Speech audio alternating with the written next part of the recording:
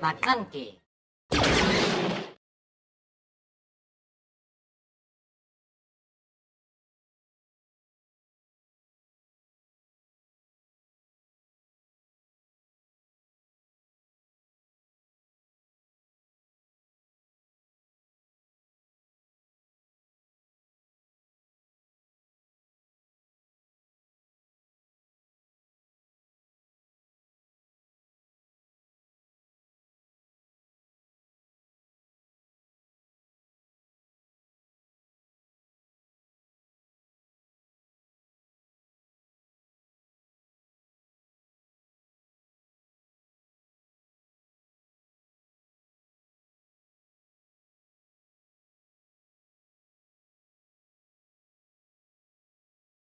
Six packs, limited options, zero margin for error. We're live from Hex & Co. in New York City for a limited planetary qualifier.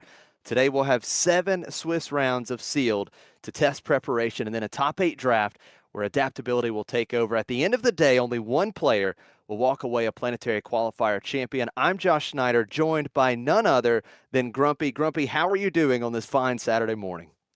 Hey Josh, I'm doing well. I'm particularly excited to see some limited content. We are used to most often, I think, seeing players come to tournaments with decks that they have practiced and practiced and practiced. They know the matchups, they know the lines. In many ways, it's sitting down and playing out an algorithm that they already have in their head. But as you said here today, these players are going to be starting off building their own sealed decks. They'll be opening 6 packs. Their leader choices will be confined to the leaders they open. Their card choices will be confined to the cards that they open. And so it's about how can players navigate this immediate problem that they've never seen before, unlike Premier. And I'm so excited to see that play out. What do you think of the difference between limited and constructed? I love the surprise factor. I think one of my favorite parts of limited is just every single pool in sealed is different. Every draft is going to go different. So it's always this question of what am I going to find? What am I going to be able to build? Of course, you prepare for some of the best leaders that you hope to find in your sealed decks and in your draft. But at the end of the day, it's going to be a bit random, and it's just so exciting to see how it pans out and how these players adapt to the cards that they are given. And it's just so exciting, especially on the casting side of it as well, because we have no idea what we're going to see from round to round. And that truly interests me at a great level. Yeah, round to round and even action phase to action phase, right? What bombs are hiding in these players' decks that are going to come out and make a big splash? Now, with limited, this is not our first limited PQ. We've had limited PQs for a moment now. We've had limited sector qualifiers and regional qualifiers. And so there has been a little bit of a so called limited meta that's developed based on this new set, Legends. Secrets of Power. We do know folks are going to be angling towards certain leaders over others. So we can expect to see, especially during the sealed rounds, a disproportionate number likely of Leia Organa, the ability to throw experience tokens onto units. Jabba the Hutt, a powerful 2/8 leader that deploys on 5 that can throw damage onto opposing units when its own units are damaged. Some Yalarans able to use the 2-for-1 attacks to build just action economy and overwhelming pressure. And then potentially some less popular choices driven, as we've said, by pool necessity, right? Potentially we'll see a Slime Moore come out. Potentially we'll see a Dedra Miro, right? Players who maybe didn't get the bomb pool, but nonetheless are able to pool together a consistent enough pile of cards to make it through these first Swiss rounds and into the draft top 8. Yeah, that's such a good point. I think another leader that kind of stands out for me is Luthen Rail. I think this is one that's not looked at a lot, but I love having any leader that has the potential to deal damage on its leader side and its unit side to be able to get possible 2-for-1 plays with your action economy. I love things like that. Mon Mothma is another one that players kind of fall back on sometimes.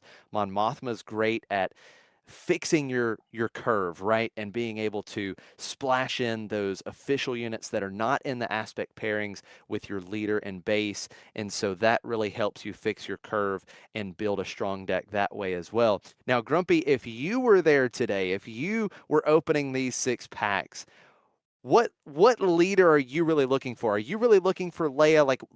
Talk to me a little bit about what you'd be looking for if you were opening the packs. Yeah, well, I think you hit the nail right on the head, Josh, when you were talking about Luthen Rail. Not that that's the leader I'm looking for, but that the name of the game in Sealed is finding little bits of incremental advantage. Can you find a 2-for-1? Can you find a trade that takes an opponent's unit off the board and leaves you with something? People are not coming to these sealed rounds with three of the best legendaries backed up by the best event removal. It is a grind. It is a slog fest. Usually, players will have opened a couple of powerful cards. And so the games tend to be quite back and forth, oftentimes going through the entirety of those 30 card decks. And so I'm looking for leaders that can help provide that incremental advantage. So I think in a vacuum, right, if I was sitting down and I wanted the best chance to win, I would probably be looking for that Leia Organa leader. And the reason is the ability to add experience to your units in a sealed tournament where people are playing with less strong than usual decks can really create back-breaking differences in board math, right? All of a sudden, both players have played a 2-drop, but now your 2-drop has an experience and can potentially just eat the other player's 2-drop. Incredibly powerful, backed up with the ability to sometimes have incredibly explosive starts, starting with that little 1-2 raid 1 ship in space. Unimpressive in most decks, but all of a sudden Leia turns that into a 2-3 raid 1 turn 1, and you are off to the races with 3 damage in space. And then, of course, on Leia's flip turn, most 6 deploy leaders are going to be flipping with 4 power, 7 toughness. That's what Leia does. But on attack, Leia can make herself a 5-8. And then the next round, a 6-9. And then the next round, a 7-10. And so the ability to create threats that can just go out of control means Leia is providing two things. She's providing consistent value in the form of experience, and then she's providing flexibility in a game plan. You can create incredibly aggressive starts. You can create Voltron strategies where you go tall. You can spread the experience across multiple units to create a mid-range control strategy. And so that combination of power and flexibility in a limited format really makes it unsurprising that Leia has risen, I think, to the top of most folks' lists for what do they want to open and what pool do they want to be able to support that leader with. Yeah, such great points, Grumpy. I think if we look back at the history so far of this game and the limited formats, every single leader that has this ability to dump out the experience tokens, which not only help fix your curve, but also can just scale so well as the game gets later and later. We've seen all of them have so much success throughout limited play in Star Wars Unlimited. So definitely really strong points. Now, when they open their 6 packs, a lot of times, maybe you have only one or two playable leaders, but maybe you have multiple options, right? And a lot of times you open your pool, you get 84 total cards between these 6 packs that you're going to be actually building the deck with, and these 6 leaders to choose from. A lot of times, there may not be just one, hey, here's Leia. I have a busted Leia pool. I can definitely go Leia. But sometimes there's going to be multiple options. And a real skill here in sealed is being able to find the most optimal lane, the most optimal leader base combination with your pool, because sometimes it's not extremely obvious.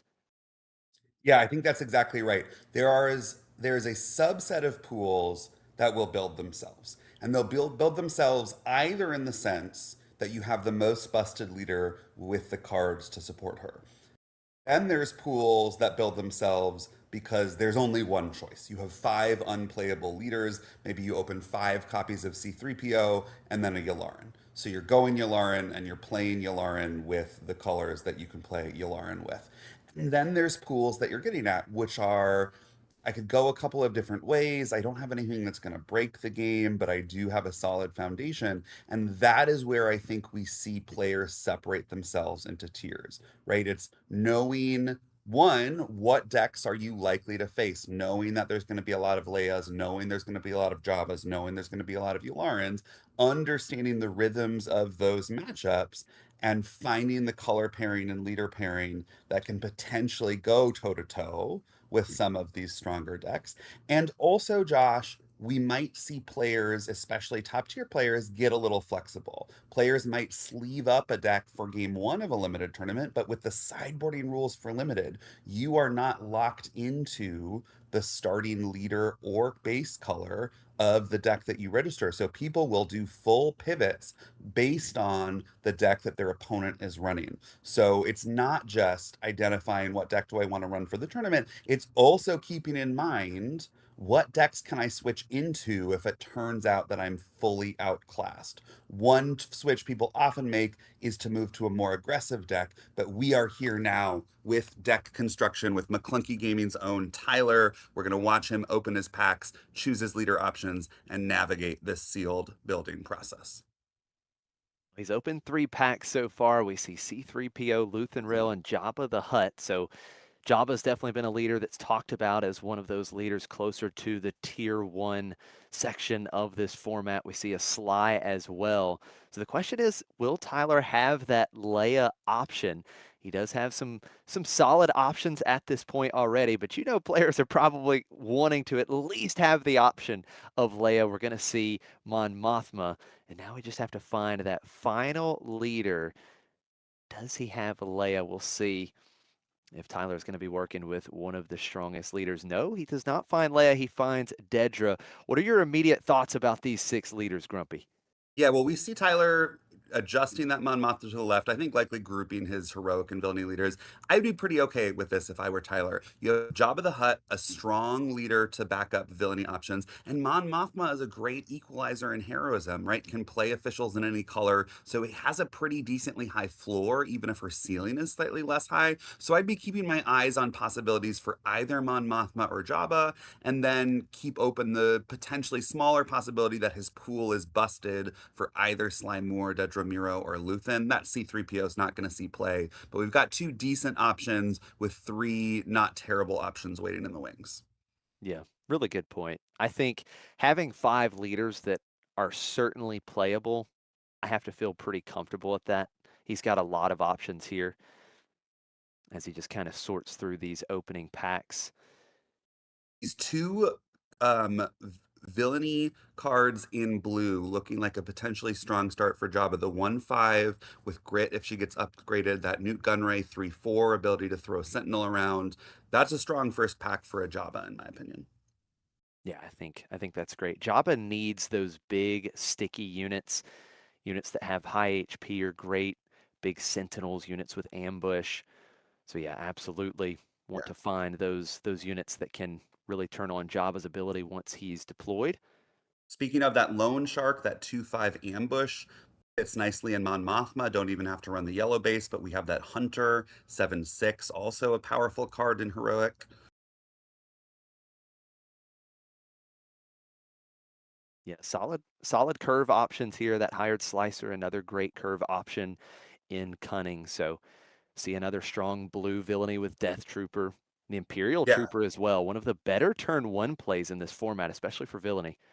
one of the most important things in navigating a build is making sure you have enough turn 1 plays, right? A game can be lost if you just aren't able to play anything in response to an opponent's play. And so having something like that 3/3 Death Trooper, one of the most powerful by stats, 6 stats for just 2 cost, that's constructed level playable right here. No surprise that it shines in limited. Yeah, absolutely. We see the Mon Mothma rare. A little bit more of a late game card, but certainly one that could completely change the outlook on a board. So that is definitely a rare to pay attention to if he does go into heroism. Yeah, and one thing to note, we're in the third pack, and that villainy side of the pile is looking pretty light. A few Yeah. powerful villainy cards in blue, just that Dark Trooper in green, and then nothing for red or yellow. Yeah, that's a great point. We did see the Grassroots Resistance and Beguile out of this pack. 2 great removal options. He does finally get another solid villainy card there. Slymore 2/6. Again, that's great in Jabba. Good old Jar Jar Binks as well. And now finally see the aggression, villainy, Mirage Centel. That's a great rare as well. But as you mentioned, the villainy still been a little bit more shy than the heroism cards at this point. Yeah, and I wouldn't be surprised, Josh, to see that Beguile make it into Tyler's deck, whether or not he ends up in Cunning. For 3, you can bounce a unit costing 6 or less, a powerful effect. But folks have discovered they're happy to pay 5 for it. The ability to get tempo, especially in the later turns of the game, to win what can otherwise be an incredibly close race, means that Beguile for 5, you're happy to play it. Yeah, absolutely. I think that's definitely one of the more splashable cards in the format. Beguile and Aggressive Negotiations. Probably the two cards are just always playing no matter what the deck. But this particular pack, Villainy did strengthen a little bit. You saw the FN Trooper Core, which is so good with something like Sly or Jabba deploying on the 5 resources, that Dogmatic Shock Squad and the Cruel Commandos, 2 great Sentinel units. And he also found a great Sentinel in the air with that Jade Squadron Patrol, which is just a huge 6/6 Sentinel and very tough to get through in this format. Yeah, but Josh, I'm eyeing that Alexander Callis that came out Yeah. on the heroism side, right? A powerful, potentially top end card to pair with that Mon Mothma we saw earlier. All of a sudden, that Mon Mothma deck, right? You have the Lone Shark we saw in yellow to be added in. Potentially, sort of just a strong, good cards deck with a consistent curve. So I would bet when we get to the building portion, we are going to see Tyler say, is my Mon Mothma red strong, or can I build a Jabba with potentially any other color? That's a really good point. Such a good top end right now for heroism with the Mon Mothma, the Alexander Callis, and that Jade Squadron Patrol. If he does go aggression, there was some other big hitters as well. I think he has at least 2 of the Republic Warwalkers, so he's definitely got some serious top end if he goes that way, and plenty of ways to try and finish the game. Yep, we see him pulling out those 2 rares now, right? Wanting to anchor any sort of mid-range deck like Mon Mothma. Mon Mothma does not have a leader ability that can help you impact the board, so she's relying on the aspect spread of the units and potentially a strong top end to get things brought home. And this Mon Mothma unit and the Alexander Callis unit both potentially anchoring the top end of a curve in those colors. Now, right now, just kind of digging through the cunning, he does have several solid options. He had a couple of the 2 cost space units. Cunning is one of the aspects that can put some real pressure early in the game in space with things like that Zenwis Shadow Fighter and the Emissary Sheathipede. So definitely looking through there. Of course, we saw the Lone Shark. So not a bad cunning pull there as well. You see the Let's Call It War being pulled out, which is a great removal tool as well. Yeah. Now, one thing I would like to do, and I'd like to see Tyler do this, is if I'm considering Mon Mothma at all, I want to very quickly go through every color that I have, every non-villainy pile, and pull out all of the officials. Because Mon Mothma's leader ability lets Tyler expand his pool from just the 2 colored aspects that he's considering to any official that's non-villainy. And so knowing, right, we've got that lone shark, but what officials do we have in blue? What officials do we have in those other colors would give him an immediate sense of how strong the flexibility will be in his Mon Mothma deck. Is he going to have to really limit himself to those 2 core colors, or will he have a lot of splash potential in other aspects? Yeah.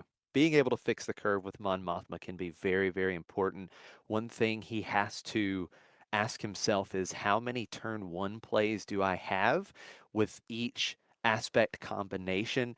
Of course, in this format, you want a turn 1 play. It's so important to get an early, strong turn 1 play.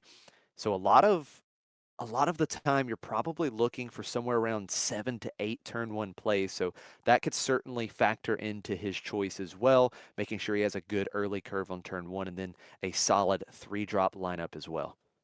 Yeah, I've heard that 6 is the bare minimum you should consider playing in a 30 card deck. But with 6, you're going to draw a lot of hands and see a curve that starts with 3. So a lot of players like to come in at that 7 spot, right? Gives them a pretty high chance of finding a 2-drop either on an opening hand or a mulligan. And then there's players who are more risk averse. I'm certainly a more risk averse player. I do not like the feel of games where I lose because I didn't have a turn 1 play. So I'm going to be looking to come in more at that 8 number spot. And then, of course, if your pool has the 2 drops to support it, let's say you have 3 of those Imperial Dark Troopers, those 3 threes, go for 9, right? If you can fill it out even further, that's fantastic. You'll be guaranteed a turn one play, and then you can often play 2 cards as soon as the third turn of the game, but you're looking for really 7, I think, is the sweet spot. Yeah, I think that's a great point. And then when you add on the turn two plays, how many are you looking for, Grumpy, with the 3 cost? I think somewhere in that 6 range is probably what most players are thinking about. I think for me, when I approach sealed deck building, it's really just the hard rule for turn one plays because that's the make it or break it point. Every point, even as soon as the 3 drop spot on the curve, every point after the 2 drop, I let my pool decide. I am okay oftentimes playing another 2 drop on turn two, right? Leaving a resource open, especially if I have a leader, let's say, like Jabba the Hutt, a leader like Leia Organa, where you can fill in that missing resource with some bit of value. And that's another reason why leaders like Jabba and Leia tend to be favored somewhat over leaders like Mon Mothma, is if you draw an imperfect curve, if you're forced to go 2 drop, you have some other mechanism to get value out of your resources. If Mon Mothma is your leader and you go 2 drop, you're a little bit bummed that you didn't take full advantage of the resources available, but a 1 cost leader ability can really, really help smooth curves if your pool gives you, let's say, less than desirable 3 drops. Yeah, really strong points for sure. Now, he's kind of, I believe, situated the more playable cards here of Yep. each aspect. He's kind of dumped out the cards that he knows he does not want to run. Now, I notice the 1 in a million on the left there, Grumpy. Is there any kind of extra points if you're able to pull that off? Oh, for sure. You call the head judge, and it's immediate ticket to top eight, right? The tournament pauses, you're pulled out of melee, and then you get to wait for the rest of the day. Unlikely to happen, especially because in this limited format, there's not that many sort of vanilla equal stats, right? Maybe something like a Captain Rex 7/7 for 6, but even then your 1 in a million would have to have 7 resources open, so you'd be delaying your leader flip to that point. So really not a card we're likely to see. Certainly a card that's, easy to imagine the possibilities for though. Now, looking at Jabba first, just sorting through the curve here. Yeah, and the best way really to get a sense of how powerful a potential deck is going to be is just to lay it out in front of you. So I like what Tyler's doing here. I would recommend this for anyone building a sealed deck in a tournament. Just get a visual picture of what the deck looks like spread out by cost. So he's starting with just his blue villainy here, just to get a sense of the base, because he's going to have to pair this with any other color. But if when he gets a sense of how many powerful blue villainy cards he has, he'll know how much space in his 30 card deck does he need to fill with a second aspect. Yeah, it's a really good point. Now, he was able to find a total of 4 turn 1 plays here once you count that ASB labor, the neutral 2 cost 1 4. So we'll see what aspect pairs the best here. Of course, seeing the command that Naboo security force, a great Sentinels, one of the better Sentinels in this format that would go extremely well with Java. So Yeah. also found the Cruel Commandos as well. So any of these big HP Sentinels so good when Java is deployed.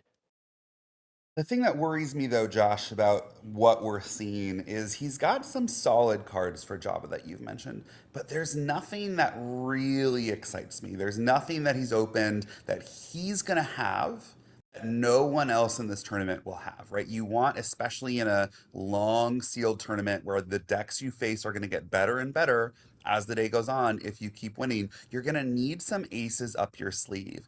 And this Java deck so far looks fine. It looks consistent. It's got the pieces that you want, but it doesn't have anything like, let's say, an emergency powers, right? That you can surprise an opponent with on the 7 resource turn to create a massive beater and finish the game quickly. Whereas if we think about this potential Mon Mothma deck, we have that Mon Mothma and that Alexander Callus sitting in the upper right hand corner, waiting, begging to go in a deck. So I personally appreciate what Tyler's doing, right? He's covering his bases. Job as arguably the stronger leader. Let's see if we can make it work. But I'd like him to maybe realize this is a fine Jabba deck, but there's potentially a very strong Mon Mothma deck waiting in the wings. Yeah, I think that's such a good point, right? Because one of the big things you have to think about when I pull bombs, can my pull make it work? Can I build a deck with those bombs? And I think both of those 7 cost units are just that. And if he has the pull to support the Mon, which of course Mon Mothma a little bit easier to build because you can reach into other aspects, it's definitely something to consider strongly, and that's exactly where he is going next, is pulling out Mon. Now we're going to see, of course, those 2 big 7 cost bombs, and we'll see what the curve looks like going into Mon Mothma. I do think one thing to note about these two bombs in particular is that they both cost 7. One issue in limited games is they can be grindier. They also don't last forever, right? The leaders will usually flip on the 5 or 6 resource turn. People will have been jostling for board control. Someone will have a combination of cards that lets them get an edge. And once that person does and they can start going to base, the game will end over a couple of turns. So by the time we get to 8 resources, usually the game is about to end, which means if you have a bomb that costs 8, it can be too late. But a bomb that costs 7 oftentimes arrives just in time to make the pivotal difference, especially something like that Alexander Callus that can deal damage when it gets played. So it has an immediate effect when it gets played, as well as a lasting effect, buffing your other units to potentially give them raid. So those are the kinds of bombs that you really want to see in sealed. Oftentimes, less so things that cost more resources. Something like a Bo Katan costs 9, very, very powerful in constructed because decks can ramp towards it, they can design themselves around it. Much harder, oftentimes, to pull off in limited. So because of that, I'm excited to see that we're now in Mon Mothma territory. Let's see if he can pull out this potential 5 colors officials deck. We've got that Lone Shark on the bottom. We've got that Jar Jar Binks.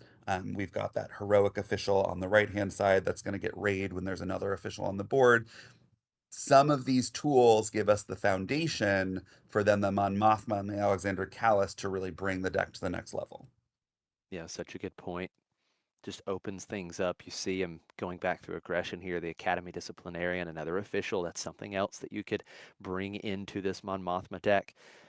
Also had the Populist Champion, definitely something to note. It's one of the better 3 cost units in this format. Just a 3 cost 3/5, right? And a 3/5 on 3 in Absolutely. limited is so, so strong. And that is going to be able to be played regardless if he's on Mon Mothma. Yep, that official tag means Mon Mothma does not care what aspect Populist Champion is.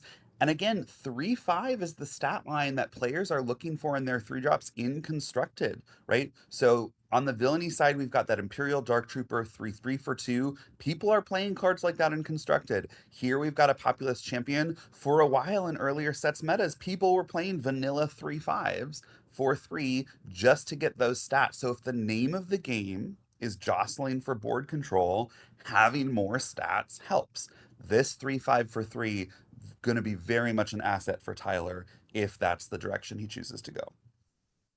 Yeah, it's very, very true. Now, we talked about the 2 bomb units. We talked about Mon Mothma and Alexander Callus being aggression and command paired with heroism. So if he leans a little bit more into those bombs, I'd be curious to see if he does just try and push over to red green and then maybe splash in the vigilance and the cunning officials, but not sure yet as he continues to just get all of these playable cards in each aspect lined up.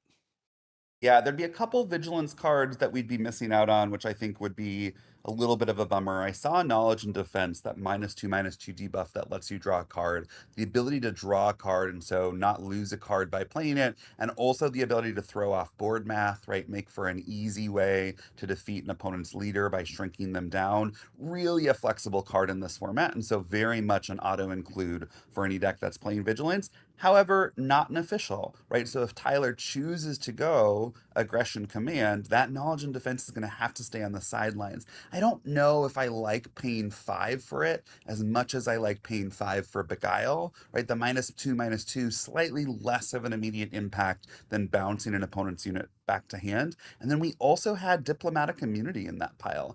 Upgrades have the potential to be very, very powerful in limited formats because removal is few and far between, and especially removal for leaders. There's no rivals fall in this format. If you can put an upgrade on your leader, you have the potential to create an unstoppable Voltron. And so this diplomatic immunity plus two for two, fine base rate, lets you flip your leader, grow them with an upgrade, and then have resources to spare to play something else. And then on the off chance that you can have the cards to satisfy the disclose cost, very often you won't because it's pretty hefty. It's two vigilance, two heroism. But if you do, you turn your buffed up leader or buffed up unit effectively into a turret, giving attackers -2, -0 for this attack. So the combination of very, very little removal plus the ability to shrink attackers means a diplomatic immunity backed up by that disclose can just end games on its own. So those two cards, right, would be a signal that maybe there's some support and vigilance, but the cost of that, Josh, is that we'd be giving up that Alexander Callis because he's not an official. So Tyler's going to have to ask, if I'm going Mon Mothma, do I care more about having potentially powerful cards up through my curve to win the game more consistently over the early turns, or would I rather have that top end bomb to try and turn things around or go for the win? Yeah, that's the question, right? He's looking through the command paired with vigilance now. That's kind of what you were just talking about. We pick up the knowledge and defense, we pick up that diplomatic immunity. Also, that nimble prowess, such a good sneaky upgrade. Only gives plus one, but that when played ability just creates so much tempo. So that's certainly something that could be useful as well. Yeah, the ability to exhaust in a unit on the early turns when both players are trying to jostle for board control matters a little bit less. Okay, you exhausted my 3-drop, but you were going to attack into my 3-drop anyway, fine. But the ability to exhaust a unit on the turn of the game where both players have lethal on board can be a surprise hit. It gives you one additional push damage from your hand, and it potentially saves you 4, 5, 6, 7 damage from the opponent. So, really, the ability to swing games for just one resource. Now, Josh, I need Tyler to do something. I need Tyler to pick up his Mon Mothma leader and I need him to read it because Mon Mothma takes away the aspect penalty for official units so long as they are not villainy. And I see in his pile, he's got that Newt Gunray, a very powerful official, a 3/4 grit that has the ability to throw Sentinel onto other officials, exactly the kind of official synergy you would want in Mon Mothma, but he's got that Newt Gunray in the 4 cost pile. Newt Gunray's not going to benefit from Mon Mothma's aspect penalty erasure clause, so it is in fact going to cost more. Or does he have it in the 5 pile? Am I Think it's okay? in the 5 pile, He yeah, I does think have he's it in the five considering it a pile. 5 cost Okay, Sentinel, good. right. I was reading the numbers in his piles wrong. Okay, so he has read the leader ability. He's put Newt Gunray in the correct pile. And I suppose so this is an interesting thing we can think about Tyler's thought process here. He says a 3/4 grit is good enough at 5 in this deck. And I think I like that. I think I like that because Newt Gunray can give Sentinel to another official. Mon Mothma happens to be an official, so all of a sudden your 7 health leader has the potential to get official status. I'm not mad about this. I do think I worry that it would be a little bit understated and sort of under not have the impact he wants for a 5-drop, right? When his opponent is going to be playing something in aspect with significantly more stats, potentially just like a vanilla 6/5. Um, but it is an official, and he is thinking through that official synergy. So Yeah, I can't be mad. absolutely. So it looks like in this particular build, we are looking at 6 turn 1 plays, and then Jar Jar is not really something you're wanting to do on turn 1. That Senator's Aid, not generally what you're wanting to do either. He does have the Outer Rim Constable as well, so I think we certainly reach the mark of having enough turn 1 plays with this possible build, and then turn 2 looks to be filled out solidly as well. Yeah, it looks serviceable. It looks serviceable. What we have on the screen so far looks to me pretty similar to the Jabba deck that we had, right? A lot of these turn 1 plays, this Lost Jedi, this Gunk Power Droid. Sure, the Gunk Power Droid can accelerate out a 4-drop, but you are just putting out a 1/3 on turn one. Same with Lost Jedi. Sure, it can grow with grit, but it's going to just start as a 1/3. So if they can deal 3 damage to it, you've effectively done nothing. Feels fine to me. And we're all building to what? We're building to a Mon Mothma at 7, which on her own, the restore is helpful, but sort of the low power isn't necessarily going to be able to take over games on her own. And then the 5, 6, 7 slot, we've got that off aspect Newt Gunray. We've got one of that Naboo Trooper Sentinel, the 5/7. It looks fine. It looks fine. I again would be more excited to see what does it look like if we can bring that Alexander Callis back in to really anchor our top end. We've got the defensive potential of Mon Mothma paired with the offensive potential of Alexander Callis. All of a sudden, you've got sort of two great options. What do we lose from blue? We lose a few cards that are powerful but aren't really anchoring things. What can we add in red? We've seen a let's call it war, right? So another piece of removal. I'd like to see that. So I hope after Tyler, it looks like he's got his blue Mon Mothma sort of set. I'd hope that we take a look at red. Yeah, absolutely. I think he's counting now to see. I'm wondering if he's locked in here. But I am very curious about the aggression options. I know that one removal piece he had with aggression, he had the charged with treason. That's Mm, certainly an option, and I think that after maybe well, I don't know, the double aspect disclose cards, I think that one is pretty good. I think it's a little bit better. I think he had charged with murder as well, but I like charged with treason a little bit better. Deal 5 to something.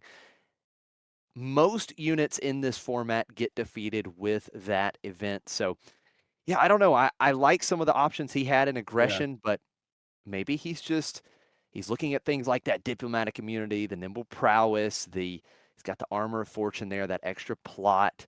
Maybe he just likes these things a little bit more. You've got the 3 cost knowledge and defense, but definitely would look to see or would love to see these aggression options. Now, one caution, Josh, with charge to treason is in limited, we often, just by virtue of how the pools shake out, have a sort of primary aspect and a secondary aspect. And it looks like in this case, green maybe his primary aspect, blue maybe his secondary aspect. If he were to switch to red, likely green would remain his primary aspect, red would be his secondary aspect. Easier to satisfy disclose costs if they're in your primary aspect, the aspect that has a larger share of your cards. But the tricky thing here is that Mon Mothma changes the rules of the game. The fact that Tyler is playing cards across the aspects means each of his aspects will be less represented. So a double disclose in something that's not your primary aspect, right? He'll probably have the most command cards, second most aggression cards, but then there will be vigilance and cunning cards in the deck. The share of aggression cards is going to be much smaller out of the total 30 than it would be in a deck that's not Mon Mothma, right? That can't dip into those other colors to fill out the curve. It can already be challenging to satisfy a double disclose cost, even if your deck is primarily the color of the disclose cost. And part of that's because at the end of the game, maybe you are drawing 2 cards and resourcing one, and you just don't have enough cards in your hand to satisfy the disclosed cost. So including something like that charged card that requires the double red to deal 5, I think would be more of a liability than an asset in a deck like Mon Mothma. Yeah, I think you make a really, really strong point. I think he did have the charge with murder as well. So I guess it's that same argument, right? It might be tough to get off the double disclose of the vigilance. Now, one thing is he goes through the curve here, he found the best 4 cost heroism cards, right? He's got the heroic arc, that covert operative, and the grassroots resistance. Mm-hmm. So he got the full package of the 4 cost removal and heroism. So I think that's one of the sticking points in this pool because those are all so strong. And I think that may be one reason why he steered towards this Mon Mothma as well as the Mon Mothma unit herself. I think that's exactly right. And the way that he's laid out this deck, it's giving him something to play every turn of the game consistently until the 5 resource turn. We're just down to those 2 effectively 5 cost cards, both of them out of aspect. The Beguile, the Newt Gunray. The Beguile, certainly we're not going to want to see him spend all 5 of his resources on that turn to play. We might see him play the Newt Gunray on 5, but because he's got so many early drops, so many 2 cost cards, so many 3 cost cards in this pile, his plan could just be I'd like to go 2 drop, 3 drop, 4 drop, and then play a 2 drop and a 3 drop on 5. So, okay by me that the 5 drop slot is a little bit light on cards that you'd like to see. We've got some pretty decent 6 drops in the pile, and then that Mon Mothma at 7 to close things out. He will have options, expanded by the fact that Star Wars is a draw 2 game. So he'll be drawing 2 cards and playing one. He's likely to have options in his hand by the time that 5 resource round rolls around.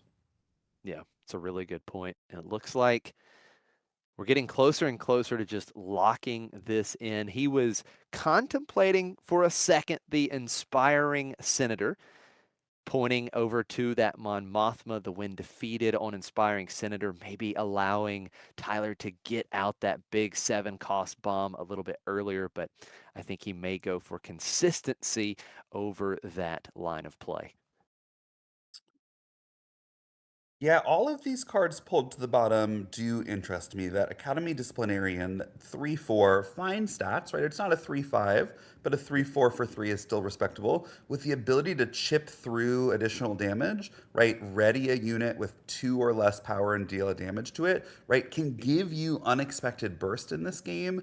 Oftentimes sealed, right? It starts with back and forth board control, but then it can end if someone can find ways to sneak through just enough damage. And the fact that he's choosing to play this Lost Jedi, just a 1/3 grit, really nothing to write home about, that Academy Disciplinarian has the ability to self damage the Lost Jedi. So when we're looking for micro synergies between our cards, right, we have the Newt Gunray because it can give all of these official Sentinel. Well, the Lost Jedi really would like ways to get damage on it from our own, because if we leave it to our opponent's hands, they're just going to wait to attack it until they have 3 power, which means effectively the Lost Jedi has grit taken off of it. So the ability for the Academy Disciplinarian to ready that Last Jedi and then all of a sudden give it a 2nd power, potentially something that could help make him feel better about otherwise playing a 1/3 for 2. Yeah, excellent point for sure. The grit lines up very nicely with the Academy Disciplinarian. Another line of play. Now, this may be too cute, Grumpy, but he also has the GNK Power Droid. So, in theory, he could attack twice in one turn with that Power Droid, attack with it, play the Disciplinarian, ready it, attack with it again, and then potentially get a discount of 2 resources on his next unit. That's a potential line as well, but a little bit easy to disrupt. Easy to disrupt, and then you've also used the first discount on the Disciplinarian, playing it for 2 instead of 3, so you're actually not able to play something for a discounted of 2. I like where you're thinking is going, because again, sealed is all about how can I find incremental advantage from turn to turn, and little interactions like that, knowing that you have them in your deck, all of a sudden gives you the opportunity to plan turns that your opponent will not see coming. Right. And so a surprise second bonus resource from the Gunk Power Droid maybe gives him an edge, lets him flood the board. Right. Definitely something to be aware of, even if it might not be his primary game plan. So just trying to iron things out here. The utility cards we see pulled out, that Armor of Fortune with plot could come out, make Mon Mothma super sticky at that point, giving her +3 HP. Of course, you already talked about the diplomatic immunity, nimble prowess. We touched on that a little bit as well. Also love the budget scheming here in this deck, especially when we're playing Mm. Mon Mothma, because this is an official deck, right? We have literally pulled out the officials from the other aspects. So it's going to be very likely that that 2 cost event budget scheming is giving us great value, and we're pouring out the experience tokens. Yeah, all 3 XP going to be available there, especially because Mon Mothma is a leader herself, so she's just waiting in the wings, likely to see a budget scheming potentially on 5. Now, Josh, answer me this. I can't quite make it out. We have those 2 blue cards on the bottom of the screen in that pile of cards that Tyler is considering. Is that the 5/5 for 5 that discounts the first upgrade played? Yes. Yeah, he's got 2 of them. It looks like. Yeah, Tyler the needs Congress to of put those Malistaire. he needs them in his deck. He has so many powerful upgrades. He has a nimble prowess that all of a sudden is free. He has a diplomatic immunity that all of a sudden costs one less, right? The fact that he already has these powerful upgrades, the fact that, that's a 5/5 for 5, filling a slot that he currently has no really strong plays for, the fact that it's also an official, right? All of that means he needs those cards in his deck. So before he sleeves up, I'm going to need him to realize that those two cards synergize incredibly well with the game plan that he's trying to put together. Right? He's got the nimble prowess on top there.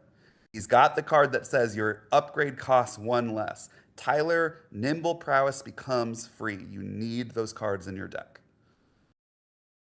Yeah, no, that's such a good point, and I didn't catch that right away, so it's so, so good. Yeah, it's the official, it's a solid body, right? A 5/5 for 5, and then getting that free nimble prowess, right? When your opponent thinks, "Okay, he's fully exhausted, he's got nothing else." Bam, there's nimble prowess. You're locked down. So I Yeah. do really like that. It's an official for budget scheming.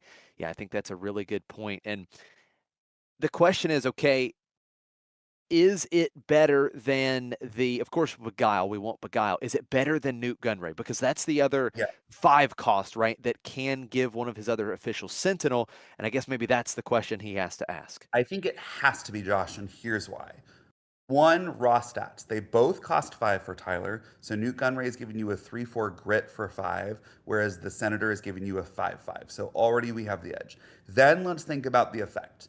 Newt Gunray is going to throw Sentinel on other officials. What does that do? It complicates your opponent's board math, right? So it can save you in a pinch and it can force their attacks to go in sort of hard to access places. But you want to give Sentinel to units that are incredibly hard to kill. So right now on 5, that's going to be the Mon Mothma leader flip.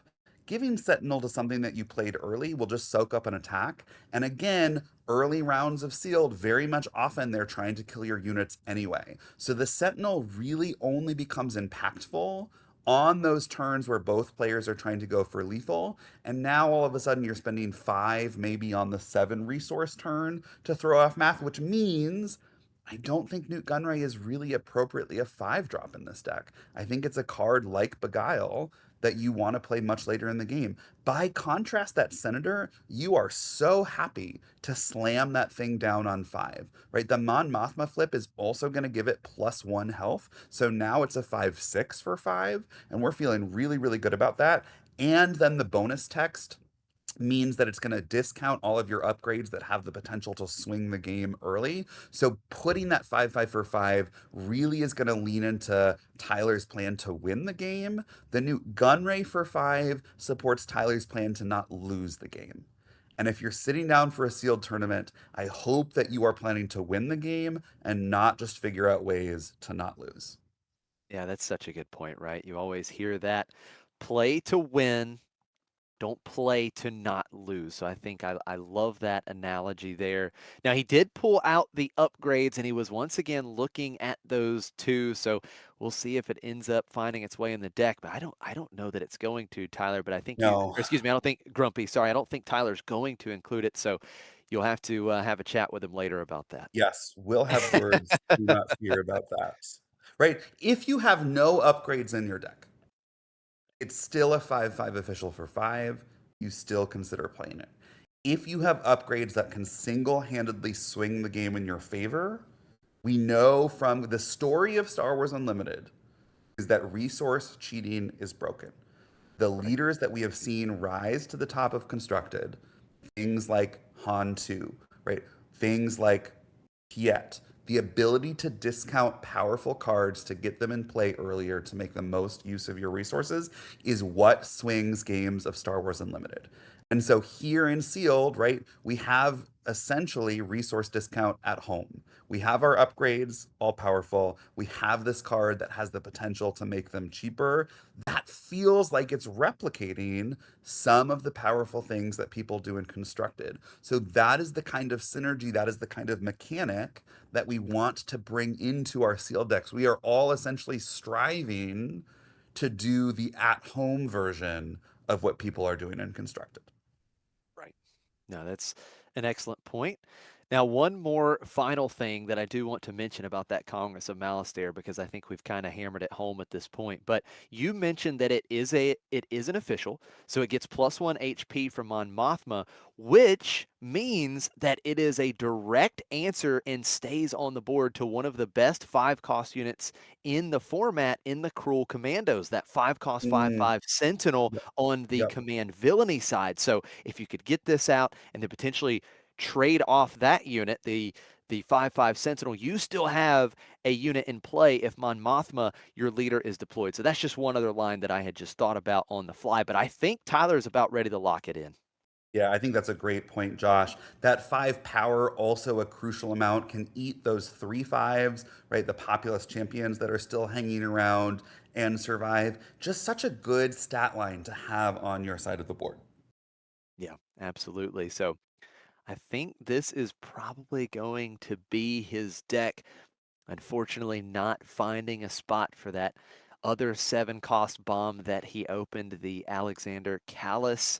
And yeah, I mean this looks like a deck that is going to try and control the board as best as it can, try and really make some efficient trades. I don't think this is going to be a very fast deck, and then we're going to Yeah. try and slam the door with the big sentinels. He's got multiple sentinels both on the ground and the air that cost 6, and then we can try and come in with Mon Mothma and just close out the game.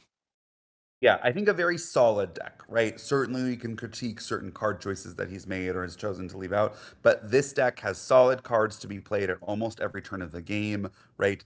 I don't think he's ever going to run into a game where he just feels completely outclassed. So it's going to be a matter of who can find those opportunities for incremental advantage. I would expect we might start to see those congresses sided in when he realizes how impactful his upgrades are. And then I wouldn't be surprised, Josh, to see that Alexander Callis make an appearance nonetheless. If he has a game one that goes through all 30 cards of both players' deck because they're relatively evenly powered, right? They've traded back and forth. That's the moment when you say, actually, a bomb for 9 is very feasible. A bomb that has a win plate effect that lets me sort of clear out some weak units of my opponent, potentially very playable. So, and that hunter as well, right? That 7/6. Sometimes that powerful stat line doesn't matter whether it comes out on 6 or 8, can still close the job. So, it will be important for Tyler as he moves through this tournament to remember what are the powerful cards that I left behind that have the potential to make a difference going into a game two, going into a game three. Yeah, I love that. That's one of the things that I was just thinking about before you said it is the beautiful thing here is yes, this will be his deck that he's locked in for game one, but then he could absolutely change it up in games 2 and 3, and maybe he does find that the Congress of Malastare is exactly what he's looking for on the 5R turn. But I think that's going to wrap up the sealed build portion with Tyler from McClunky Gaming, a former Planetary Qualifier winner looking to have success today here at Hex & Co. That was a lot of fun, Grumpy.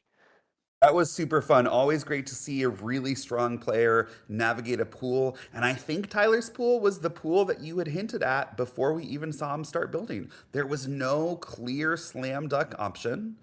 That being said, he wasn't left with sort of the bottom of the barrel, right? He had a couple of choices. And so we saw him have to navigate how strong is my Java leader build? He built it, looked fine to him, nothing to write home about. So he pivoted over to Mon Mothma, backed up by that Mon Mothma unit, starting to pull in those officials from different colors, right? We were sort of urging him to go red, go red, go red. Can you fit in that callus? And we're not there. We didn't have the luxury of, sorting through every card with him. So he made the call as a great player, and ultimately we have to respect it that red wasn't going to be the answer from Mon Mothma. He wanted to pair it with that blue, the ability to get those powerful upgrades, that nimble prowess, that diplomatic immunity, spread out sort of a strong curve up, starting from turn one, going all the way up to that 7 drop. And that's what he chooses to lock in. We'll be excited to see how he pilots it through the tournament and if he can take this build to make it to the top 8.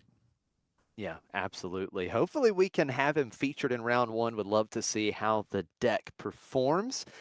Now, before we go any further, we want to say a big thank you to our sponsors of this stream, Metal Fab and Neutral Ground Gaming. Metal Fab, of course, makes so many amazing tokens.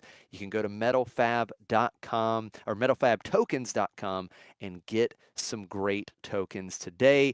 And then Neutral Ground Gaming, they have also joined us and are sponsoring this time around a local tournament organizer that's having a special pre-release, a sealed box pre-release coming up on March 8th in Long Island City, New York. So definitely check out the link in the description. And if you can support Neutral Ground Gaming, please do so.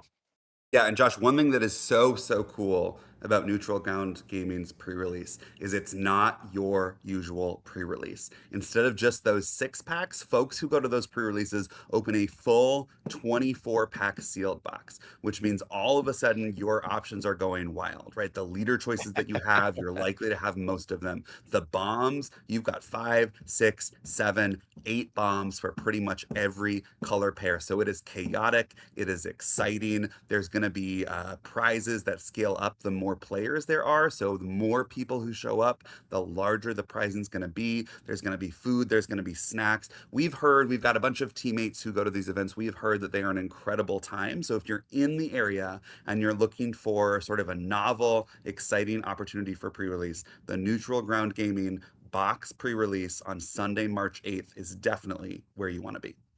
Absolutely. That sounds like so much fun, opening a full box and then building a deck. Those decks are going to be insane, Grumpy. I mean, this has got to be streamed. That would be so exciting to watch. Definitely check it out if you can. Now, we're getting word from Claire that we're also still having the giveaways going on for these special McClunky tokens. So definitely join the McClunky Gaming Discord and enter the giveaway. They're giving away 5 of these exclusive tokens. Definitely don't want to miss out. They are amazing. I have seen them in person. I don't have one yet, but I've seen them in person. They look fantastic, and I've only heard such great things about them. And also, the McClunky Gaming play mats are going on sale as well. They're going to be up on the site, so definitely check it out and support McClunky Gaming. They do such fantastic work, and we're so thankful for all they do for us here in the community. Absolutely. All right, so I think we are going to take a break. That'll wrap things up for the sealed build. That was a lot of fun. Again, hopefully we can feature Tyler in that first round just to see how that Mon Mothma deck performs. But we're going to step away for a short break, and then we're going to come back as we kick off the tournament with round one. Stay tuned. We'll be back from New York City.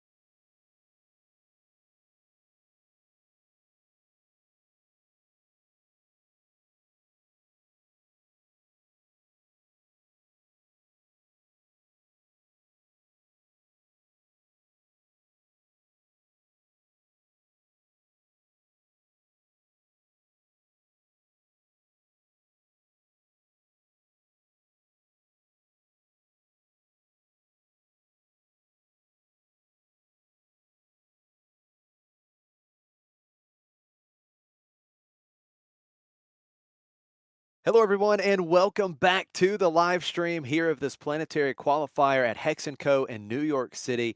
I'm Josh Snyder, joined by Grumpy Elephant. Grumpy, are you ready to get this PQ underway? I'm ready, Josh, and I'm especially excited to see our featured sealed builder, Tyler from Team McClunky, navigate his sealed deck. We saw him land.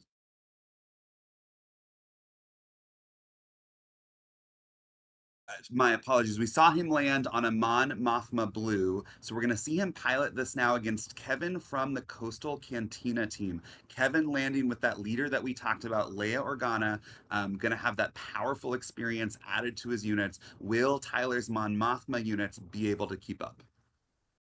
Yeah, that is the question, right? We know that Leia, pretty much the undisputed best leader in this limited format for Secrets of Power, but Mon Mothma certainly helps with your builds. It helps fix your curves. We saw Tyler be able to have a very strong curve built in his deck thanks to Mon Mothma's ability of ignoring those aspect penalties on non-villainy official units. So we'll see how it plays out here. It looks like Tyler is going to be starting with the initiative as we are ready to kick off round one of this planetary qualifier. And it's going to start with Tyler playing the regulations bureaucrat on turn one. And Kevin's going to fire out a great two cost 3/3, the Warrior of Clan Ordo. You have to love starting with the 3/3s, but hey, Tyler's got the initiative, and that bureaucrat, that's not nothing, is it, Grumpy? No, it's going to be a resource advantage for Tyler, but a stats advantage for Kevin. Tyler's going to be able to exhaust down something of Kevin's, but that warrior is going to hit in for three. Is it going to be three into the bureaucrat or three into the base? We'll have to see. But if sealed is about early board control, Kevin has it on board right now. Yeah, you were absolutely right. That regulations bureaucrat has the action ability. You exhaust a resource. So Tyler, with his first action, exhausting one of Kevin's resources here, going to manipulate what he's able to play on this turn as the Warrior of Clan Ordo gets into Tyler's base for three. And we do see Kevin disclosing an aggression aspect icon to keep from having to deal 2 damage to his base with that on attack ability on the Warrior.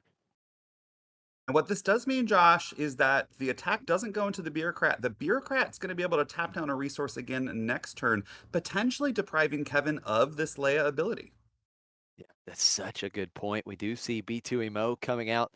Just a one cost 0/4 does have restore one, but these one cost units very good with Leia because when you have that extra resource, you can pump it up with the experience token. And that's exactly what we're going to see. The Leia action ability is used, and Kevin is going to disclose the punishing one once again and give an experience token to B2EMO. Now it is the feed security coming out for Tyler, and because Kevin had an upgrade, Tyler gets to give an experience token to a unit, so the feed security becoming a 3/4 now. Yeah, a clever little sequence from Tyler. We actually saw him pass after Kevin played the droid, right? Leaving all three of his resources open. Kevin could have claimed, but he had that one resource to use Leia's ability, so of course he's inclined to do it. Tyler, holding that feed security, knew that Kevin was likely to use his last resource to do exactly that, so properly waited it out, got the experience onto Kevin's droid, and then was able to play a 3/4 for two resources, meaning his turn two play slightly more impactful than it would have been had it just been a 2/3. Yeah, such a good point. That 3/4 feed security lining up well into the Warrior of Clan Ordo now.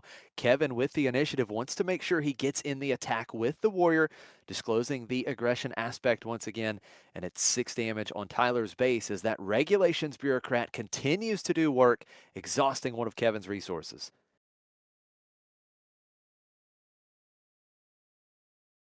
Yeah, Kevin could have chosen to start by playing a 4 drop, but then his warrior would have been eaten by Tyler's feed security. So now he can only play a 3 drop, but he did get the attack in with the security in the meantime. That populist champion coming out, one of the best three cost units in this format. It's a vanilla, but it has great stats. It's a three cost 3/5 official unit. So now we see Kevin getting some good stats onto the board, and it's going to be a covert operative for Tyler, and he's going to capture the B2MO. So that B2MO going to lose the experience token. And that's great for Tyler because after his Theed security eats the warrior, it means the B2MO is not going to be able to trade back and eat the Theed security. Very strong plays for Tyler here, really cleaning up Kevin's board. That feed security, again, with that experience token just lining up so well into the Warrior of Clan Ordo. 1 HP remaining on feed security as it cleans up the Warrior. And now Kevin once again has the initiative. And the question is, does he get on curve here with a 5-cost unit? We know that the regulations bureaucrat has continued to really strip his resources, but knowledge and defense is going to give the Theed security -2/-2, defeating it, and Kevin draws a card.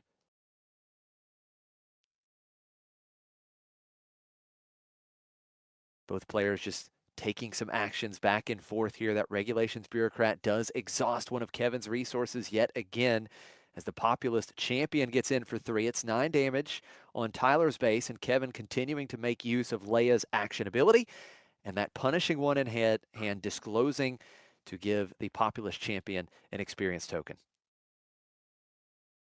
Gosh, I have to wonder. Kevin chose to use that knowledge and defense to take out the Theed security, but he's been revealing this punishing one. The Theed security had 1 health remaining. He could have played the punishing one for 5 and used that ping to finish off the Theed security rather than using the knowledge and defense. That would have expanded his board a little bit more and added a little bit more aggression. Now he does have a slightly buffed up populist champion, but the punishing one remains in hand. Yeah, that is a really good point. Great call out there. That 1 damage, very flexible with the punishing one, has, of course, the win played and on attack ability. So, really strong point. We're going to have Mon Mothma deployed here. Now we're going to see the diplomatic immunity being put onto the covert operative. So, covert operative getting +2/+2. And now Tyler able to swing in for a total of 7. So quickly matching this damage total, and Tyler has complete control of the ground arena currently. Yeah, the diplomatic immunity on that covert operative, bringing it out of range of a buffed up attack from either this populist champion hitting for 4 or Leia on her flip this turn for 4.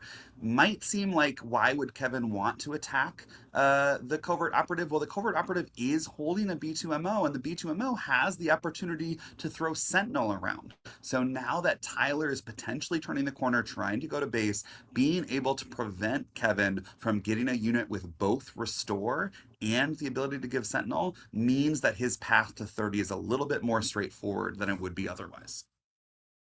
Now, Kevin once again has the initiative up to 6 resources. We know that Leia can be deployed, and we know that Leia is so strong. Her stats at 4/7, so good, being able to give out the experience token. So the board could definitely start swinging a little bit. Kevin is going to deploy Leia immediately, and we are Mm. going to have a plotting out this great tank, the armored escort tank, or the remote escort tank coming out. That's a 5/5, and for this phase, it will get Sentinel. Yeah, we see the downside now of the diplomatic immunity on the operative. The immunity on the Mon Mothma would give Tyler a 5 power unit able to crash through that Sentinel. But right now, it's going to take multiple actions to get through. Yeah, that is a very good point. Tyler does have multiple units that can attack into that tank if need be. Still has plenty of resources to work with, and he's holding Beguile in hand, one of the best removal options in this format. Does he go with Beguile here, just holding onto it? Could bounce the tank right back to Kevin's hand. We're actually going to see Beguile. No, it's going to bounce the populist champion. So the champion will lose that experience token, and Tyler will have to, or be able to see Kevin's hand here. Yeah, I like the choice to use it on the champion and not the tank. If you use it on the tank just comes down and threatens Sentinel again. The tank is roughly statted the same currently as the champion, so Tyler's going to have to get through one or the other. But now this Leia can crash in, potentially give an experience to the tank if it wants. Tyler's in a little bit of a tough position. All of a sudden, this Leia flip plus the tank feels like it's turned this board state around pretty considerably. Yeah, it really, really has.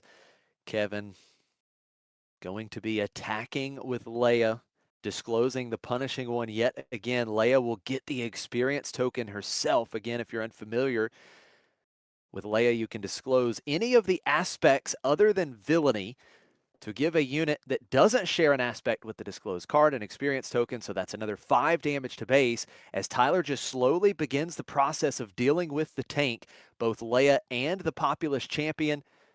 Oh, nope, Leia and the Covert Operative going to attack into the tank, take that off the board, as Kevin has claimed the initiative, and that's going to leave the Populist Champion for Tyler open to get into base for 3. It's 14 damage on Tyler's base and 10 for Kevin.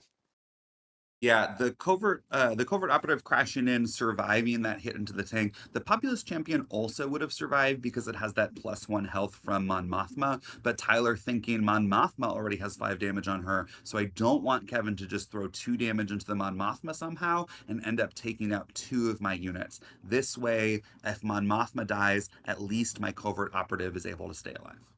Yeah, that's such a good point. Don't want to give your opponent that 2-for-1 ability on any given action. Kevin again has the initiative, a little bit ahead in the race, but Tyler still holds on to quite a strong board. We're going to see aggressive Mm. negotiations for Kevin, and Mon Mothma is going to be swinging for quite a bit, pumping herself up with that disclose. So that's 6 plus, what is it, 4 or 5? How many cards in hand does he have here? We'll see. Tyler's at 14 now. What does he go up to? Oh my goodness, he's got a ton of cards, Grumpy. It'd be 7, Josh. Wow, so +7. So if I've done my math correctly, he's taking 13 here. Such a Absolute powerful card. madness. Wow. One of the cards of the format without a doubt, and Tyler sits at 27 damage on his base. The bureaucrat exhausts a resource, but now just one more swing with Leia would finish this game 1. Yeah, and this now clarifies the rules for the rest of this game 1. Tyler's going to have to keep Kevin's board completely clear every single action phase of the game to prevent a single attack from anything with 3 or more power, or present some sort of sturdy, unbreakable sentinel. I don't think Tyler, we saw in his deck building, I don't think he has any huge unbreakable sentinels that have sentinel turn after turn, so it's going to be needing to keep the board clear. And just when you talk about needing to keep the board clear, Kevin plays the Outer Rim Constable, defeating the diplomatic immunity on the Covert Operative. So now the Covert Operative with 5 damage on is defeated, and Kevin gets the B2MO back. So now he's got 3 units in the ground arena. Yeah, and What being a in check turn. has forced Tyler to claim there, spending no resources. He's out of this game. He's going to scoop it up, and we're going to go to game 2. What a crazy swing there for Kevin, attacking with 13 in one action. Aggressive negotiations really just is, it is the pump, isn't it, Grumpy?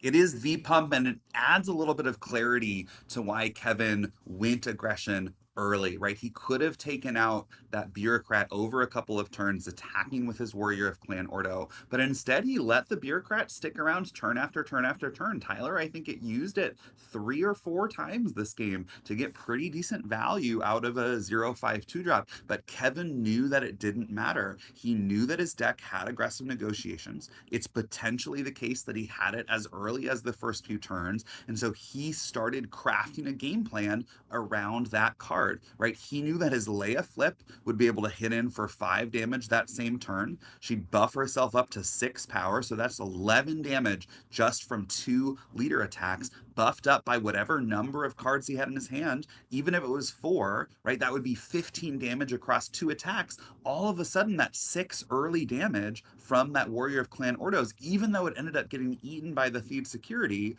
got him another huge chunk of the way there. Of course, seeing that Beguile, certainly frustrating to have your 4/6 bounce back to hand, but it ended up that that was just another card to fuel aggressive negotiations. So Kevin really demonstrating the dual power of the Leia leader, especially on her flip, able to build herself up and become this Voltron force, backed up by what you say, Josh, as the pump card of the format. Those two things together brought Tyler to that 30 damage incredibly quickly. Just a deadly combination. We see the strength of Leia because Kevin didn't have to play on curve, and he still found success being able to make the most of that Leia ability, dishing out the experience tokens, and still, as you mentioned, being able to put on that early pressure onto the base, and it really meant a lot in the long haul in that game one. So we'll see how Tyler pivots here going into game two. Do we have a bit more of an aggressive start in the sense of putting actual power on the board over the bureaucrat to where maybe Tyler can start getting a real handle on the early game plays from Kevin? Yeah, the question for Tyler here looks like they've got their opening hand, so no big changes from the deck, certainly not pivoting to a different leader or a different build, but knowing that Kevin's deck, from what we've seen, just outclasses what Tyler can bring so far. Tyler's going to have to shake things up a bit, find a different line, probably start with a unit that has some power. That 0-5 regulations bureaucrat, ultimately just not enough to take over the game long term. So here we go. Both players are set. We're going to have Tyler starting with the initiative once again, this time just playing out that feed security on his opening turn, a 2-3 in the ground arena. We'll see how Kevin responds. It's going to go space. Kevin's going space this time with the Inspector's Shuttle. Now, he gets to name a card when played, and then Tyler will reveal his hand. For each copy of that named card, you'll put an experience token onto the shuttle. I don't know if he's hit or not. Don't think he's grabbing an experience token, but Kevin is noting what cards we see in hand. No, and that does make an early difference for the race. If Kevin had hit, we'd be 2 power in space versus 2 power in the ground. With Kevin having the ability to essentially infinitely add experience tokens with Leia, because that Inspector Shuttle doesn't have an aspect. He can still do that, but he is starting this race with 1 power behind because he didn't hit, meaning he just has a 1-3 facing off against Tyler's 2-3 in the ground arena. Absolutely. Definitely not the 3-3 warrior of Clan Ordo start we saw from Kevin in the first game. And here in game two, it's Tyler taking the first base damage as he deals 2 with the feed security. And it's another Inspector's Shuttle. Now, this time he knows what's in Tyler's hand, so he's able to call one of those cards and very likely give an experience token to that shuttle. We'll have to find out what he called. I guess there is potential that Tyler resourced the one card, right? He just needed to call the card that Tyler wasn't going to resource. Right. Tyler's certainly not expecting a second Inspector Shuttle, so not going to play games with that, not going to resource a card that he otherwise wants to keep. And it looks like Kevin does get it there, that experience token going on the second shuttle. So a very interesting start here. We see the populist champion coming out for Tyler, that great 3-cost 3-5. But Kevin has gone full space here in the early game as he uses Leia's action ability, revealing that B2MO and an experience token onto the ready shuttle. So he's got two power units in the space arena, still a little bit behind in the race, but we know that space can be difficult to interact with. It can be, but if these players are racing, Tyler's ability to flip his leader on 5 might give him the edge, unless, of course, Kevin is holding on to that aggressive negotiations, which can more than make up for a slightly delayed leader flip. But going into turn 3 here, the 4-resource turn, Tyler able to continue to have the initiative. He does have a couple options in hand, I believe. I think he has found that grassroots resistance, has the loan shark as well. Wouldn't be getting full value out of the loan shark currently. Nothing to ambush. But of course, that grassroots resistance, that can certainly swing things in the race as well. We're going to see 2 damage from Theed Security. So Kevin up to 4 on base. Yeah, neither of those 4 drops with a clear target right now because that grassroots resistance is not going to be able to take out either of Kevin's shuttles, both of which with 4 HP. And that lone shark, as you say, has nothing to ambush. Yeah, it is a good point. Just trading some damage back and forth. We're going to end up after all 4 of these units have attacked during this action phase. It's 7 damage on Kevin's base, 6 on Tyler's base.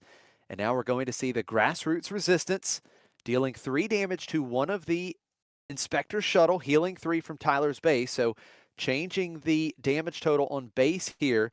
But as you mentioned, that 4 HP on the shuttle keeps it in play. Yeah, I worry about that. I worry about that for Tyler. He does need to play something. A pass doesn't help him, but I don't know if he's ever going to be able to deal that last damage to the shuttle. And look at this. We see the Academy Disciplinarian when played ability dealing 1 damage to the non-damaged shuttle and readying it. And now Kevin can use the Leia action ability, disclosing the Outer Rim Constable, giving an experience token to the Inspector shuttle that had 3 damage on it. So it now has 2 HP remaining, and this other shuttle gets in for 2. So now Kevin, the board has kind of swinged a bit in his favor. Yeah, all of a sudden Tyler has traded some damage on those shuttles, right, with some marginal healing, and Kevin has developed his board with a 3-4 now in the ground arena, potentially threatening to eat that feed security. We are arriving at the 5 resource turn, so Mon Mothma is going to join the battle, bringing another 3 power to Tyler's side of the board, but that 4 resource turn really swung things a bit in Kevin's favor. Yeah, it absolutely did. Difficult spot for Tyler as he doesn't further develop his board. We are going to see Beguile with the first action for Tyler. He will look at Kevin's hand, and he is going to be returning the Inspector shuttle that had 2 experience tokens on it back over to Kevin's hand.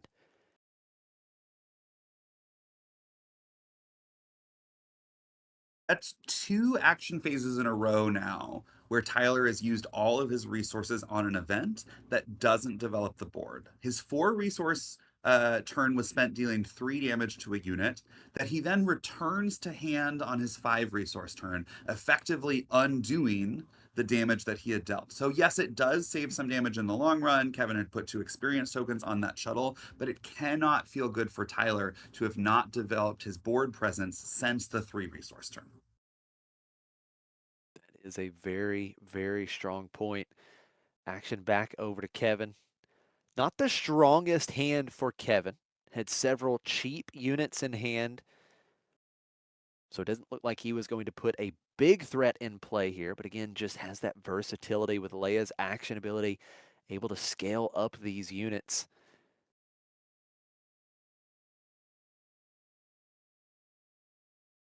Going to go 3 to base first with the Academy Disciplinarian. Tyler going up to 8 damage on base. And now it's just time for Tyler to start trying to get back ahead in the race. Feed security dealing 2 damage to Kevin's base as Leia's action ability will be used once again. The Republic Oryx Starfighter disclosed here. Another experience token onto that first shuttle. As Kevin ends up with 12 damage on his base. The Populous Champion attacking for 3. And it'll be 3 from the shuttle as well. 12 to 10 damage total right now in favor of Tyler as he deploys Mon Mothma.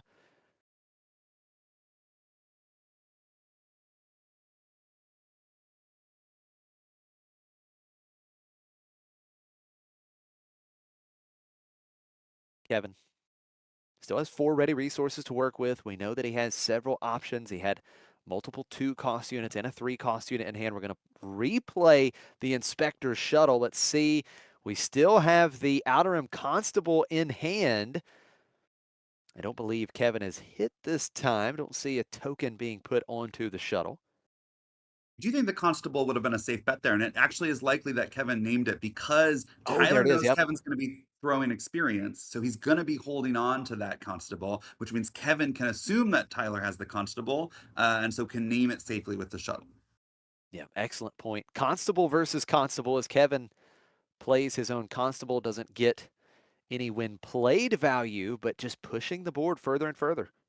Yeah, Kevin would have had the chance to slow this game down that last turn. He could have attacked that feed security with his disciplinarian, which might have triggered Tyler to attack the disciplinarian with either the Populous Champion or the Mon Mothma, which would have saved some damage from both players' bases. That could have been a winning strategy because Kevin knows he wins the long game. His leader is stronger, his leader gives value every turn, and so if he can drag this game out until the 7, 8, 9 resources, he will be able to develop sort of an unstoppable board presence. Instead, Kevin saying, I'm going to turn this game into a race. I'm going to let you get me to 15. I'm going to leave your 2-3 on the board, and I'm going to get you to 11. Kevin now with a slight edge in terms of board power And we know with access to a game ending pump. So Kevin believing he doesn't need the long game to win this game too, that he has the tools at his disposal, backed up by the strong Leia flip, backed up by a potential pump in the form of aggressive negotiations to get Tyler to 30 before Tyler gets him to 30. A slightly riskier play likely than going long, but nonetheless one that Kevin still thinks he can win. Tyler feeling the pressure. As what you just mentioned, we know that Kevin has a very, very good card in closing out these games, and Tyler is aware of it as well. So Mon Mothma taking out that Outer Rim Constable. It's the Disciplinarian dealing 3 to Tyler's base. Now Tyler gets in for 3, 18 damage on Kevin's base, 14 on Tyler's base as we go back over to Kevin, still waiting to see Leia be deployed. Yeah, I understand the motivation for Tyler, but what we've seen him do now is split attacks. We've seen him take out the 3-1 with one attack, losing 3 damage on Kevin's base, and then we've seen him spend 3 damage from the Populous Champion into base. Generally, at this point in the game, it's difficult to win a race if you're splitting like that. Kevin still has 5 power left in the space arena. There's going to be 5 more power coming in from the Leia. Maybe he needed to do that to not die this turn, but it does seem like he himself is going to end up several damage short to bring Kevin to 30. Both players trading attacks back and forth. And at the end of the exchange, it's 20 damage on Kevin's base, 19 on Tyler. We do see the Naboo security force being played here, the budget scheming being disclosed from hand so that Naboo security force can get Sentinel for this phase. Yeah, knowing that Tyler had that in his hand, the ability to get a 7 toughness sentinel on the board just for this phase, I might have liked to see the Mon Mothma go into base. Kevin would be at 23. He would still have that Outer Rim Constables, and so would be able to clear the feeds, the 5/7 sentinel with his Leia leader and the Outer Rim Constable. But that would save a bunch of damage on Tyler's base and put him ahead in the race. Now Kevin deploying Leia Organa and going to plot out Sintakaz. We are going to see the Republic Orex Starfighter disclosed once again. Leia gets the experience token as Leia attacks into the security force, trading some damage with both of these units. The security force ends up with 2 HP remaining, and it's 3 HP remaining for Leia as Tyler has claimed the initiative. Yeah, Tyler will now be able to take advantage of that Naboo Securities Force when defeated option. When it's defeated, it's able to disclose again to give another unit Sentinel. So Tyler, with this Naboo Security Force so close to death, has the option to get Sentinel on a unit this phase, could protect him from lethal. The question's going to be, does he have enough damage to bring Kevin to lethal this turn? He does if he throws everything to base, but throwing everything to base is not going to let him turn on the Sentinel. And Kevin similarly has lethal on board this turn. Yeah, that is a very good point. And if I'm mathing correctly, I believe that Kevin can win in 2 actions because I think it's 11 between Leia and Cinta if one of Yeah. those get an experience token. So Tyler cannot do that, right? He needs at least 3 actions to win if the security force got into base. So Tyler certainly has to change what we're looking at on the board.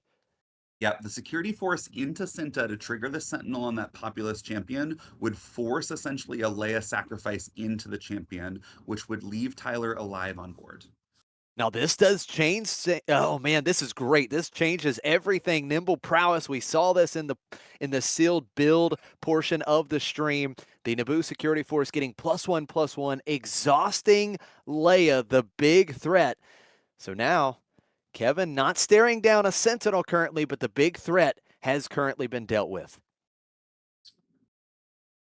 Yeah, and so it's going to be 3 actions lethal for Tyler. That's 3 attacks, the Naboo Security Force, the Mon Mothma, the Populous Champion.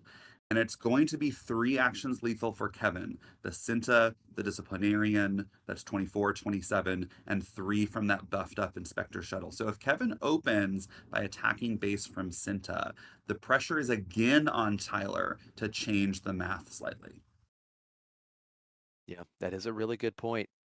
Both needing 3 actions. Kevin currently has the action to take And it is going to be Senta. That's exactly the line that you mentioned. 5 damage to Tyler's base, bringing him up to 24 damage on. What does Tyler have to change the race? It's Newt Gunray. We talked about this card. It is costing 5, but another official unit can gain Sentinel. So now it is the Populist champion getting Sentinel for this phase.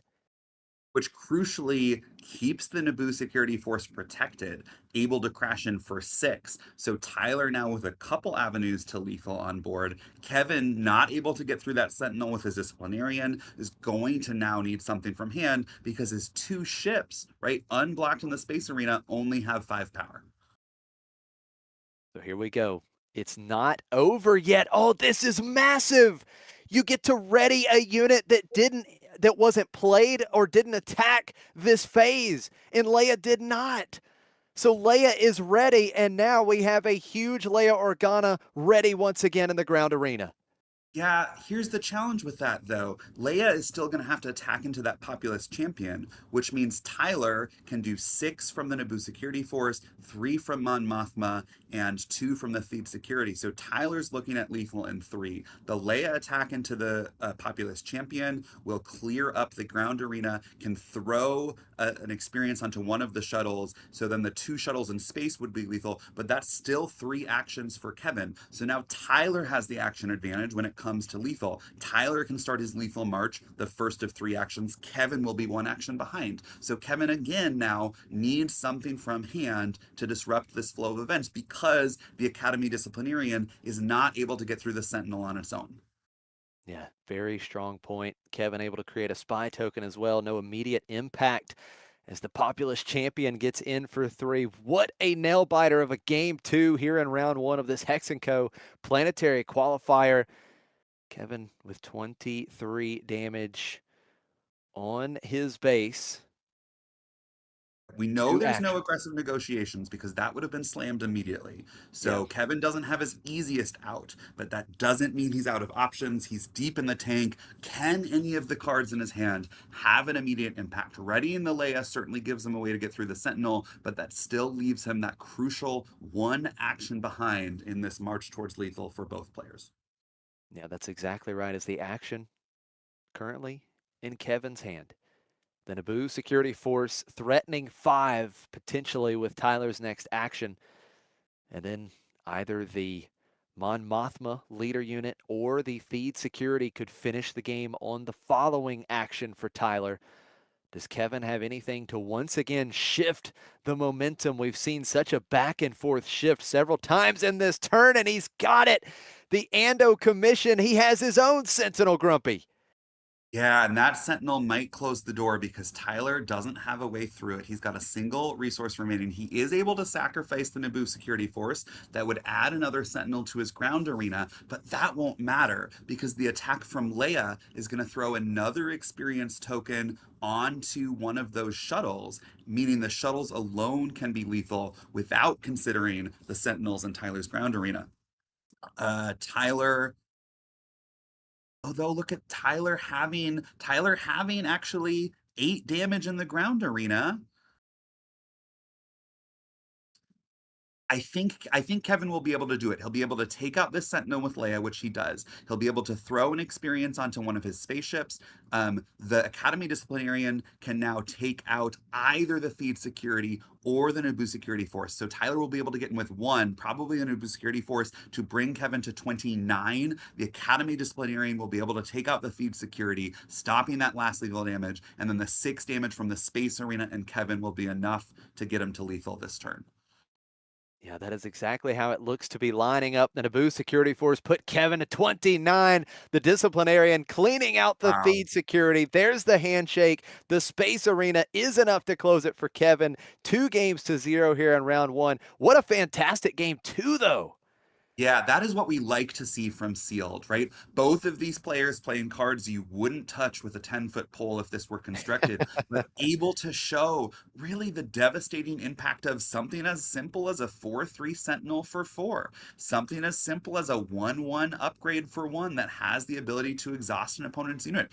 It was those micro interactions, jostling just for those 1 to 2 last points of damage. We saw the momentum shift back and forth, what I think 4 times that last turn, Yeah. both players extracting absolute maximum value from their below average cards that they built their 30 cards decks with. Really, really exciting stuff. Really, really nice job by both players. Very cool to see Kevin able to eke out that win with that last play just when it seemed like hope was lost.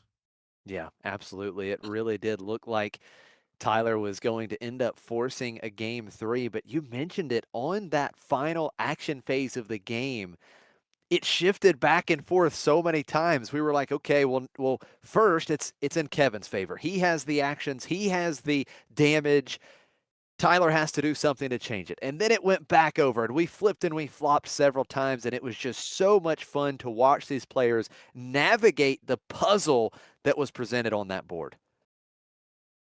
Really, really cool stuff. Unfortunate loss for Tyler round one to be our champion in this tournament after watching him build his sealed pool, but he showed that his Mon Mothma can do some cool stuff, right? He put Kevin in a really tricky position. Kevin playing that powerful layer Organa leader, backed up by an aggressive negotiations. Tyler almost stole that game two to force a game three. I would not count Tyler out of this tournament just yet, and I would say, based on what we've seen from Kevin, his deck is pretty strong. Expect to see him do quite well over the next few rounds. Yeah, definitely felt like a very optimized Leia deck, had so many great tools, and really love to see Tyler pushing the Leia as far as she could go, so close to forcing a game three. But one thing we did see, especially in that particular game, is how important the Sentinels of this format Yep. really are. Yep, Sentinel able to throw off that math. And Sentinel slightly less important in the early phases of the game, but we really saw that Newt Gunray for 5 out of aspect shine there, right? Almost completely flipped the game into Tyler's favor by preventing Kevin from pushing through that lethal. And what was Kevin's answer? Kevin's answer was a responding Sentinel, the most important keyword when it comes down to that final turn math. Who can get to lethal before their opponent? And I think you even talked about it specifically, like the Ando commission. It's just a 4 cost 4/3, but in this particular format, with that Sentinel keyword, it's so important. It's a common, it's going to go pretty much in every deck as a neutral card, and those types of cards right there are really what help you in a lot of situations change the math, like you talked about. That's what those Sentinels are doing, really changing the math, and it did that perfectly for Kevin. What a great start to this Planetary Qualifier. Again, huge thank you to our sponsors, Metal Fab and Neutral Ground Gaming. Check out metalfabtokens.com to get some of the great token options that they have, and check out Neutral Ground Gaming. They're a local tournament organizer. They've got a great event coming up early in March, a crazy pre-release for a Lawless time. Grumpy, you were talking about it. It's a pre-release coming up where you open a full box. That's wild stuff. Really, really fun stuff. Definitely something to look forward to for the release of Set 7. I know the spoiler season has been very exciting, so the chance to play with a bunch of those cards and to open an entire box of them and play with that really sounds unparalleled. Yeah. Going to be the most busted sealed decks ever. That is for sure. But yeah, it's been great. It's been a great start to this day. We've again got 7 rounds of Swiss that the players will be competing with their sealed decks that they have built from these 6 packs, and then we will cut to top 8 and we will have a draft, and we're going to be showing off that draft later in the day. I do think we are going to step away for a short break, and unfortunately I think, Grumpy, you are heading out at this point, but it's been so much fun casting with you this morning. Thanks, Josh. It is a pleasure as always. Yep, this is the end of the road today for me. You guys will be joined again by Josh in future rounds, and then the rest of our incredible commentary team, TowerNumber9 and Mickey D, will be coming in throughout the day to provide you guys incredible coverage. If you want to hear more coverage from me, feel free to tune in next weekend. I, alongside Josh and Tower, will be helping to commentate the Milwaukee Regional hosted by Star City Games. So we'll be bringing you 3 more days of Star Wars Unlimited content, both limited and constructed, next weekend. Would love to have you join if you're not there in person on stream watching our commentary. But for now, enjoy the rest of this incredible stream from McClunky Gaming here at Hex & Co. in New York City.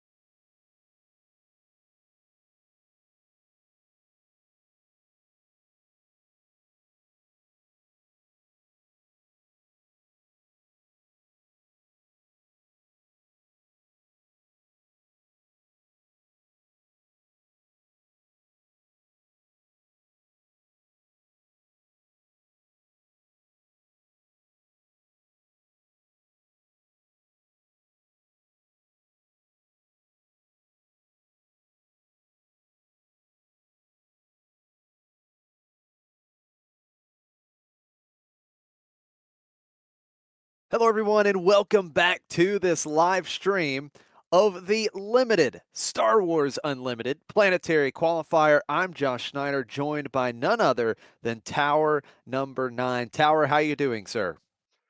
I'm doing all right, Josh. Great to be casting again, and great to be casting with you again here at the Hex and Co. Planetary Qualifier for Set Six. Absolutely. We are getting ready for round 2 of what will be a total of 7 rounds of Swiss, where these players are playing with their decks they built in the sealed pool. They opened 6 packs, so you get 84 total cards to build a minimum of 30 card deck. You get to work with only the leaders that you open in those 6 packs, and now these players are trying to navigate through these rounds of Swiss with those decks that they have put together to try and get to the top 8, where later on we're going to have a draft. Yeah, I think it's gonna be an exciting event. Right now, we are still in that sealed phase of the event, which does mean the deck quality is different than what we're going to be seeing after the draft. Generally speaking, even though you have access to more cards in sealed, the overall deck quality tends to be lower because you have a broader and less focused pool compared to what you're able to refine when you get to draft each pick.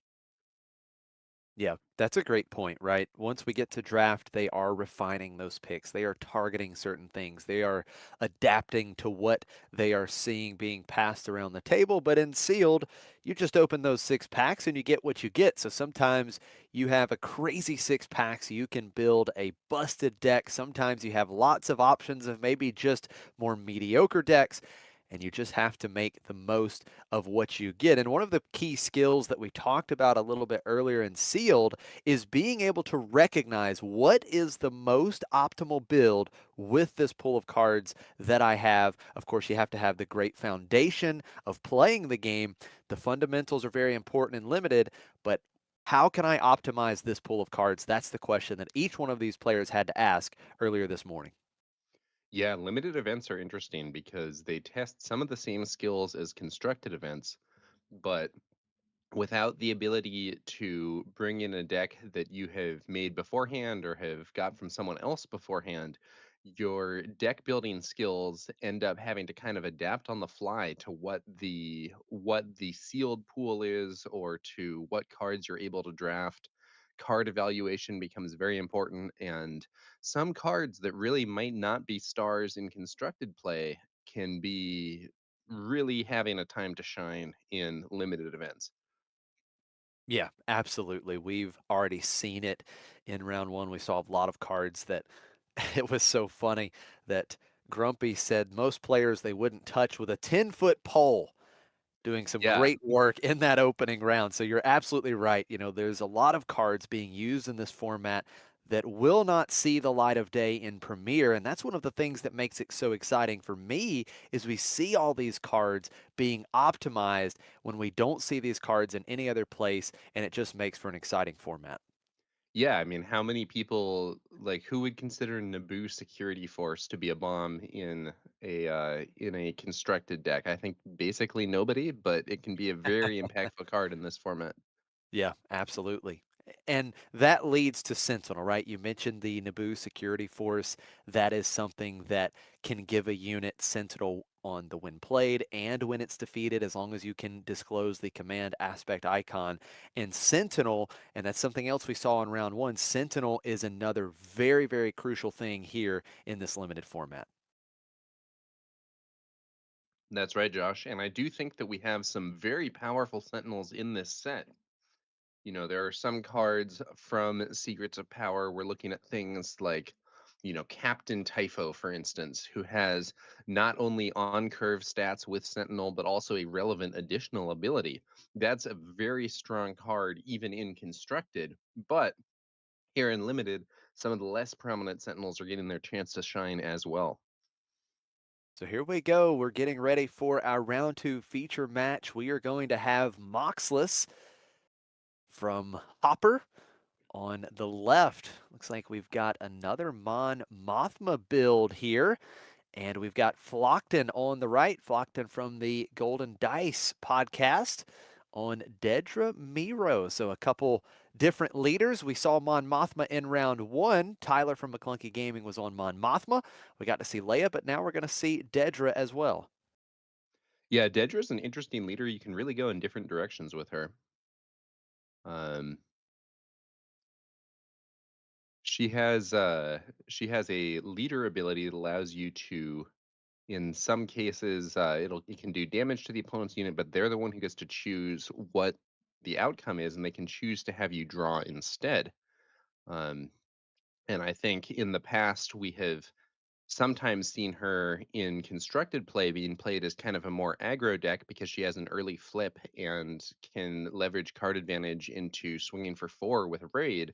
But we've also sometimes seen her be more of a control deck where her effect is being used kind of similarly to I Am Your Father, where it's either I'm going to damage your unit or you're going to give me card draw that is then going to allow me to draw into other effects that will mess with your unit. We are underway in game one of round two. Again, Moxless on the left, piloting Mon Mothma paired with Vigilance. Flockton on the right, piloting Dedra Miro paired with Command. And this game is underway. So just trying to unpack what we're seeing on the board here. We've got the early Bail Organa for Moxless. He was able to use that on attack ability from Bail Organa, discarding a card, creating a spy token. The Academy Disciplinarian has now come out, dealing a damage and readying Bail. And then on Flockton's side, we see the GNK Power Droid and now a Taylander shuttle that was played for just 2 resources thanks to the on attack ability of the droid. Yeah, and that Taylander shuttle, probably a good example of something that you don't see a lot of in constructed play, but can actually be pretty powerful. On attack, if you have the initiative, you can create a spy token, and that is something that threatens to really add up. Or in this case, where Moxless has control of the ground arena, Flockton generating spies might at least get some of the heat off of his base by causing Moxless to go and spend attacks to deal with them instead. Yeah, that's absolutely right. What a swarm of units in the ground arena for Moxless being able to attack with Bale again, taking out the power droid, the on attack ability, creating another spy token. Now Flockton with the initiative going to deploy Dedra right away, plotting out. Did you see what upgrade it was? I didn't quite catch it.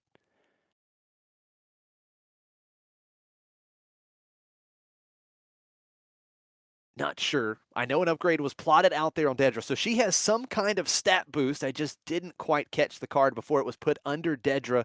But Moxless is going to play the Rotunda Senate Guards, which undamaged has Sentinel. And then, thank you very much, Flockton, it was the Sudden Ferocity. So Dedra is a 5/5 currently, and with more cards in hand, will have Raid 2. So now Dedra is going to crash into the Rotunda Senate Guards, taking it out. And then we're going to see the trade, the token for the leader unit, Dedra Miro.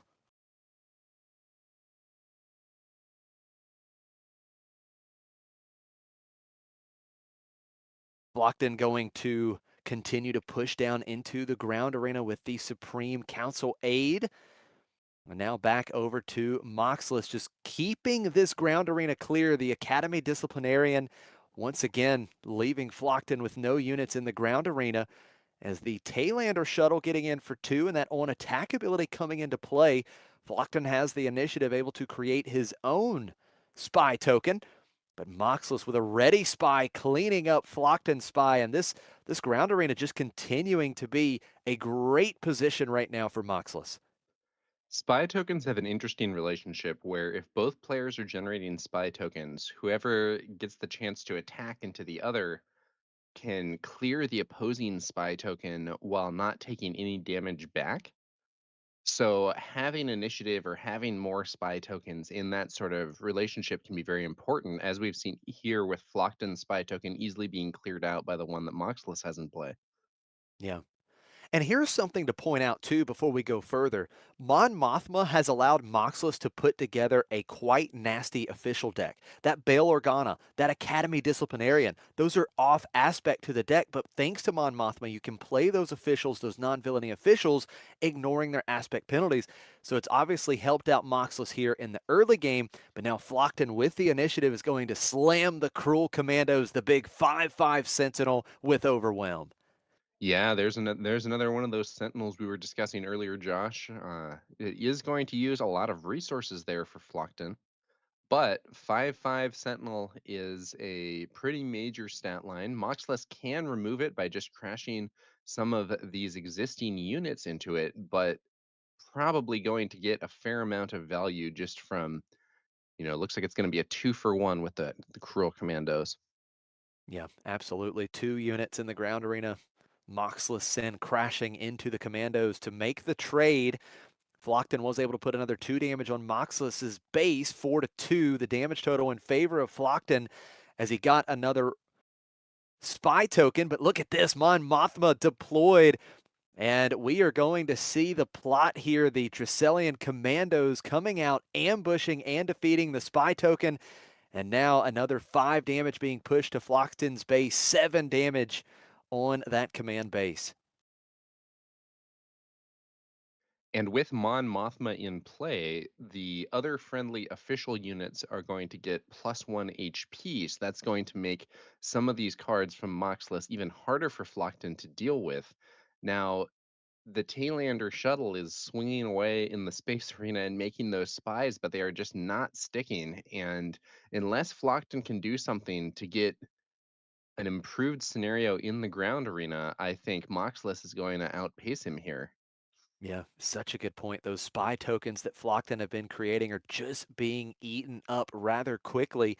Flockton is going to have a back-to-back action phase, playing a Sentinel in the ground arena, the Ando Commission, a 4-3 with Sentinel, but with only 3 HP. Moxless able to crash into it with the Mon Mothma leader unit, taking out the Sentinel, opening the ground arena back up. The Taylander shuttle continuing to do some work, but at this point, Moxless well ahead in this race and in a very good position overall. Yeah, Flockton is able to bring out an Imperial Dark Trooper, but don't think that's quite what he needs. Imperial Dark Trooper is going to instantly get -2/-2 thanks to the knowledge in defense played by Moxless. Moxless also drawing a card, still has ready units to work with. The ready spy token is going to take out the Imperial Dark Trooper and still have 1 HP remaining. And now Bail Organa can get into Flockton's base for another. No, not base, taking out the other unit, excuse me. And now we see Senator Chuchi. This ground arena is just getting uncontrollable, Tower. Yeah, this is a very bad looking situation for Flockton. If you were being swarmed in the space arena, maybe there's some chance that you would have had a hyperspace disaster in your pool and you could wipe it all out, but there isn't really a hyperspace disaster for the ground arena. Yeah. Flockton is in a lot of trouble here. The Taylander shuttle has been fighting valiantly. It's made quite a few spy tokens, but with Moxless in such control of the ground arena, those tokens are not sticking on the board. No, they are not sticking, and the Taylander shuttle is not dealing near enough damage to keep Flockton in this race. And I did misspeak a little bit during the last action phase. The Mon Mothma leader actually giving the other officials, as you have called out, +1 HP. So that spy token has 2 HP remaining as the spy tokens are officials. Flockton has the initiative, and he desperately needs some kind of momentum swing in the ground arena.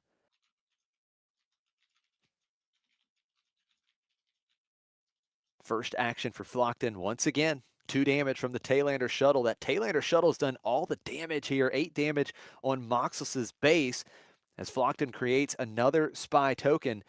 But now with Senator Chuchi out, things really get interesting as Chuchi attacks Flockton's base for 2, restoring 1, and now another official unit on Moxless's side will get restore 2 for this phase. Yeah, Chuchi is a pretty strong restore option, and If Flockton can't change the math here somehow, even the Valiant Tailander shuttle is going to actually essentially stop contributing damage because it will be overshadowed by the restore from Chuchi and whatever other official she chooses to buff. It's really looking grim for Flockton right now. Yeah, Bail Organa cleaning out the spy token that the shuttle created, and the on attack trigger, Moxless discarding a card, creating his own spy token. Now here comes Pursue the Lead. One of these cards we don't see very often. Moxless will have to discard a card, and if it costs 3 or less, Flockton will create a spy token. Couldn't quite make out what was discarded, but don't think it was a cost 3 or less. So, and it looks like at this point, Flockton says, I have seen enough, going to scoop it up. Moxless taking game one with Mon Mothma over Dedramiro. Yeah, it was a rough game there for Flockton, Josh. I think that Tailander shuttle made a lot of spies, did a fair amount of damage, but Moxless just kept cleaning up the spies, kind of playing a slow and steady game plan, willing to attack the units instead of the base to keep that ground arena clear, and ultimately was able to achieve a very strong position in the ground arena, push the damage through that he needed, and Flockton just really did not seem to have enough answers there. Yeah. It was very clear Moxless's game plan was have complete territorial control over the ground arena, and he was successfully able to do that throughout that first game. He had so many important pieces. He was able to create spy tokens with the Bail Organa, ready it, do it again because of the Academy Disciplinarian, the +1 HP on the official units with Mon Mothma, very important. The Dracelian commandos being able to come out with plot and ambush that can completely help turn that ground arena in your favor on the deploy. So Flockton down one game as we head into game two. Flockton will start with the initiative. Let's see if he can reel himself back into this game, and we could see maybe a deciding game three here in round two. Yeah, and one other thing I'll note is that Dedra did not stay on the board for long. Yes, she was able to clear out those Rotunda guards with the sudden ferocity, but ultimately it was kind of a low impact leader flip compared to Mon Mothma, who stayed on the board for several turns. Look at this though, Josh. It Ooh, seems wow. Moxless may have missed the turn one play. That is brutal. So yeah, Moxless doesn't have a turn one play. And to add insult to injury there, Flockton has one of the best turn one plays in the format, the 2-cost 3/3 Warrior of Clan Ordo. If there's a way to get back into this match, this might just be it for Flockton. Yeah, that 2-cost 3/3 profile first seen with Battlefield Marine from Spark of Rebellion has been very relevant at different times in this game. The Warrior of Clan Ordo does have a downside, but it's a pretty minor downside. As long as you can disclose aggression, you can prevent that ability from dealing the damage to your base. And in some cases, you might even have a benefit you can get from doing that disclose, but likely not in this deck, I think. So now Moxless does put a nice statted unit in play on turn two, the Academy Disciplinarian, a 3/4, which lines up nicely to the 3/3 of the Warrior of Clan Ordo. The action ability used for Dedra as Flockton pays 1 resource. And Moxless says, you can draw a card. I will not deal 2 damage to the Disciplinarian. And now we see, I believe that was the Ambition's Reward. Yeah, Ambition's Reward coming down onto the Warrior of Clan Ordo, creating a spy token. And now 4 damage coming through to Moxless's base. And Flockton has the disclose, no damage to his own. Yeah, and it's interesting here, Josh. Flockton could have used the buffed warrior there to clear out the Academy Disciplinarian and stay on the board, but instead chose to put pressure on the base. I think this might indicate Flockton is going to try to go for the more aggro side of Dedra here. Rather than trying to control the board, may just be trying to push damage quickly and try to resolve the game fast, while his opponent is maybe still a bit off on the wrong foot from not having a turn one play. Yeah, that is a good point. We know that Dedra can deploy here on this turn, and if Flockton has more cards in hand than Moxless, Dedra would get raid too. We're going to see another swing for 4 with the Warrior of Clan Ordo. 8 damage on Moxless's base as he was able to take out that spy token with the Academy Disciplinarian. Moxless had the initiative, and now Moxless once again slamming down the Rotunda Senate Guards, the 4-5 with Sentinel as Dedra gets deployed. Back-to-back games. Flockton has a plot when deploying Dedra. This time it's Unveiled Might. The Unveiled Might giving Dedra +2/+3. And Flockton getting that additional buff with the Raid 2, taking out the guards. And Flockton still has Dedra in play here.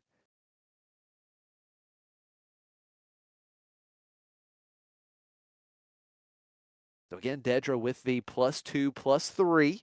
Has 4 HP remaining, 8 total. Has 4 printed power currently with the 2 on Dedra, +2 from Unveiled Might, and if Flockton again, if he has more cards in hand. Dedra gets Raid 2, so could be swinging for 6 once again. Moxless will open things up, deploying Mon Mothma. Do we see Moxless with a plot again as well here in Game 2? He looks It through the looks like we resources, but I might, don't but think so. I'm not seeing it now. Yeah, I thought so too. Little bluff there from Moxless. Plot cards can be very synergistic with Dedra's ability because if you're trying to maintain card advantage to get that raid 2, having your play for the turn be something that doesn't take a card from hand can be very efficient. Yeah, that's such a good point. So no plot for Moxless. Floxton coming in a big swing here, has more cards in hand than Moxless. 6 damage to base with Dedra Miro. 14 damage on that 30 HP Vigilance base. Just 16 HP remaining at this moment for Moxless. Yeah, now it is worth noting that Academy Disciplinarian is an official, which means that he has +1 HP here with Mon Mothma on the board. And so could swing into one of these 4 power units without actually being removed. Yeah, that is absolutely right. We do see Mon Mothma trading some damage with Dedra, leader for leader here. Now just 1 HP remaining for Dedra. And the Warrior of Clan Ordo coming through. Now, I think that might be an error there because that Academy Right. Disciplinarian should have 5 HP and that warrior only swings for 4. Yep.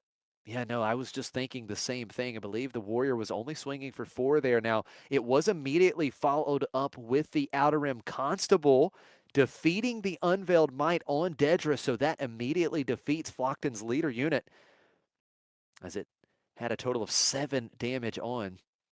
And we are backing that up. Yeah, we are backing that up. The Disciplinarian should have 1 HP remaining thanks to Mon Mothma, and that is what we see now.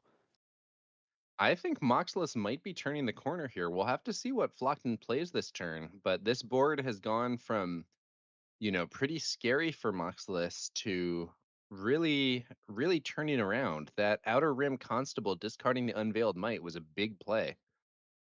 Yeah, that was a very big play indeed. And now with, as we talked about, Disciplinarian still being in play thanks to Mon Mothma, this board definitely has swung. And I'm almost curious if Flockton would have just went 4 to base, knowing that that Disciplinarian would have stayed in play. We're going to see the Diplomatic Envoy coming out here. When played, you can disclose a command aspect icon. The next unit will get ambushed for Flockton, but now we see knowledge in defense, -2/-2 to the Warrior of Clan Ordo. So now Flockton's ground arena once again has been cleared. We've seen a few cards throughout this game's history that give -2/-2, often with some other side effect. So, things like Perilous Position is -2/-2 as a lasting effect. But for my money, Knowledge and Defense giving -2/-2 and draw a card can be a ton of value because those -2/-2s are often used as immediate removal, and drawing a card afterwards can really mean a lot. Now Flockton followed that up with the Kino Loy that had ambush thanks to the Diplomatic Envoy. So Kino Loy coming in and ambushing the Disciplinarian. So now that Academy Disciplinarian, that pesky disciplinarian taken off the board. But Moxless will start with the initiative and is going to quickly take out the Kino Loy unit. And Mon Mothma still has 2 HP remaining. Yeah, Mon Mothma getting some good value here in this game. Flockton does have a threat in the space arena where Moxless doesn't have any units yet. I do think I see a sudden ferocity in hand there. I wonder if Flockton is debating whether to play sudden ferocity on that ship, ends up deciding just to swing. Yeah, swinging for 2, and this is a strong follow-up in space for Moxless. The Jade Squadron Patrol, a 6/6 Sentinel in the space arena. So Flockton, I think, making the right call. If that sudden ferocity would have come down onto the Envoy, that door would have slammed shut quickly. Now, Moxless does have 16 damage on base, but really in complete control of the board state. Yeah, Flockton's aggro is really faltering here. Had that window in space, but now with a big sentinel on the board, this Republic Auric fighter is not, I think, going to be enough here for Flockton. Needs to either clear that sentinel somehow, open things up in the ground arena. I'm not entirely sure, but isn't looking great for Flockton here. Yeah, Flockton has completely pivoted to the space arena. Again, unfortunately, that Jade Squadron Patrol is just going to keep that door shut until Flockton can remove it. Moxless was able to deal the first base damage to Flockton's base here in game 2. 3 damage with the Outer Rim Constable, so 16-3 now in favor of Flockton. Yeah, only 14 HP left on Moxless's base, but Flockton doesn't have a clear way to get in. And while Flockton does outnumber Moxless by a lot in terms of unit count in space, it's 3 relatively weak ships versus 1 quite powerful Sentinel. Right now, if Flockton doesn't have some other tool to use, I think all of these units would trade for that 1 patrol. Yeah, I think you're absolutely right. And Moxless getting in for 6 damage right away, not wasting any time with the big 6 power threat. The patrol putting Flockton up to 9 damage on his base. A total of 12 power being represented on Moxless's board. So this race can shift into Moxless's favor very, very quickly. Flockton needs some kind of interaction. Yeah, and the Jade Squadron Patrol is a 6/6. So even playing out that sudden ferocity for +3 on one of these units, you would still have to then sacrifice 2 of the units and be left with only 1 left after clearing the Jade Squadron Patrol. And I'm not sure Flockton can afford to slow down that much. Yeah, it is really turned into quite the predicament. Flockton had a great early lead. We are going to see the sudden ferocity being played onto the Starfighter. So Moxless sees that Flockton is at the minimum trying to line up a 2-action kill on that Jade Squadron Patrol. Does Moxless have a way to protect that Sentinel? Because if that Sentinel stays on the board, I think that is absolutely the route to victory for Moxless. Yeah, and that Tailender shuttle could start generating spy tokens again if it's the 1 unit left. But as we Tower, saw look at last game, this. oh, Dismantle the conspiracy, and the Jade Squadron Patrol is going to be capturing these space units. So it can capture up to any number of non-leader units with a total of 7 or less remaining HP. So now he's taking the Starfighter, he's taking the shuttle, and this space arena will continue to be locked down. that's a huge play from Moxless, Josh. This is going to negate that sudden ferocity. The diplomatic envoy there, only thing left in space, extremely outclassed by the Jade Squadron Patrol. Flockton's in huge trouble here. Really needs some answer to that Jade Squadron. If there's Wow. some kind of removal, it would get massive extra value by giving Flockton those captured units back, but I'm not sure that he has it, or I think he would have used it already. Yeah, I don't think he has it in his hand right now. Flockton will be hoping to find some kind of removal. off the top of the deck. The Academy Disciplinarian just being played down into the ground arena as the Constable crashes in for 3. It's 12 damage on Flockton's base. He pays 1 resource to use Dedra's action ability, trying to deal 2 damage to the Jade Squadron Patrol. Moxless says, no thanks, you can draw a card.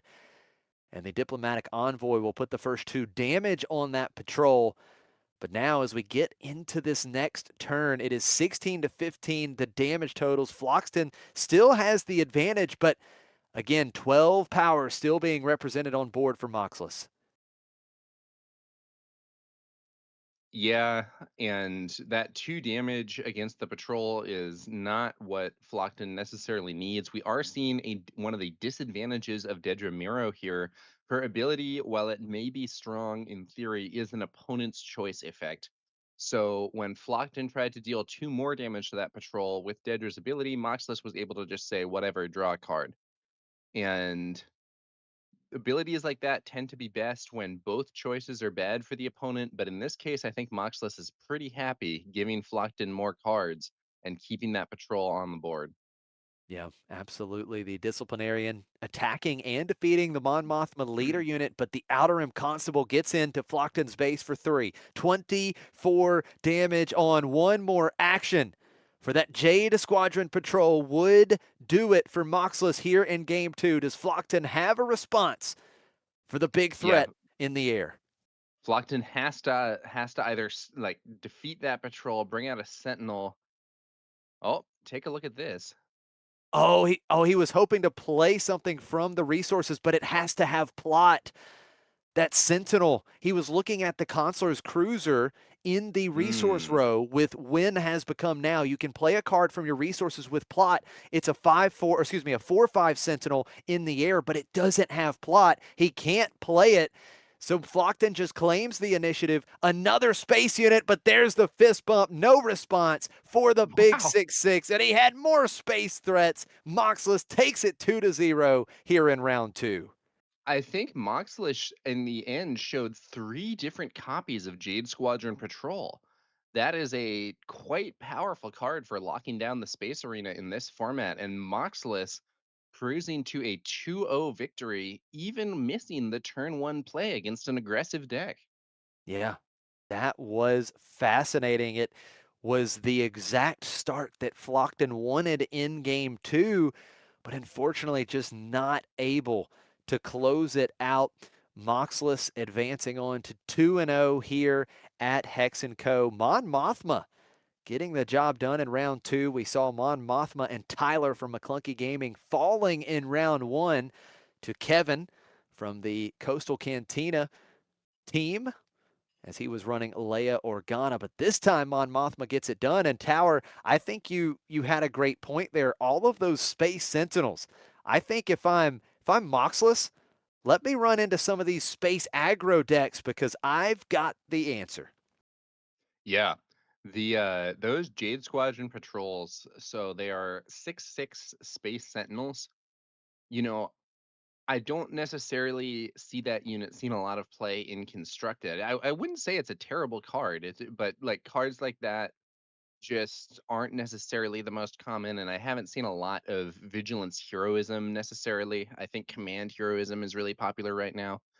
Um, but man, it's so good in a format like this where your opponent has like a bunch of dinky 2/3s and stuff. And we were looking at a situation where that Jade Squadron Patrol was potentially going to be a 3-for-1.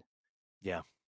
Yeah, absolutely. I mean, we talked a little bit before the match started how important the Sentinels are in this format, and there's Huge. very few Space Sentinels. If I know for sure there's at least 3, there's 2 in Vigilance Heroism, and then there's 1 Command. That's the Consular's Cruiser that we saw in Flockton's resource row. So there's not a lot of Space Sentinels. So if you've got an opponent that's pushing heavy into the space arena, and that's exactly what Flockton did, right? We saw him really trying to make great use of the Taylander shuttle in both games.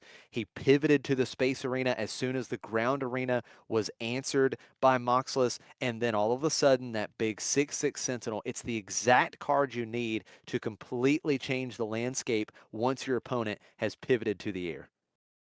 Yeah, and in limited, just having a card that has big stats can be like almost a bomb, especially, in this format, removal is honestly not all that good compared to some of the formats that we've seen.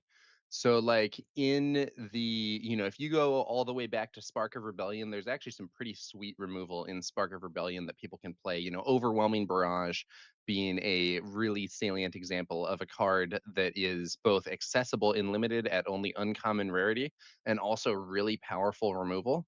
But, you'd also have just cards like Vanquish and so on. And this set doesn't really have the same premier removal effects that can be so good in some of the other limited formats, which in turn means that big numbers cards can be, more of a problem for opponents to deal with.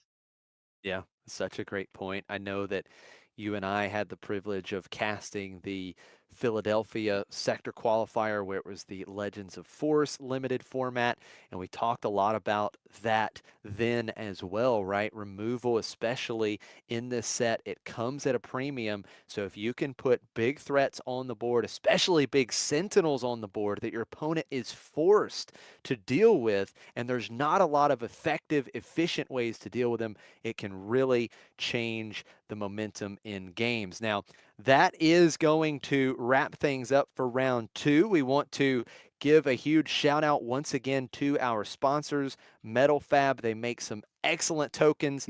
If you haven't checked those tokens out, please do so. metalfabtokens.com and get some for yourself. Also, Neutral Ground Gaming. They are a local tournament organizer that puts together some super exciting events. And on March 8th, they are having a super special pre release event, a sealed box pre release. That's right. You're going to go and open a full box of of a Lawless Time. So, Tower, those decks, those sealed decks in that format, that's going to be crazy. Yeah, normally you play sealed with a few packs. Playing with a whole box, I think we're going to see a higher power level for the decks that are featured at that event. Should be an interesting time. Yeah, absolutely. Going to be a lot of fun. They're going to have food and all kinds of other great things as well. So make sure to check out Neutral Ground Gaming. And if you haven't entered the giveaway, McClunky is giving away 5 of these exclusive McClunky tokens. You've got to get your hands on these. They look great, they feel great, amazing quality. Thank you to Metal Fab for making such awesome tokens. Join the McClunky Discord. You can see there on the screen, discord.gg/McClunky Gaming, and enter for a chance to win. Definitely do that. Also, check out the store for McClunky Gaming. They have other great products like their playmats. So many good things going around. Tower, you're a part of the McClunky Gaming team. Just been a lot of exciting stuff lately for McClunky. Yeah, absolutely. I actually have my own McClunky token right here, and it is a really cool item. There's a little detailing on it. You have kind of the silver overall, and then there's a little bit of kind of a gold to some of the details there. The brow ridge on the character's face, and the M in McClunky Gaming on the back. Really a high quality item. It's pretty cool. Absolutely. No doubt about it. Well, thank you to each and every one of you for tuning in so far. We are going to step away for a short break, but don't go anywhere because we'll be back soon for round 3 coverage from Hex & Co. See you guys soon.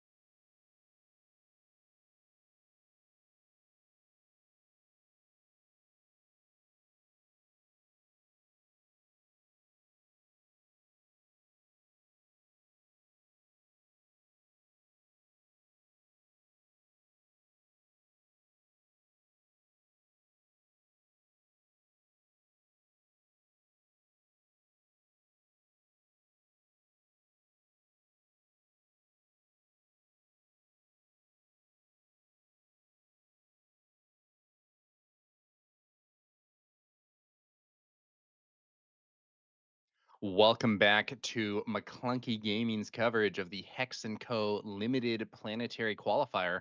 I'm TowerNumberNine, joined here by Josh Snyder, and we are about to bring you another round here in the initial Swiss play. Josh, how are you feeling? I'm feeling great. Just got some lunch. I'm rejuvenated and ready to see some more great limited action. We have seen two good matches so far. We've seen some Mon Mothma be used to effectiveness. We've seen some Dedra, some Leia. Excited to see what leaders we might find here in round 3.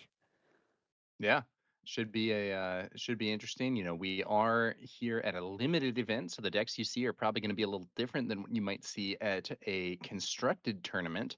But that can be very interesting, and it can be a test of some different skills. I think we've seen the crowd cam here. A lot of people here at Hex and Co preparing to play this out. One of the later PQs in this season, I think, overall. We Yeah. are, you know, the previews for set 7 are in full swing, and there's sort of an eye towards rotation, but these events still firing, still getting a bunch of people, and the players are competing for those leaderboard points as well as other prizes. Yeah, absolutely. If you are just joining us, we are about to get started with round 3 of 7 total rounds of Swiss sealed action here. Players opened up 6 packs at the beginning of the day. We were able to feature one of McClunky Gaming's players, Tyler, and he built his deck on camera. And then we featured him in round 1 with that Leia build. So now we're getting into round 3. And maybe we're going to have some Leia on Leia action here. Yeah, so Leia Organa is typically considered to be the best leader in the limited format here for set 6. And both of these players ended up building Leia builds. And now we're going to see a showdown between Kenny from McClunky Gaming, I believe a past PQ winner, versus Pete, both playing Leia, and I believe they are also both playing the Senate Rotunda 30 HP green. Should be quite an interesting mirror. Yeah, an actual mirror match here in round 3. Leia Organa paired up with Command, both using the same base. This should be interesting for sure. It looks like Kenny is going to be starting with the initiative in this opening game, and we'll just have to see how these players sequence their plays and how they try to one-up their opponents throughout this mirror match. Looks like Kenny is going to lead us off. Let's see what he does. Kenny coming out with Lobot, the Cloud City coordinator, 0-4 with Sentinel and Grit. And it's going to be one of these one-cost units for Pete Squindo, the Donnie Pilgrim. Now the Leia action ability will be used, disclosing a command, that Shadow Crawler, late in the game. That's a great ambush unit. And we get 1 experience token put on the Donnie Pilgrim. Now 2-4 in the ground arena for Mr. Squindo. Yeah, now Lobot is going to block the Pilgrim from being able to attack the base directly. Additionally, when the Pilgrim attacks, it will enable Lobot's Grit. But the Pilgrim would be able to defeat Lobot across the course of 2 combats. So Kenny with the initiative going to start out using the Leia action ability as well, disclosing the 2-cost heroism unit, the High Command Counselor, and an experience token given to Lobot. So now it's a 1-5 Sentinel as we position ourselves a little bit better with this Sentinel in the ground arena. Let's see what Pete responds with. Going to pay 2, leaving that 1 resource open, importantly, for the action ability. It's a Lobot versus Lobot tower. It is we are very much in a mirror here. Um, and Excellent stuff. both players really making use of Leia's ability to give experience, which I think is a very strong move. These sorts of leader abilities that can grant experience to your units have really proven to be very effective in limited. Yeah, that's right. The two Lobots just pointing at one another here, Tower. The Spider-Man Looks- meme is what I'm picturing right now in yeah, my they mind. We've got Lobots pointing at one another. One the of them's an Lobots stare imposter. each other down, one damage to each. So both of these Lobots, thanks to Grit, are now essentially two power units. Looks like Pete is opting not to attack with the Donnie Pilgrim, but rather just taking the initiative. Yeah, taking the initiative, both holding on to a Lobot with one experience token and one damage. The difference on the board here, that 2-4 Donnie Pilgrim for Pete Squindo and the 1-4 High Command Counselor for Kenny, that will get raid 2 once Kenny controls another official unit. But right now, that is not the case. So that's just a 1-4 currently. Pete Squindo with the initiative. Let's see how he starts out this action phase. Yeah, you might think that Lobot would be an official, but he actually only has the fringe trait. Pete Squindo not going to waste any time here, just continuing to disclose that Shadow Crawler with the Leia action ability. Pete Squindo's Lobot's going to get 2 experience tokens now. Kenny is not going to return the favor with the same action. Kenny's going to play the beloved Orator to 3 cost 2/3. When played, you create a spy token, so expanding his presence in the ground arena just a bit. Yeah, now Pete's Lobot is more powerful at this phase. I wonder if Kenny's remaining resource is going to end up being used to buff his own Lobot or maybe that counselor. Well, Ahsoka. yeah, Ahsoka Tano here, and these are pretty rare, right? These are harder to find in the regular booster packs. This is a card that came out of the Spotlight decks. This is a 3 cost 2/5, so you can find them in special treatment form in the regular booster packs. Yeah, I think that's a foil copy, and Ahsoka allows you to potentially attack with 2 units in a row. If she completes an attack and survives, you can disclose command heroism and attack with another unit. Looks like Kenny is going to use Leia's ability here as well. The question is it Lobot? Do we just match Mr. Squindo's action here? That's exactly what we're going to do as he discloses the feed security. And now both Lobots have 2 experience tokens and 1 damage. Which player blinks first? That's the question at this point. Yeah, the Lobot standoff here is interesting. Definitely a situation where some removal or capture or something would be nice to have. Yeah, absolutely. It is worth noting that because these Lobots are damaged, both of them are potential targets for charged with murder if the players have enough disclose to fire it. Yeah, that's exactly right. The charge with murder, that 4 cost event. You do have to disclose 2 vigilance aspect icons, but you'd be able to defeat a damaged non-leader unit. So another good option could be the covert operative. You could just capture one of these units that cost 2 or less. It's going to be the high command counselor coming in, dealing 3 damage to Pete Squindo's Lobot here. Has raid 2 thanks to another official being in play. And now with the grit enabling a more powerful Lobot, Pete Squindo says, let's trade Lobot for Lobot.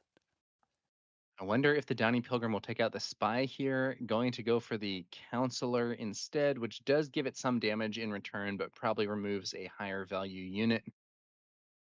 Let's see how Kenny's going to use that initiative token at the start of this next turn. Yeah, the Lobot standoff currently has concluded as we move into the 5 resource turn. Both players down to 2 units on the board. It's a beloved Orator and the spy token that came along with it for Kenny, and it's Ahsoka Tano and Donnie Pilgrim buffed up with 1 experience token and 1 damage. for Pete Squindo. Kenny with the initiative, but not showing a clean way here to answer one of these units with one action currently.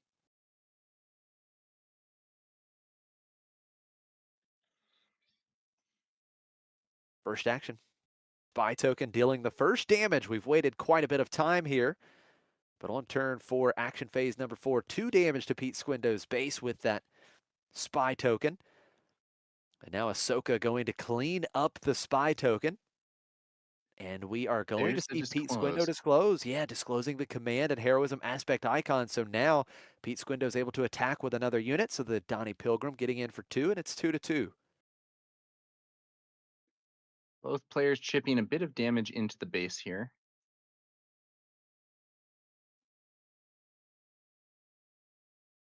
Feed security.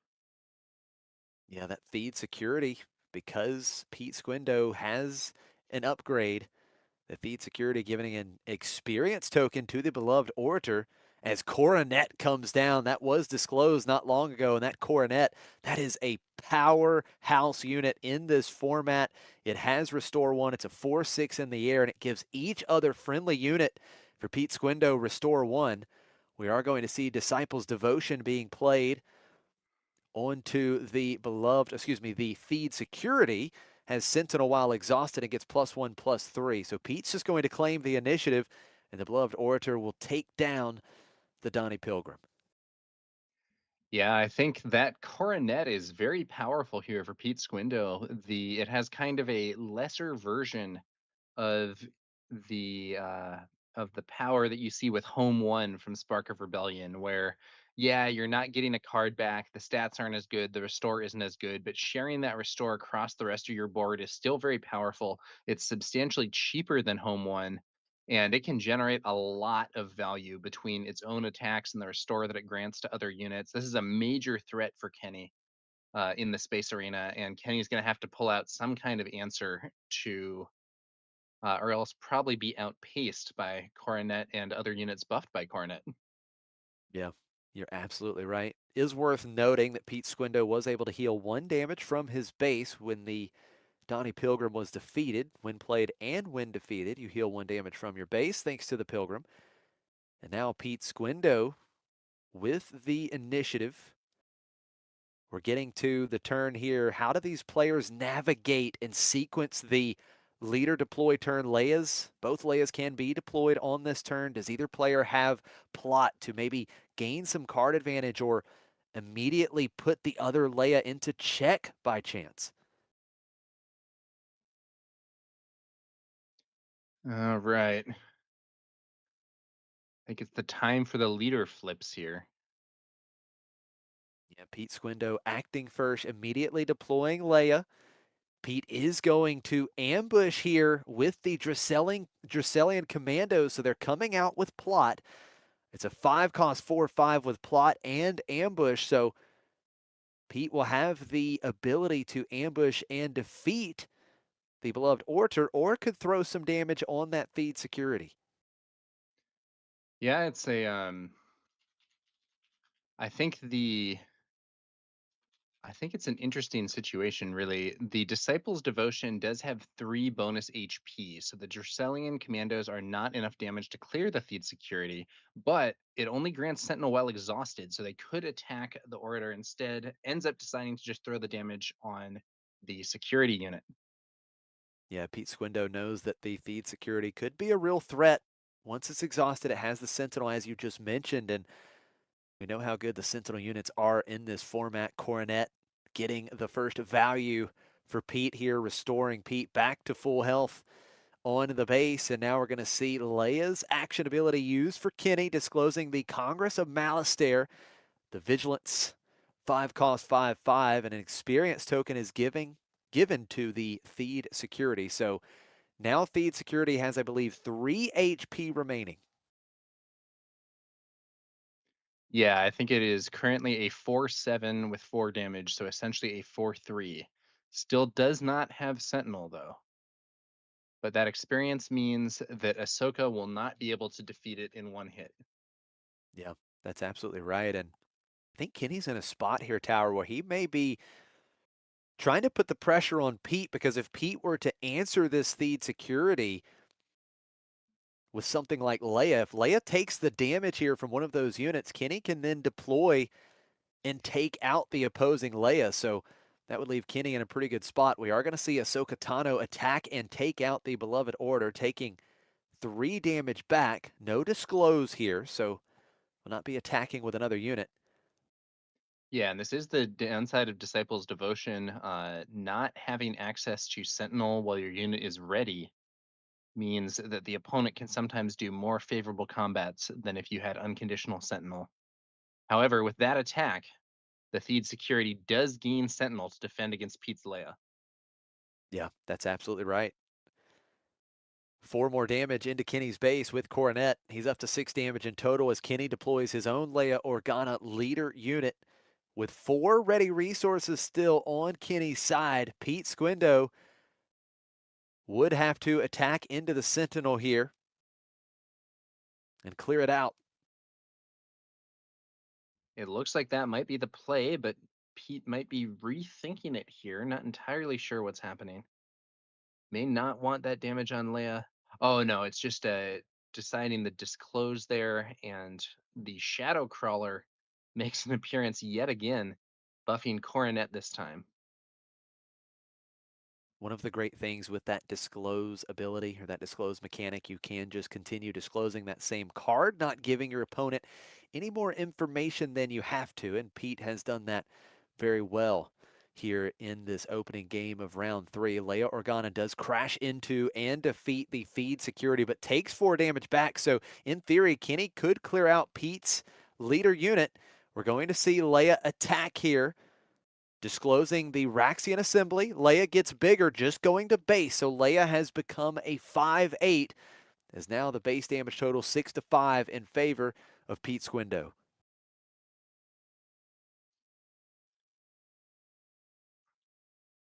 Kenny's been saving these resources for a while. Let's see what he does with them. Oh, that's a massive play. Grassroots Resistance dealing the final 3 damage needed to defeat Pete's leader unit and heal 3 damage from the base. Great tempo play there for Kenny as he cleans out the leader unit. And that Leia on his side, still a big threat. Yeah, Kenny is left with Leia on the field against the Dracelian Commandos and Coronet. And Leia has the potential to kind of grow out of control if not dealt with. So Kenny is probably happy that he managed to defeat Pete's Leia on this turn. However, that Coronet, now buffed by Leia's ability, is a very serious threat and represents a lot of restore. Yeah. Coronet still such a good unit in this format. Space can be a very tough lane to interact with in this Secrets of Power limited format. Pete has the initiative. The Dracelian Commandos will get into Kenny's base for 4, restoring 1 in the process. 7-4 now, the damage total. But you talked about it. This Leia can just continue to grow, get out of hand, really. We're going to see the on attack once again disclosing the Raxian assembly as Leia grows to a 6/9. 6 damage to Pete Squindo's base, and Leia is just, as you mentioned, Tower, this is going to be a huge unit in no time. Yeah, it's a major threat for Pete Squindo, and as a leader, some options are not available for dealing with Leia that you would be able to use against a standard unit. Now, I tell you what Pete wishes he had right now is a retaliation, right? Because Leia came in, dealt damage to Pete's base. If he had retaliation, that'd be the straight up answer for Leia. But instead, we are going to see the populist advisor. And look at this. Kenny has also found one of these special treatment cards from the Spotlight deck. Captain Typho, a fantastic one. A 4/5 Sentinel in the ground arena. And then Pete Squindo, another pretty bomb card here in Limited as well. The Crucible is going to give an experience token to each of Pete's other units. So now Pete's units are growing. This is a very interesting board state. Absolutely. And Kenny's also going to play Marva Andor, but I'm not sure that this is necessarily the best situation for her, given that there is not exactly a wide rebel board for Kenny. However, it is another unit that can start swinging away. But Pete Squindo with that Crucible giving experience to all those units and Coronet still unanswered is presenting a really major threat in the space arena, even though Kenny with Captain Typho, Leia, and Marva has a substantially stronger force on the ground. Yeah, the Coronet was able to get in for 6, bringing Kenny up to 13 damage on his base. Pete restoring back down to 9. Kenny has the initiative with his very threatening leader unit at this point. Leia Organa has 2 experience tokens on, going to attack again, revealing once again the Raxian assembly with the disclose. Now Leia has +3/+3, a 7/10 leader unit getting into Pete Squindo's base, 16 damage on. We're probably going to see a lot of restore this turn, though. Unless Kenny can find something to deal with that coronet, each of these units attacking at this point would be a heal. Yeah, that is absolutely right. And it's also worth noting that since Kenny attacked Pete's base and dealt combat damage to Pete's base, the Populist Advisor does have Sentinel for this phase. As we see the Dracelian commandos attacking and trading with Captain Typho. Kenny disclosing the 7-cost bomb, the Mon Mothma, healing a damage from base. And here comes Mon Mothma. Mon Mothma, when played ability, will allow Kenny to attack with any number of other units, attacking with Leia, even though she's exhausted, taking out Pete Squindo's Sentinel and revealing the Raxian assembly again on the disclose to pump out another experience token. What a play, completely clearing out Pete's ground arena. Yeah, now Marva Andor is poised to push more damage to Pete's base, but Pete still has a lot of resources and a powerful space fleet. It is worth noting that if Mon Mothma gets to attack, she has Restore 3 as well. So now both players have some serious restore going on. What does Pete have to do with his resources here? I can tell you one thing, Tower. These are 2 phenomenal Leia command decks. There are so many bombs being thrown around on both sides of the table. So even with a loss here, keep an eye out for these 2 players throughout the rest of the tournament. Pete Squindo is going to get in with Coronet. 6 damage to Kenny's base. That's 12 damage on as Marva gets in for 3. 18-17. The damage totals in favor of Pete Squindo, with Pete still having all of his resources still available to him. Oh, look, he's got Look, Retaliation he Tower. has it. He He has it, but he does. didn't play it. He's got Hey, the this is going to be his retaliation. chance. He Yeah. could, yeah, because Leia attacked base earlier this phase. Retaliation disclosed. Crucible gets an experience token, but Retaliation defeating Kenny's massive Leia Organa leader unit. 24 damage on Kenny's base after the swing with Crucible. And this is trouble for Kenny. Even with the Restore 3, there is lethal in the space arena, and Kenny's going to clean it up. Pete Squindo taking game 1. You mentioned earlier that retaliation would be the dream answer for Leia there. I think Pete didn't have it at first, but maybe drew into it for that last turn. And with Kenny's Leia off the field, no longer has a potential way to win faster than Pete's space units can close it out. He does concede. We're going to go to the next round. You know, it's funny, Josh. Pete had been disclosing that shadow crawler all game. I was thinking that we might see it show up to make an ambush, but retaliation was an even better play that turn. Yeah, absolutely. Again, big thank you to everyone tuning in. Love what we're seeing coming from chat here. I do absolutely agree. I do believe Leia is going to win this match. And yeah, we talked about it a little bit. These are 2 very strong decks, Tower. We saw some bombs on both sides, and I think that game could have easily went one way or the other. So even a loss here, these players have started out 2-0. Even a loss here, they're very much still alive at making a run into the top cut. And I think we better pay attention because these 2 pools seem very, very strong. That's right, Josh. And we're going to go into game 2 here. Kenny with the initiative.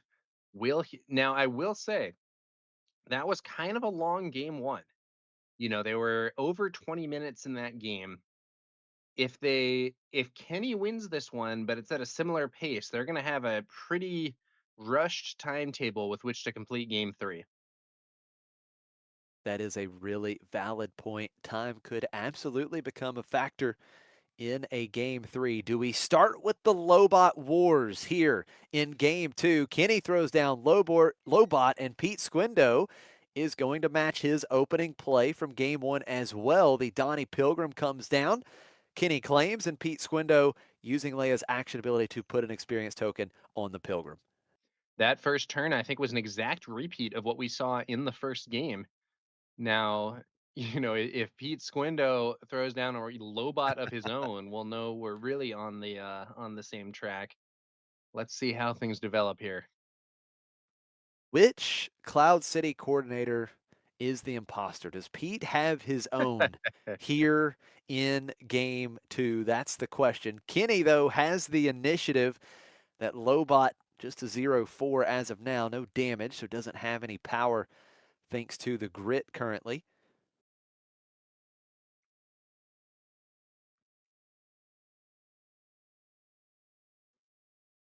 Huh. Like a soft pass there with that Lobot. Yeah. Attacking for 0 into base, it looks like. Interesting play. It does give up the opportunity to do some damage in the event that Pete Squindo attacks into Lobot and enables grit, but is, like you said, Josh, a form of soft pass here. So now Pete Squindo. Oh, look at these two players. What's going on? We're Mirror. going to see popular. This really has been the mirror match, hasn't it? Two populous champions coming out for both players here on turn 2 of game 2. What a turn of events here. Pete Squindo has the initiative as now it's the Champion Wars. What a great 3-cost unit in this format. 3-5, such good stats. And with Leia, it gets even crazier, right? Because they can get rather large pretty efficiently and pretty quickly. Yeah, a 3-cost 3-5 with no text is something that's actually even seen constructed play. The liberated slaves have been seen from time to time in constructed decks. So having a 3-cost 3-5 no text in limited, where overall card quality tends to be lower, is pretty strong. And however, if either player thought they were going to get a big efficiency advantage by playing a populist champion, they were mistaken because both of these players had populist champions to play. That's absolutely right. Now, both players trading some damage here. The Donnie Pilgrim put 2 damage onto Lobot. Populous champion for Kenny deals 3 to Pete Squindo's, but look at this. Pete Squindo has Heroic Arc 170, and because Pete controls a damaged unit, when played, deal 2 damage to an enemy unit, he takes out the Populous champion. Great tempo play here for Pete Squindo. Yeah, and speaking of constructed worthy cards, that Heroic Arc 170 has definitely seen a fair amount of play in Premiere, as has the card that Kenny's bringing out. These are some strong decks. Captain Typho, very efficient Sentinel. Yeah, the populist champion for Pete Squindo attacked into the Lobot unit. Both units defeated because Lobot had 2 power, thanks to 2 damage on it from that Pilgrim. But yeah, I mean, these are some very strong premier cards that we are seeing. That Captain Typho really going to make things a little bit more difficult for Pete Squindo in the ground arena. Pete was able to claim the initiative. He's got the air territory locked up right now, but Captain Typho so tough to get through. Yeah, you said it earlier, Josh, but these players really do look to be running with some high power level builds here. And regardless of who ends up winning this match, I think both these guys are threats for other rounds in the tournament. No doubt about it. First action now should be on Kenny. He's got that heroic art unimpeded in the space arena, so he will deal the first damage to Kenny's base here in game 2. 4 damage to base as Captain Typho looks to call potentially the 4 damage that was just dealt by Pete Squindo, and Captain Typho is going to take out the Donnie Pilgrim before it can grow with Leia's ability, taking 2 damage back, and Pete Squindo healing 1 when defeated. And now Pete Squindo playing Nalase, just a massive 4-7 here in the ground arena now. Yeah, now let's say 4/7 has a disclose ability that can be used to heal, and looks like a smaller unit entering play there for Kenny. I believe we are looking at the Raxian Assembly. I'm sorry, I said a smaller unit and I was completely wrong. The Raxian Assembly is a larger unit, or rather, Yeah, I was gonna say same you're stats, partly different right. distribution. Yeah. Yeah, exactly. Just distributed differently. They both have 11 in total stats when you add them together. So the Raxian Assembly a couple more power, but less HP. So we'll see how Pete Squindo navigates the ground arena here. Pete Squindo does have the initiative again. Nalase, 4 power, could take out that Captain Typho, but would be set up to be defeated by the Raxian Assembly if Kenny chooses to do so, and the Assembly could stay on board. So both of these players just, I think, trying to be very careful, sequence properly here. Try to get the edge on this turn. This is the big Big turn, turn. right? This is where Leia comes out. This is the power turn for these players.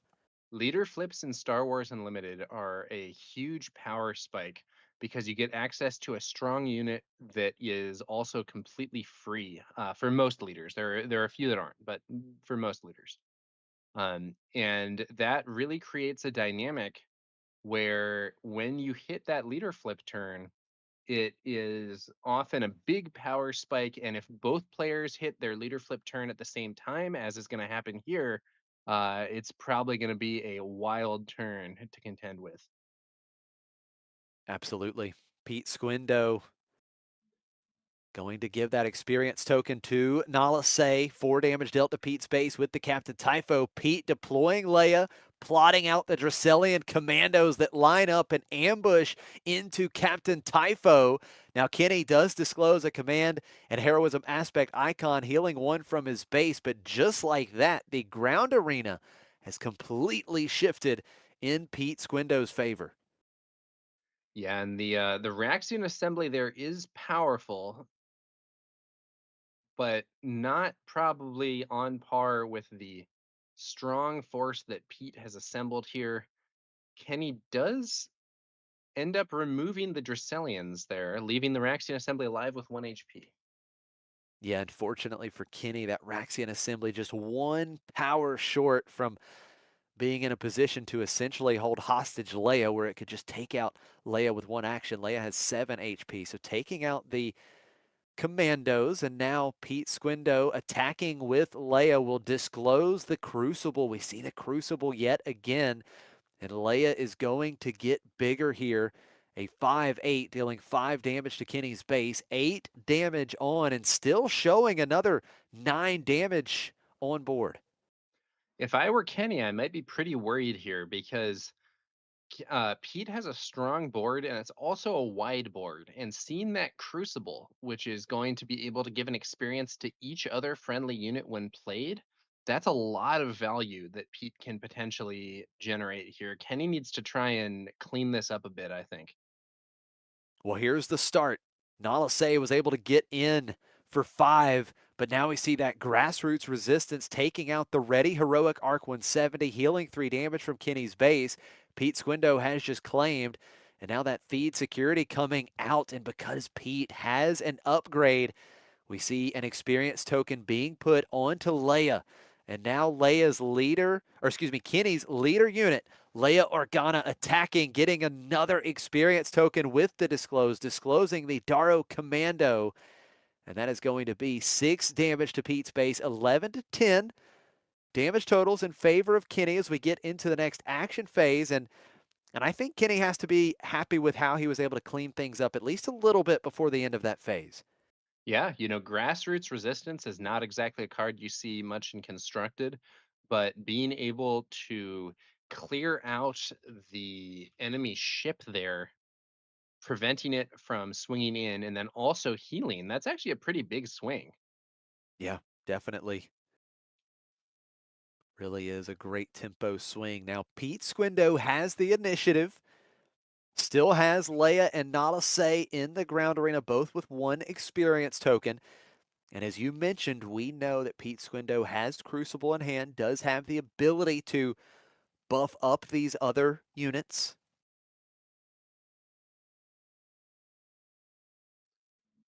Now, here is a strong tempo play for Pete Squindo. The nimble prowess being put onto his leader unit.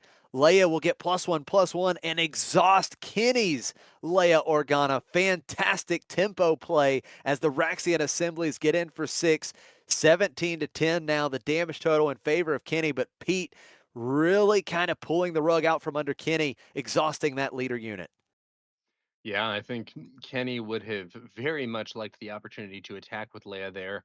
You know, you could use the ability to give experience to Leia herself, do a bunch of damage, and then we could potentially see Pete looking at, being one action away from losing if that Leia had a chance to attack. It was not the case, though.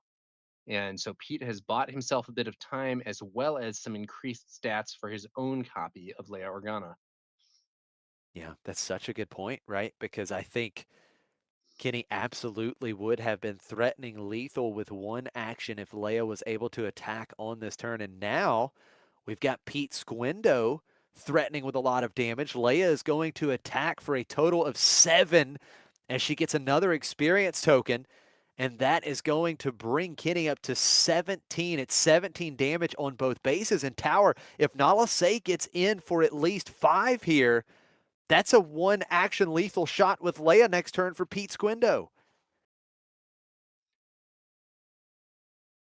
Yeah. Let's see what Kenny can do. A retaliation from Kenny to clear that Leia would be very desirable here. Feed security, dealing 2 damage to Pete Squindo's base, 19 on Pete's base. Nala Se getting in for 5, 22 damage on Kenny's base. He has to do something about this board. Either answer the Leia or put down a Sentinel, possibly. He's going to put down a Sentinel, but it's in the space arena. It's the Jade Squadron Patrol. There's only one ready resource left for Kenny. If I'm Pete Squindo, I'm tempted to just claim here. Yeah, I mean, I think he. Do I have this math wrong? Let's see here. Yeah, if Leia just swings, that's lethal, and I don't think Kenny's going to be able to stop that with one resource. If I'm Pete Squindo, I think I can just claim and win. Yeah, I absolutely think so. I mean, I'm trying to think if there's a way with one resource.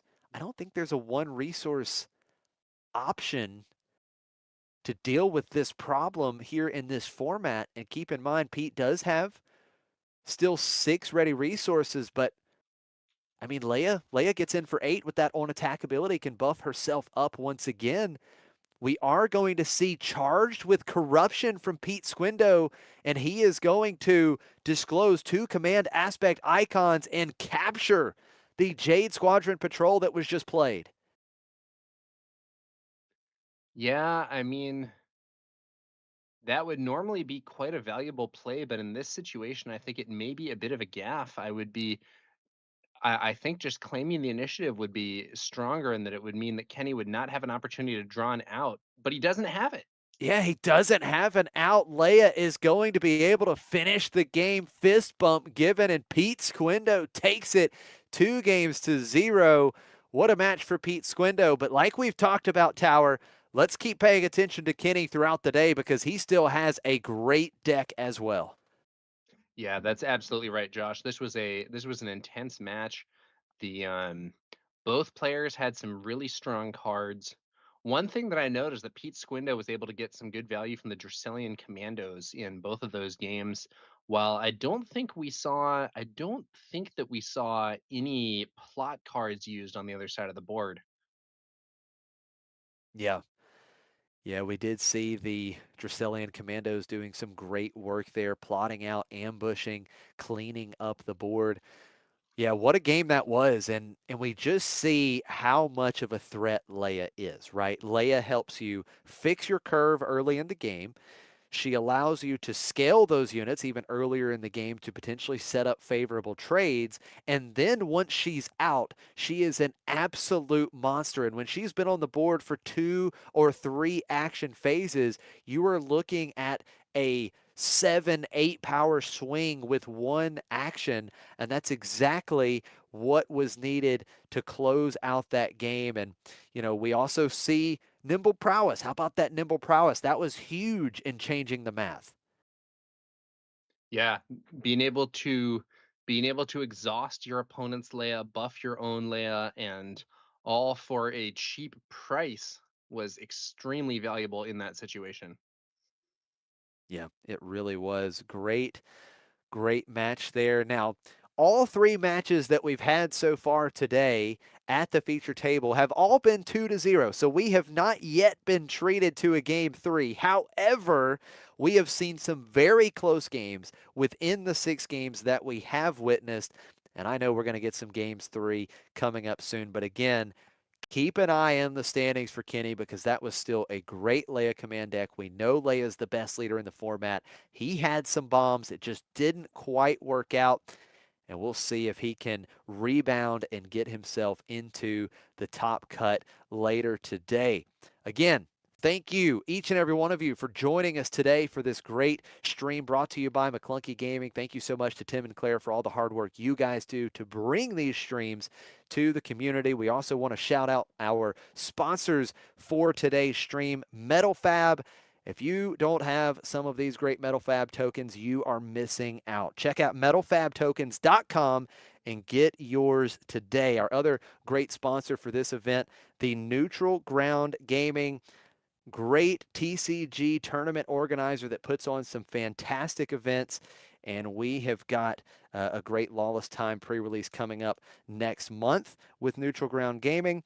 And also, don't forget, make sure you are a part of the McClunky Gaming Discord and get in on the giveaways of those awesome McClunky Initiative tokens. Well, I think that is going to about do it for round 3. We are going to step away for a short break, and then we will be back for round 4 of 7 total rounds. Stay tuned. We've got more coming from New York City. See you guys soon.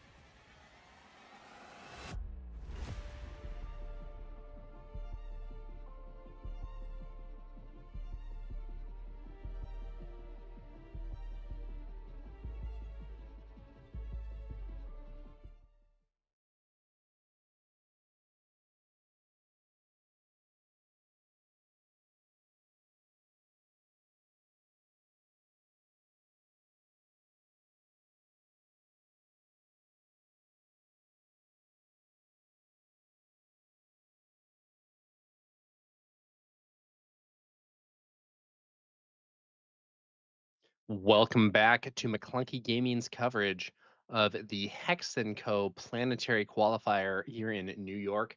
We are about to move on to our next round of Swiss play. This is a limited PQ. So we are currently in the sealed portion of the event and will be moving to a top 8 draft after the cut. I'm TowerNumber9, joined here by Josh Snyder from Next Gen Gaming SC. Josh, how are you doing? I am doing very well, and I've just been having a blast all day seeing some great sealed decks, and I just love the limited format. I think honestly, it's my favorite. I love watching limited games and seeing all the creativity from these players, and I can't wait to see how the rest of the day unfolds. Yeah, I think it should be an exciting one, Josh. Let's see how we do. Now, something to note, Howard, and I think we've mentioned this yet today, but here at this tournament, I believe we started at 69 or 70 players.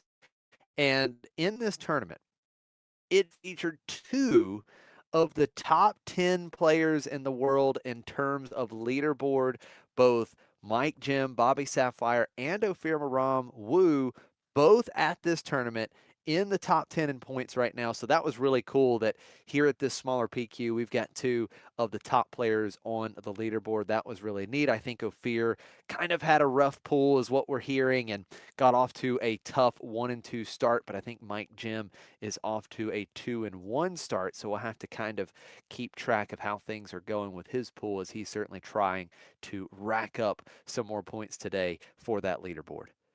Yeah, and it is worth noting that this sort of the northeast of the United States is a very competitive region.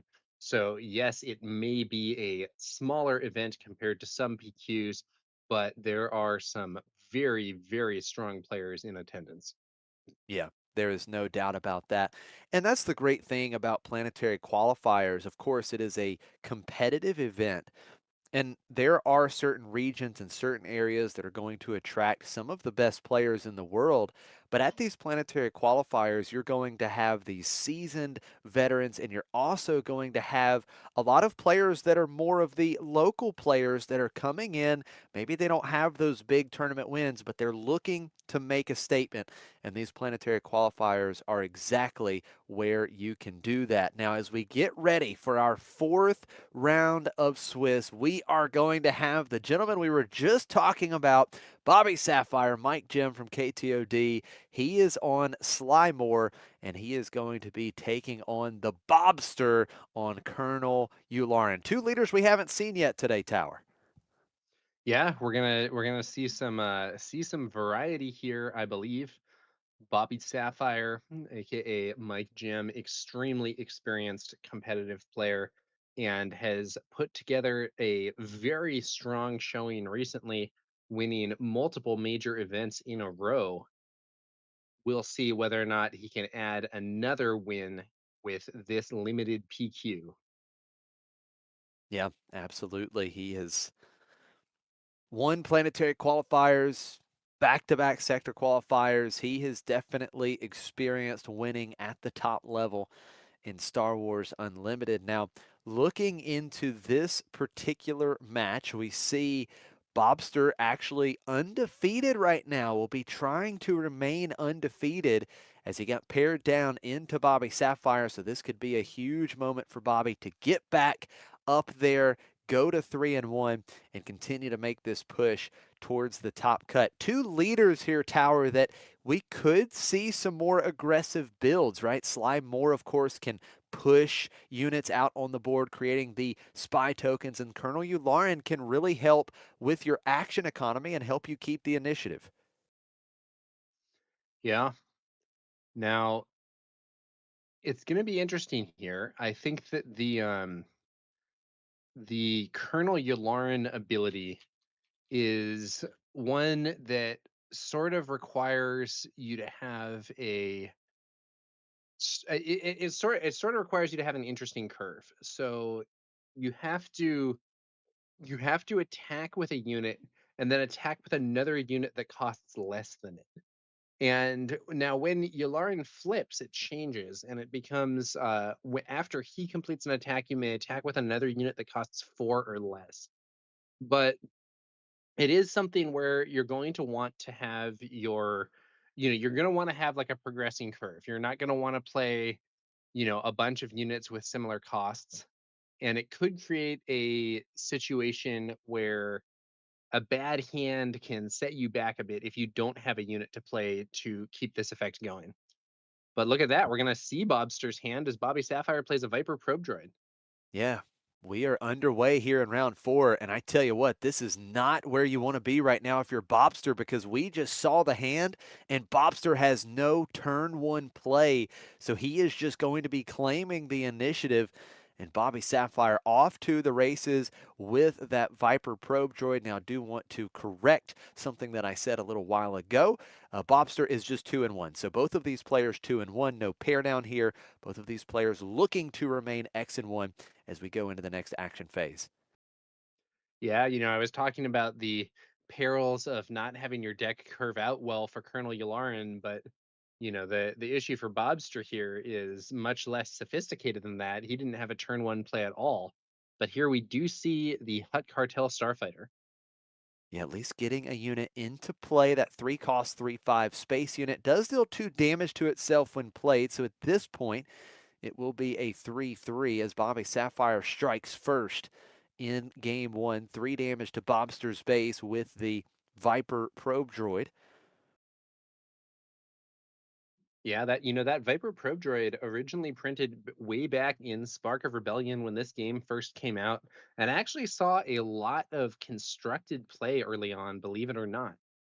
These days, it isn't one that you would see as commonly in a constructed deck, but still a very credible unit here in Limited. Yeah, absolutely. Now, Bobby able to follow up with his own 3-power space unit in the ISB shuttle. Now, didn't get the when played effect. If a friendly unit was defeated, you can create a spy token, but no friendly units were defeated for Bobby, so just getting a 3-power unit in the space arena that can contend with that Cartel Starfighter. Bobster will start with the initiative, and he is going to start by matching the damage totals on the base. 3 damage to Bobby's base. As we go back over to Bobby Sapphire, has 6 total power represented between the two arenas. And he's going to start, it looks like, with that Viper Probe Droid. Viper Probe Droid's got in for 6 already here in game 1. Yeah, and this is a bit of an interesting situation. In some ways, Bobby Sapphire might like to trade the ISB shuttle for the Hut Cartel Starfighter, but in this situation, I think it might be a stronger option, depending on what his overall play is, to go ahead and swing to base so that he can get the 4 exhausted units that he needs to make a spy token with Slime More. Now look at this very strong play for Bobster playing Elia Kane. That when played ability, get to look at 3 enemy resources and you can defeat one of them. And Bobby had a plot card, the Lurking Snub Fighter, down in the resources there. So Bobster was able to take out that potential plot play. Now Bobby replaces it with another card from his deck, but that's a very strong play there. That Lurking Snub Fighter can really create some tempo. Yeah, and it is worth noting that unlike the scanning officer, who interestingly actually represents the same character in lore, Elia Kane does not exhaust the replacement resource. It looks like Bobby is going to opt to take the trade here, though, so we may not see that Slime More activation after all. We'll have to see. Oh, and I think I see exactly why he wanted the trade tower. He's got another ISB Oh, agent. So nice. now, with a friendly unit being defeated, he's able to play that ISB shuttle, create a spy token, and then now there are 4 total exhausted units, 1 ready resource for Bobby, use the Slimore action ability, and creates another spy token. Yeah, I thought he might have given up the opportunity to create that spy token, but with the second ISB shuttle generating a spy of its own, Bobby Sapphire is indeed able to flood the board a bit, and Elia Kane is probably the strongest unit on the field right now, but she is looking distinctly outnumbered. Yeah, absolutely. Elia Kane, a 3/6, does have raid 1, so Bobster can absolutely take out any of these little threats in the ground arena with Elia Kane, but with the 4 units on Bobby's side, we are looking at a potential of 10 total damage. So Bobster definitely behind right now in the race, has 3 more damage on base and staring down a wide board with Sly Moore here. Bobster setting up a big play. It's Mirage Centel. When played, you may deal 3 damage to an undamaged unit. So the Space Arena cleared up. The ISB shuttle defeated. And now Bobster has a couple very solid threats in the ground arena. Yeah, now Mirage is going to cost all the resources available there. We do see Colonel Yularen flipping, and I believe he could use his ability here to get that double attack.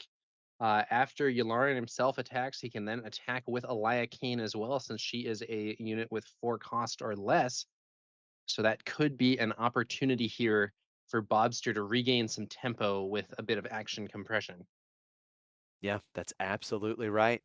Colonel Yularen will do just that. So Yularen will attack, and then Bobster attacking with another unit that costs less. Elia Kane attacking as well, or Elia Kane, excuse me. We're getting 4 damage to base with Yularen, and Elia Kane will take out the Viper probe droid and still have 3 HP remaining.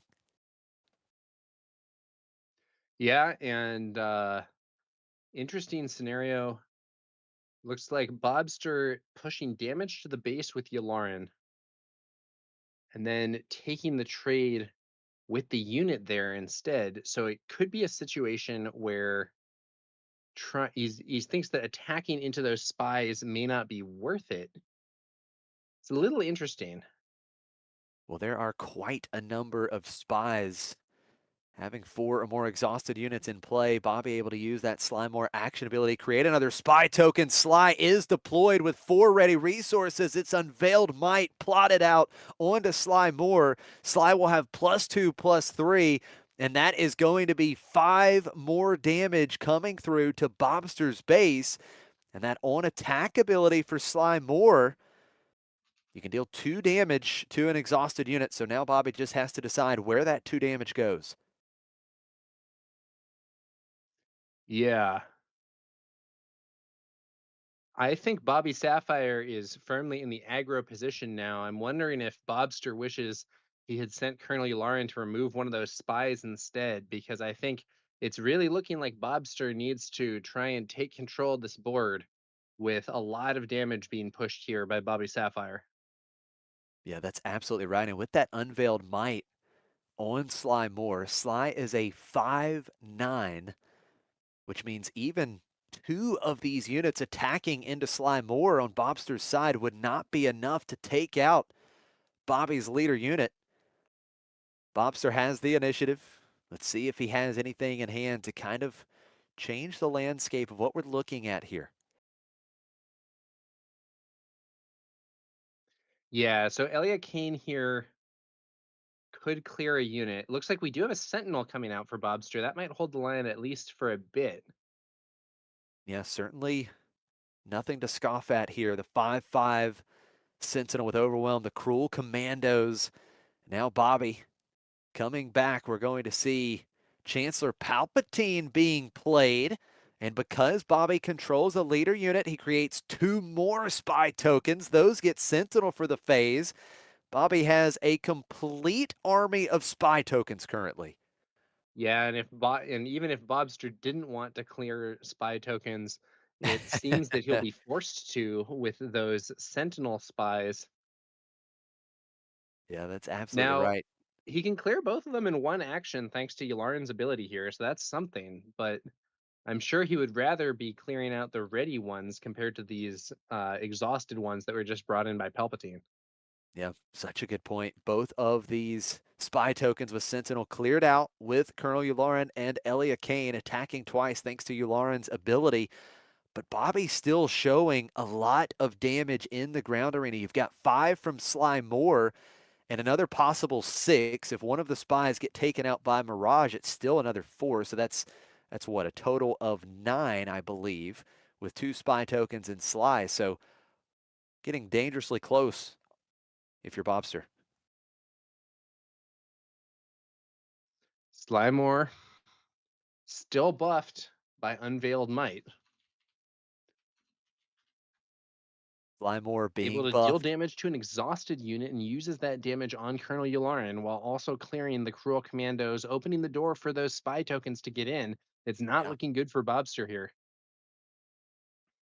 Yeah, the big Sentinel unit out of the way. We talked about how important these Sentinel units are in this format. Mirage Centel defeating one of the spy tokens.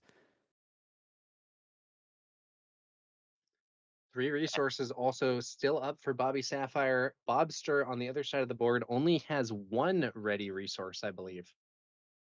Yeah, that's right. And now I guess the question for Bobby is, you've got these 2 ready spy tokens. Do you clean up the leader unit? That is an option. Colonel Yularen only has 2 HP remaining. Or does Bobby just continue to be aggressive here? Already dealing 15 damage to Bobster's base, just has another 15 to go. I do think clearing Yularen here might be pretty reasonable, Josh.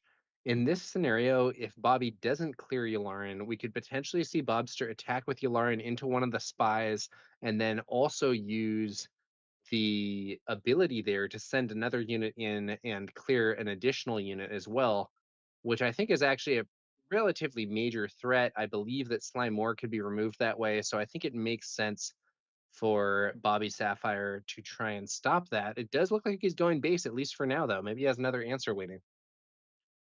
Yeah, going to base. That's 17 damage on Bobster's base. Bobster does have another play with the 1 resource, playing that 1 cost 1/2, the Reckless Rebel. It's a 1 cost 2/1 with Saboteur. Not the necessarily the card you most need right now, but it's at least something to do with that additional resource. The question is, what will Bobby Sapphire do with his 3 resources? And we're about to see it. Well, it's going to start with a Contempt for Culture, dealing 2 damage to the Yularen leader unit. Yularen is defeated, and Bobby Sapphire, well, he does it again. He creates another spy token. He has created a ton of spy tokens in this game. Now, Bobster Now, does have Bob's the initiative. Yeah, now Bobster does have an opportunity, I believe, to use Colonel Yularen's leader side ability, so he can still potentially remove 2 units at once. With that reckless rebel on the field to be sent in after one of his other attackers. Yeah, that is a really good point. Could still get the action economy with the Yularen ability. Let's see what he does. 19-7 are the damage totals in favor of Bobby Sapphire. Just 11 HP remaining for Bobster. Bobby is showing lethal in play here, so he definitely has to change some math and start clawing away at this board. And with the first action, we are going to see Elia Kane trading with the Slymore leader unit. And now that Reckless Rebel, you talked about that line, the Colonel Yularen action ability. Elia attacks first, takes out Bobby's leader unit, and then the Reckless Rebel taking out one of those ready spies. There's now only 6 damage on the board for Bobby Sapphire, so lethal not being presented at this time. Let's see what Bobster can do to try and stabilize further. Now here comes Dedra Miro. She's got verifiable data, and she's going to be ambushing and defeating Chancellor Palpatine. Taking 2 damage back, will have 3 HP remaining on attack. A spy token is created for Bobster, and now that other ready spy token for Bobby Sapphire. 2 more damage. Getting through, Bobby 23 Sapphire, damage on. he's pushing the damage, but the board is slipping out of his grasp. Does he have some good units to bring out with all those resources here? Emissary Sheathipede will be the first one. Bobster just claims the initiative after the space pivot. And look at this, Bobby Sapphire able to put multiple units in the space arena, the Emissary Sheathipede, and then the A-Wing. So pivoting over to the space arena, will that be where he can get it? We're going to see a 3rd space unit played on this 6 resource turn. The Inspector's shuttle coming out. Now Bobby will have to name a card, and we'll see if Bobster has any copies of that named card. If he does, that shuttle will get an experience token.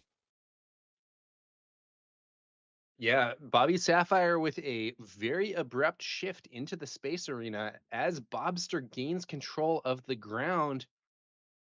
Looking at Bobster's hand that was just revealed, he has some good cards. He even has a Queen Amidala in there, I believe the most valuable card in the set, but it does not look like he has any Space Sentinels that he would need to hold back all these ships Bobby Sapphire is bringing onto the field. Yeah, that's exactly right. I don't think he had any immediate answers to the space arena.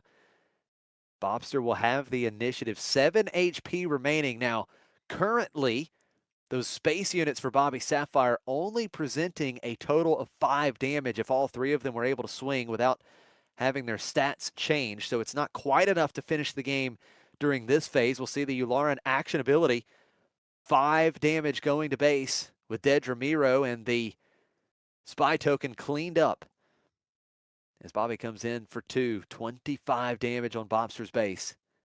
Yeah, and I think Dedra's ability may have been missed there. It should generate another spy token on attack. Not sure that it will be relevant though, because the space threat is quickly encroaching. Oh, he's got Misa proposed. Jar Jar Binks will come in, give the Inspector Shuttle +2/+2. No response for Bobster in the shuttle, dealing lethal with that 3 damage that would come through.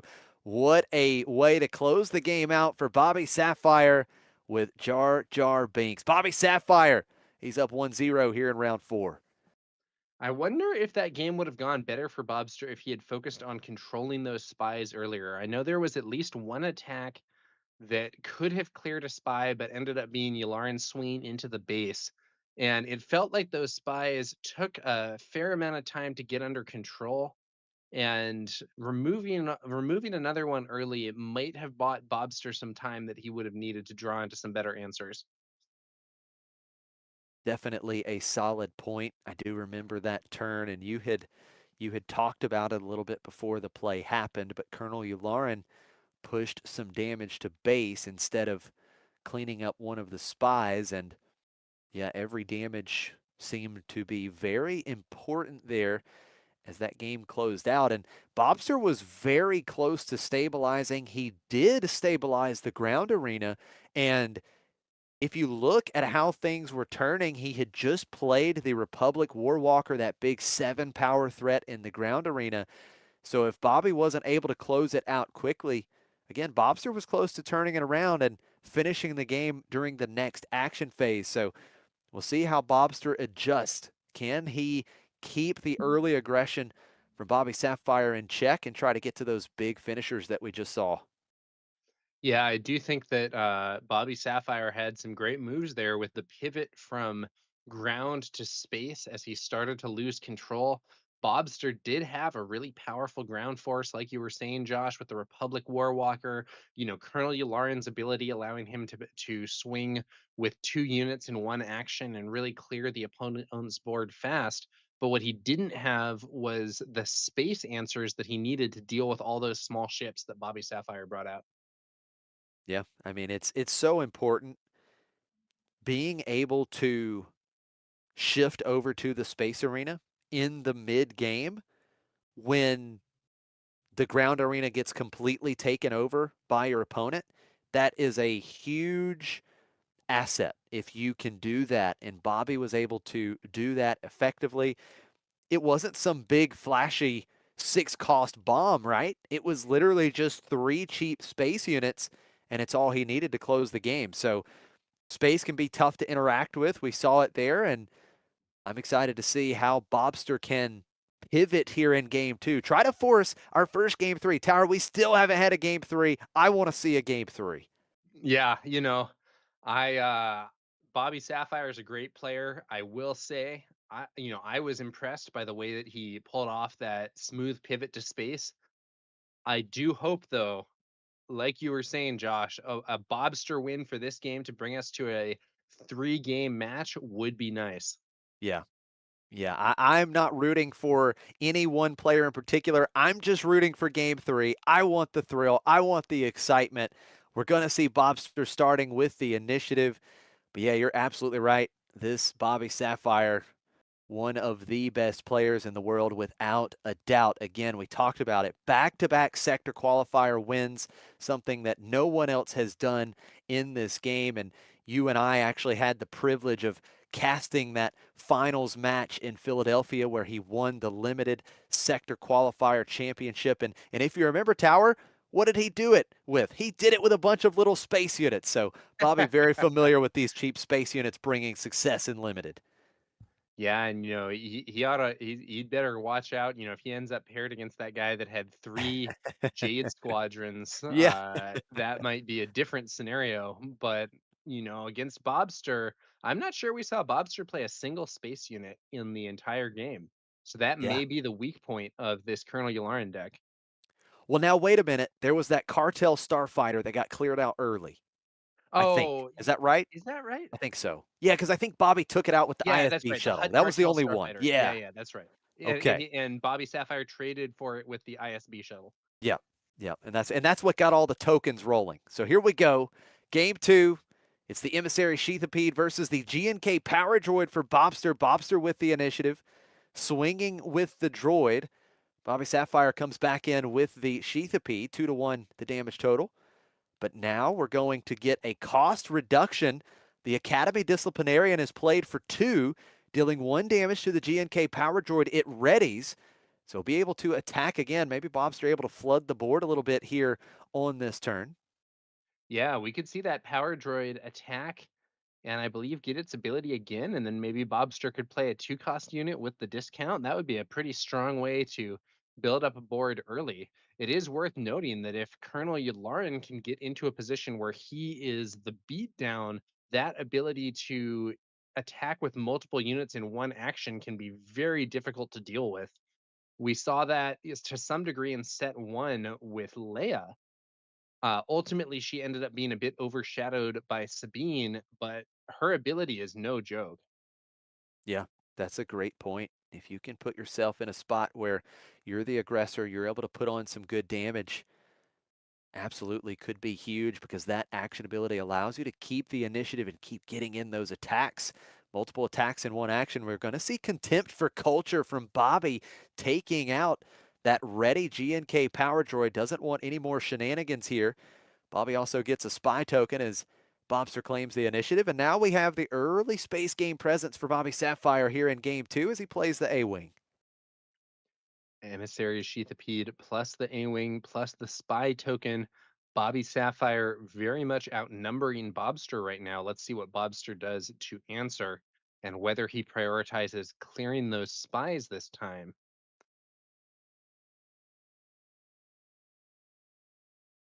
An aggro start. Bobby has to feel good about multiple space units, being able to put good pressure early. The Academy Disciplinarian does clean up that spy token in Bobby's ground arena, but now we're going to start seeing the damage coming through the space arena. The A-Wing getting in for 2. It's the Imperial Occupier coming down for Bobster in the ground arena. That 2-2 for 2. When defeated, he'll get a spy token. But the I do Sheathipede, have to wonder whether Bobster's plan had been to get the extra attack with that Gonk droid and bring out the Imperial Occupier as well last turn, which would have been very nice. Didn't get a chance to do it though, thanks to that contempt for culture from Bobby Sapphire. yeah, that's an excellent point. Very well could have been the line. Bobster up to 6 damage on base after the Sheathipede gets in. And look at this. We've got the Slymore action ability able to create a spy token for Bobby Sapphire and then an ISB shuttle creating another spy token because the original spy was defeated. So Bobby has pushed very wide on the board. He's got 7 damage showing in the space arena. If I'm Bobby Sapphire, I got to be feeling pretty comfortable yet again. This board is being flooded by Bobby Sapphire. Yes, Bobster does have some relevant units in the ground arena, but similar to how our previous game ended, he does not have any answer to a swarm of small space units that nevertheless represents significant damage if left unchecked. Bobster could, I believe, use Yularen's ability and kill both these spies without them getting a chance to attack, but it wouldn't be enough to stop the aggression completely. And he is going for the Yularen action ability, it appears. We are going to attack with the Disciplinarian and the Imperial Occupier, taking out both spy tokens. I think you called it spot on. That definitely needed to happen. You're already behind in the race, and there's just too much damage being represented in the sky for Bobby Sapphire. So after the tokens being cleaned up, it's 3 damage to Bobster's base. That's 9 on. There's a space unit, the Yeah, Consular's there we go. Cruiser. That is a Space Sentinel, and it is just the type of thing that Bobster wants to see here. That is exactly what he needed. Finally, a way to interact with the space arena. We talked about there being very few Space Sentinels in this format. This is one of them, and it's very solid. It's come at a perfect time for Bobster because it lines up very well into these cheap units. Yeah, the Consular's Cruiser is a 4/5, and in principle, it could get a 2-for-1 here against ISB Shuttle and one of the units that can swing for 2. But because the ISB Shuttle has already attacked, Bobby Sapphire is in a bit of an awkward spot here. He could, yeah, so if he attacks with the A-Wing and the Sheathipede, then the cruiser is left on 1 HP. It might be best for him to attack with one of those units and try and clean things up with the ISB shuttle next turn. But even then, if he loses the initiative, the cruiser will be able to attack whichever of the 2 power units didn't attack. This is a very awkward spot for Bobby Sapphire in the space arena all of a sudden. Yeah. Yeah, he's definitely taking a moment here. This is an important moment in game 2 where Bobster has finally found that interaction for these cheap units, and Bobby has to think through the right way to sequence this. Of course, Sly Moore can still be deployed. We are going to see the Viper probe droid coming out. And look at this. It is 2 big ground sentinels for Bobster, the Cruel Commandos and the Naboo Security Force. We are going to see Yularen coming out. Yeah, this is looking, it's looking a little dicey for Bobby Sapphire here. He's by no means out of it, but Bobster has just shown some very solid options for slowing down the aggression in both the space and ground arenas. Another Chancellor Palpatine, this time I am the Senate, plotted out with Sly Moore being deployed to Sentinel spy tokens, will immediately be met with Colonel Yularen and the ability to attack with a cheaper unit, the Outer Rim Constable as well. So those 2 units attacking and taking out the spies that were immediately created. We are going to have Sly Moore attacking Bobster's base for 3, dealing 2 damage to the exhausted Constable, and that defeats the Constable. Yeah, and Chancellor Palpatine there, and those spy tokens that were brought out covering Sly Moore against a situation where she otherwise would have likely been removed on flip. You know, instead of attacking into those spies, Yularen and the constable could have swung and defeated Sly Moore. But because those spy tokens generated by Chancellor Palpatine have Sentinel, Bobby Sapphire was able to buy his leader some time. The question now is if he has some way to handle these Sentinels with Bobster still having the consular cruiser out in space and potentially bringing out one of those big ground Sentinels this turn as well. Definitely an important decision for Bobster. We're going to see Ferrix Uprising. That is going to deal exactly 6 damage to Sly Moore. Exactly what Bobster needs. Takes out the leader unit. Great play here, and I'm sure catching Bobby by surprise just a bit. Yeah, Ferrix Uprising deals damage to a unit equal to twice the number of units you control in its arena. Slymore is a 6 HP unit, and there are 3 ground units there for Bobster. So, like you said, Josh, it's exact lethal. And now looks like Colonel Yularen's ability being used. Yularen swinging for the base this time, and the Imperial Occupier clearing the probe droid. So 5 damage now on Bobby Sapphire's base, 12 on Bobster's base. The buy token was created when the occupier was defeated. So now Bobby has to decide whether he's putting a couple extra damage on base or potentially take out that spy token with Chancellor Palpatine. I will say, Josh, I was a little surprised by that attack. I would have expected that Bobster would have wanted to clear out both of his opponent's units here, as I do think he is still kind of in the defensive role. But he opted to push damage to base with Yularen instead and continues to push damage to base rather than addressing Palpatine. Look Enforcer at Squadron. this, out of aspect Enforcer Squadron. So another big space threat for Bobby Sapphire. It's a 5-3 in the space arena. So now once again, Bobby is showing 7 possible damage up in the air. Now Bobster has complete control of the ground arena once again, but we're getting in a similar spot as the first game with Bobster already at 16 damage on his base. He can be put at check in the very near future. The fact that Bobby Sapphire is playing an out of aspect Enforcer Squadron, to me, really reinforces the idea that he's investing in that space arena. Absolutely. He knows that the space arena can just be so difficult to interact with. We've seen it already today. Bobster did have the one space sentinel, but what does he have after that? We know he has ground sentinels incoming, but the pressure right now is in the air. We're going to see Colonel Yularen and a spy token attacking here, so it will be 4 damage to base with Colonel Yularen, and the spy token trading with the Chancellor Palpatine as Enforcer Squadron gets in for 5, and that brings Bobster's base total damage up to 21. It's turning into a space versus ground race here, Josh, but Bobby Sapphire has a big head start. He absolutely does, and now with that attack from the A-Wing, it puts Bobster at 23 damage on, which means next action phase, Bobby could win in 2 actions, make that still 2 actions as he puts another space unit into play, the Nubian Star Skiff, 17 damage on Bobby's base, but Bobster has to change the math here because Bobby's showing lethal in 2 actions. Does not look good for Bobster. Another consular cruiser would be nice, but even that, the Enforcer Squadron could trade for it and it would still leave multiple units in position to keep hitting that base. Bobster needs some kind of out. The big ground sentinels that we saw in his hand earlier are just not it against this space aggression.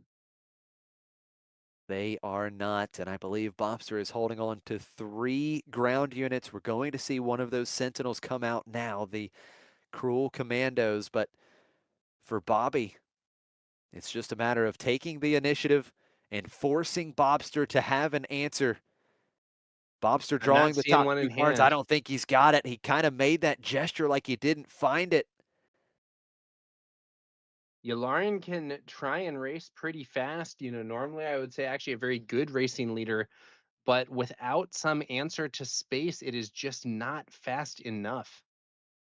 Yeah, he's going to swing for 5, but there's the handshake. Bobby Sapphire cruising to a 2-0 victory here in round 4 with Sly More command, and he pivots very well into this aggressive space strategy. We have seen Bobby, as we talked about, have so much success in Limited with these aggressive space strategies, and he's off to the races here at 3-1, still very much alive for a top cut appearance.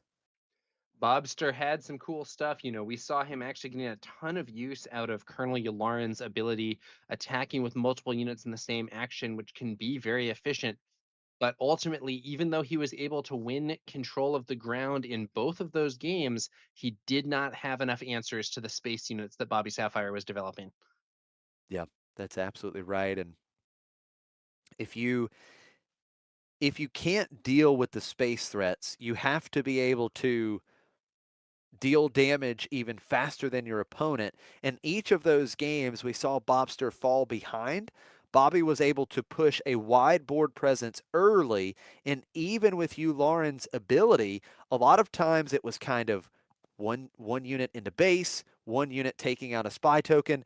There was never a moment where Bobster was in the driver's seat and able to truly be the aggressor. He had to focus so much on the cheap ground units that Bobby was presenting. And then, of course, Bobby just said, well, now I will pivot over to the space arena. And the question is, can you interact with it? And ultimately, there wasn't enough interaction. That answer was no. Yep. Tough one there for Bobster. Bobby Sapphire, experienced tournament veteran, picking up a win, going to 3-1. We will, of course, still have 3 more rounds of Swiss play here before we move to that top 8 draft, which we will be bringing you live coverage of. It's been an exciting day here, and where there's going to be a lot more Star Wars Unlimited to come. Yeah, absolutely. We've seen some great matches. Now, 4 rounds concluded here, and we still have yet to find that game 3. When will we see that game 3? That's what I'm asking, Tower.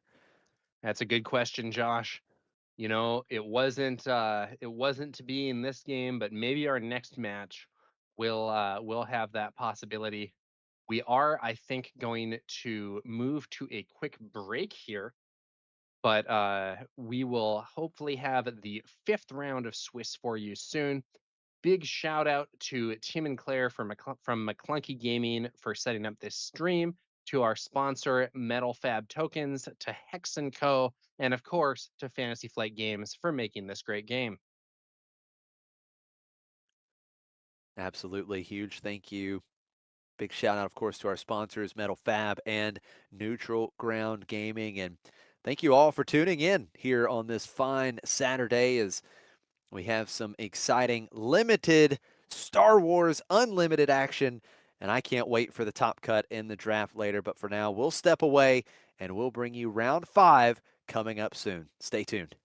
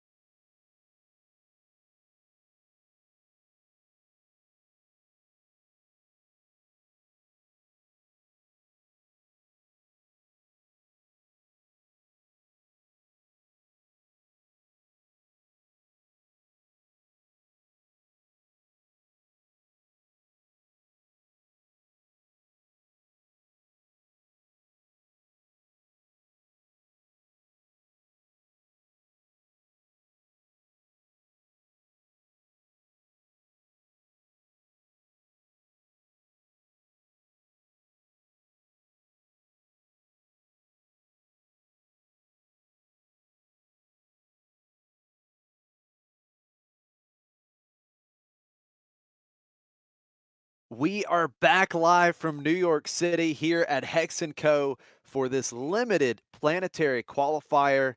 It has been so much fun throughout the day. These players are working through a total of 7 rounds of Swiss.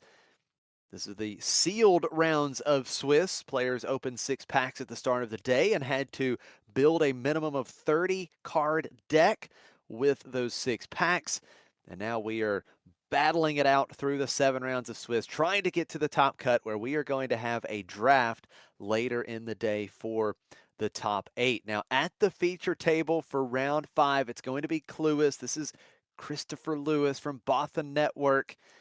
He is 3-1. He's on Colonel Yularen Aggression. And we've got Boggs on the right. Jessica, local player here in New York City, on Jabba Aggression. So a couple aggression bases. And we haven't seen Jabba yet today. I look forward to seeing this particular matchup. Of course, we saw Yularen in the last match. Yularen is great at action cheating. He allows you to attack with 2 different units in one action. And then Jabba has the ability to take advantage of damaged units that you have in play. That leader side ability, you can pay 1 resource, and a damaged friendly unit would deal 1 damage to an enemy unit. And if it has 3 or more damage on it, you can pay 1 to deal 2 damage. So it's always good to have potential removal built into your leader ability. And then when deployed, he's quite scary as well if you have some big sticky units. So we'll see that come into play when he is deployed. But for game 1, we're going to have Boggs starting with the initiative. It's going to be Crosshair starting things out, and it's a Viper probe droid on the opposite side. Taking a look at Boggs' hand.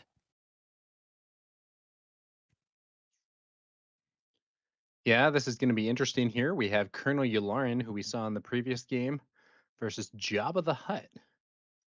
I think Jabba the Hutt, I actually kind of even like the old version of Jabba the Hutt. Not someone who's seen a lot of constructed play in either of his versions, but we'll see how this one does here. Now, Boggs starting out with that knowledge and defense, which is perfect to take out the 2 HP Viper probe droid. Boggs also drawing a card as Crosshair gets into Clueless's base for 2. And we see that ISB shuttle coming out. We saw Bobby Sapphire make great work of the ISB shuttle, and since a friendly unit was defeated, Clueless gets a spy token.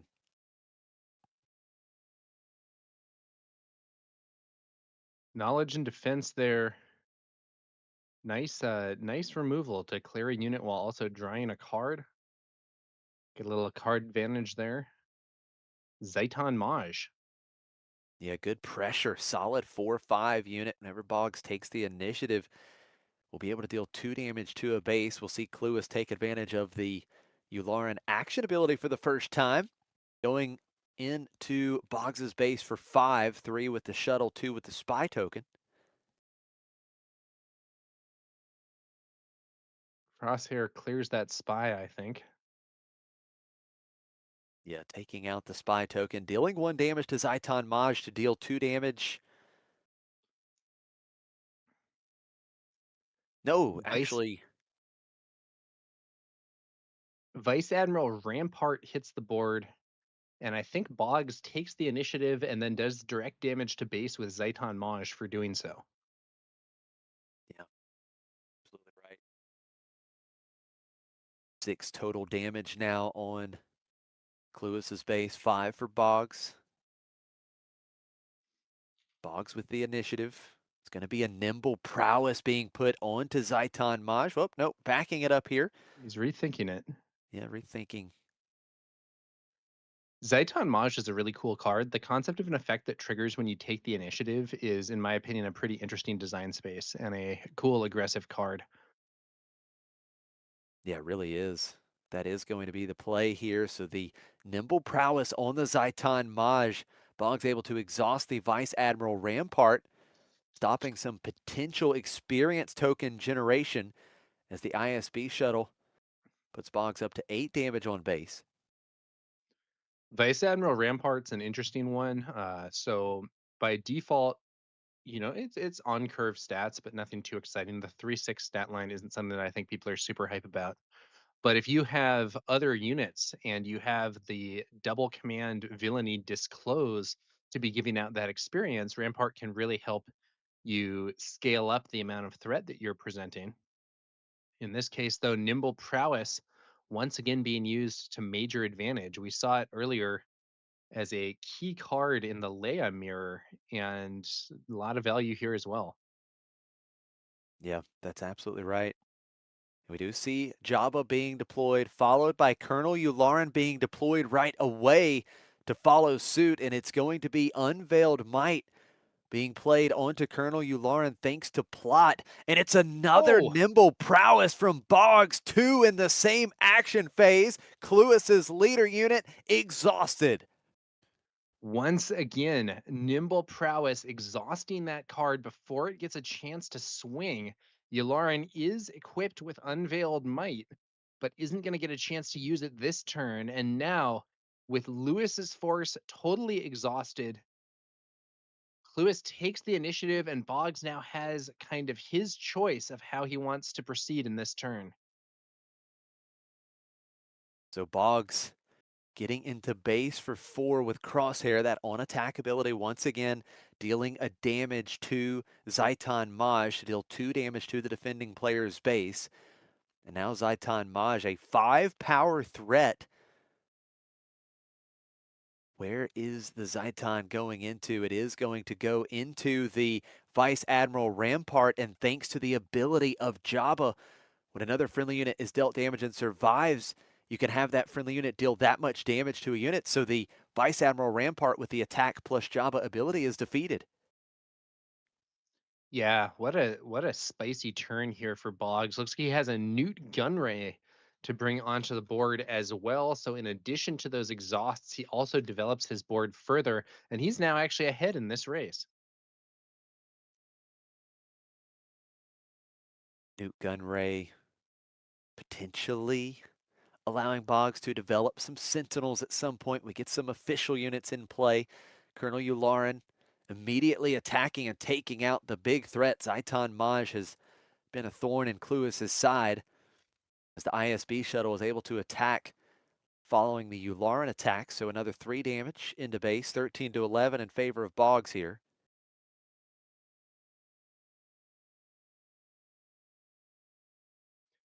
Crosshair firing away at that base, damaging Newt Gunray for the bonus damage there, I believe. That's And absolutely the right. damage is adding up for Cluis, only 13 HP to go. Yeah, Crosshair is just doing 4 consistently here. Another 4 to base. Looks like Cluis was going to play a space unit, but is reconsidering something here.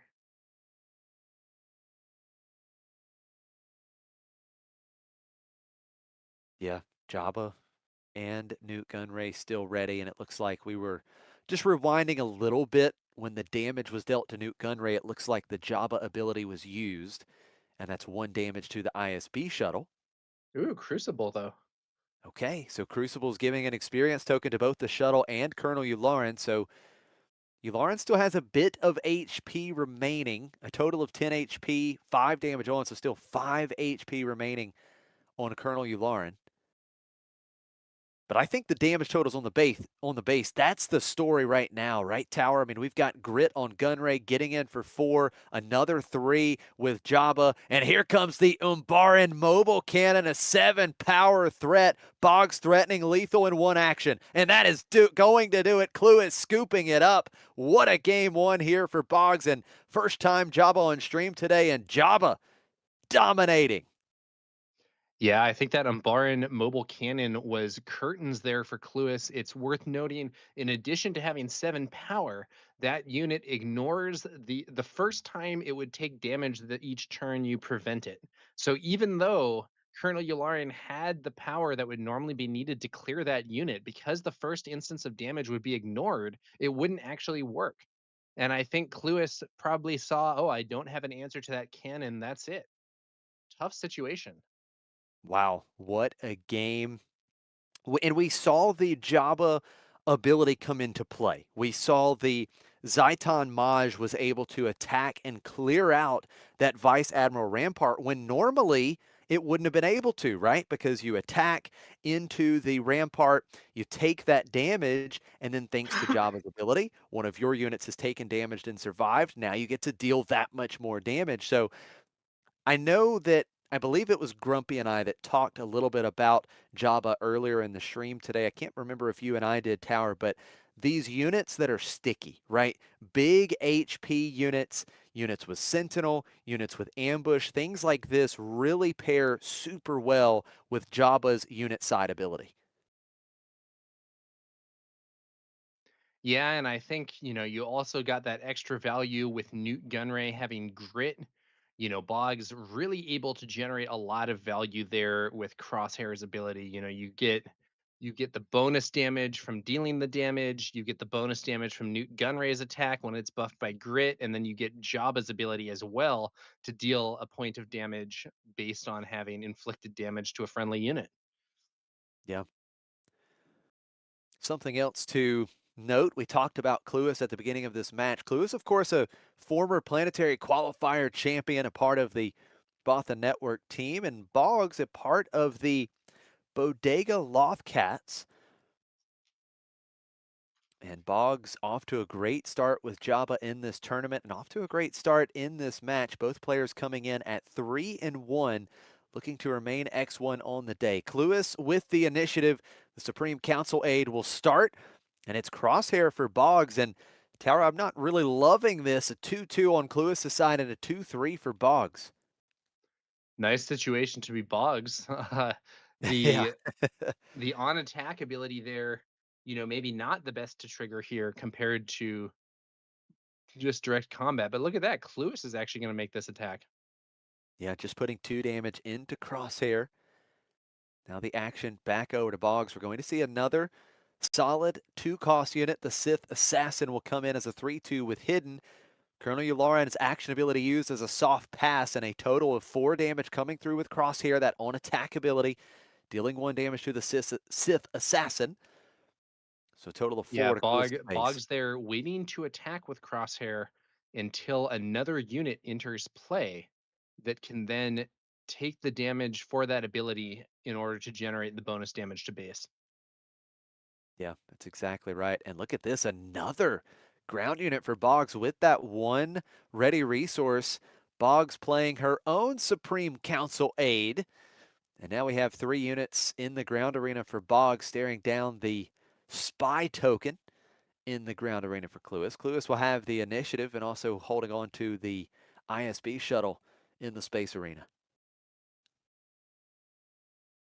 Yeah, the Boggs now with a Supreme Council aid on the other side of the board here. Cluis had one at first. Now it's Boggs who has that unit.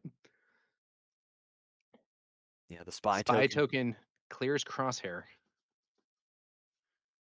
some damage being traded to base, 3 damage to each base with the Sith Assassin and the ISB shuttle, the Supreme Council aid getting in as well. We see Cyril Karn coming out for Cluis, but it is Zaitan Maj once again for Boggs. Cluis absolutely not wanting Boggs to claim the initiative here. That would just be another 2 damage to base, but we saw how much work Zaitan did in the first game. Could Boggs have great success with Zaitan here yet again? Cluis will deploy Colonel Yularen first action. It's going to be Unveiled Might onto Colonel Yularen. Back-to-back games. Yularen having Unveiled Might plotted into play here. Getting +2, +3, a 6-9 leader unit now for Cluis.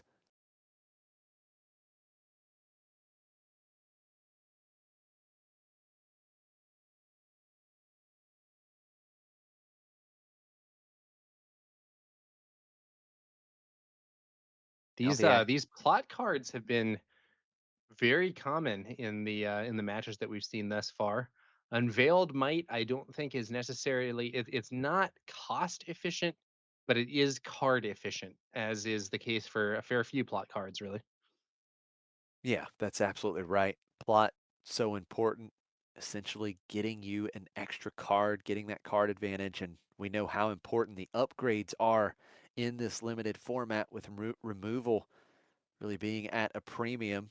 Boggs is going to deploy Jabba.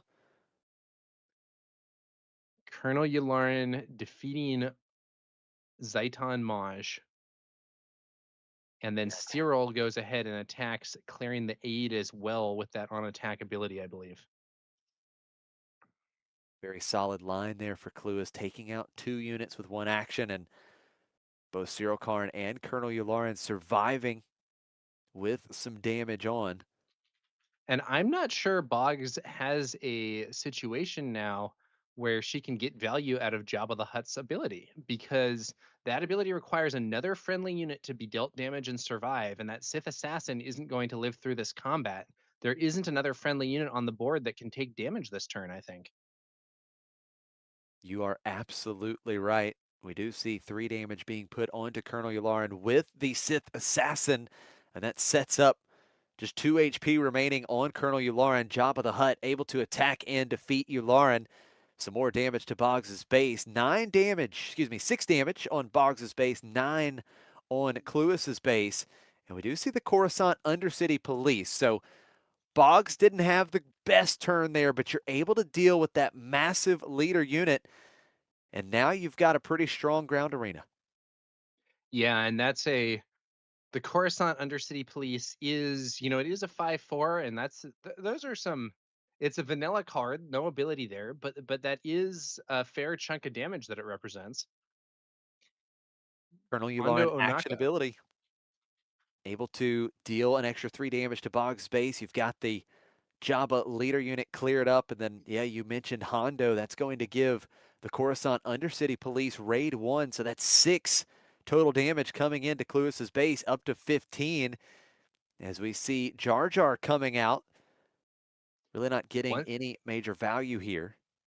Once again, Boggs is able to generate extra value in terms of damage to her opponent's base by waiting to attack until she develops an additional unit. First, we saw it with the Sith Assassin providing a target for Crosshair's ability. Now we see it with Hondo Onaka giving raid to the Undercity Police before they attack. Normally, that might be a risky thing to do, but in this format with weak removal, I think Boggs may be knowing that she can leverage these things to get extra offensive efficiency. Yeah, that's absolutely right. 6 damage to Cluis's base with that Coruscant Undercity Police. Yularen action ability used. That Nubian Starskiff getting in for 4 and restoring 2 with the Gungan official in play, Jar Jar Binks. And we're going to have 6 total damage poured into Boggs's base, but the Oh, sudden ferocity, 3 power being thrown onto Hondo Onaka. That's a 9 power threat in the ground arena. Cluis really needs an answer. That is not one. We're now one swing away from this game ending. Cluis takes the initiative. Can he find something to stop Boggs? I don't think so, because there's an Enforcer Squadron. Wow, another threat down for Boggs. Any of these threats can win the game in one action, even with a Restore 2 from one of the Nubian Starskiffs. There's the handshake. Boggs with Jabba the Hutt. Ho, ho, ho, ho. What a game. Boggs moves to 4-1. Fantastic stuff from Jabba. Very strong performance there from Boggs, representing the Bodega Lothcats. She was really able to control both these games and defeat Cluis in yet another 2-game match. We are in the 5th round of Swiss, and once again, it is a 2-0. Wow. The trend continues, Tower. When will it end? Every single match today through our first 5 rounds here on the feature table have ended in 2 games. And look, for the players on the winning side, they are all for it. Less stress, less pressure, not having to deal with that third and final game. And that actually was our quickest match of the day so far. Yeah, I mean that was a strong victory for Boggs. Shout out to her. She played that very effectively. Yeah, absolutely. And that really felt like a pool that suited Java very well. There were several very large units like Zaitan Maj. You saw the upgrades that were able to make those units a little bit bigger. We saw not double sneaking suspicion, double nimble prowess for Boggs, which really just completely took over the first game. So if you have these units with high HP, like Zaitan Maj, you can make it even bigger. You just turn up the effectiveness of the Jabba leader unit side, and we saw it work really well. And even in that game, Tower, I don't know that Boggs even had to use the ability on the Jabba leader unit side. I don't think it was used there, and still able to just take the victory.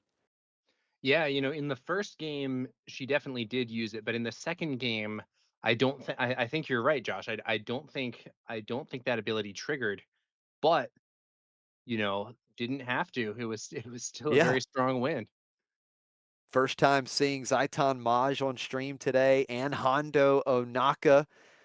First time seeing him as well, and Boggs hurried to a 2-game victory. Now, just in this moment, we've got the room cam up here on stream, and we can see some of our judges here at work. And I just want to take this time to say thank you so much to all the judges and everyone working hard to make the event possible and run smooth.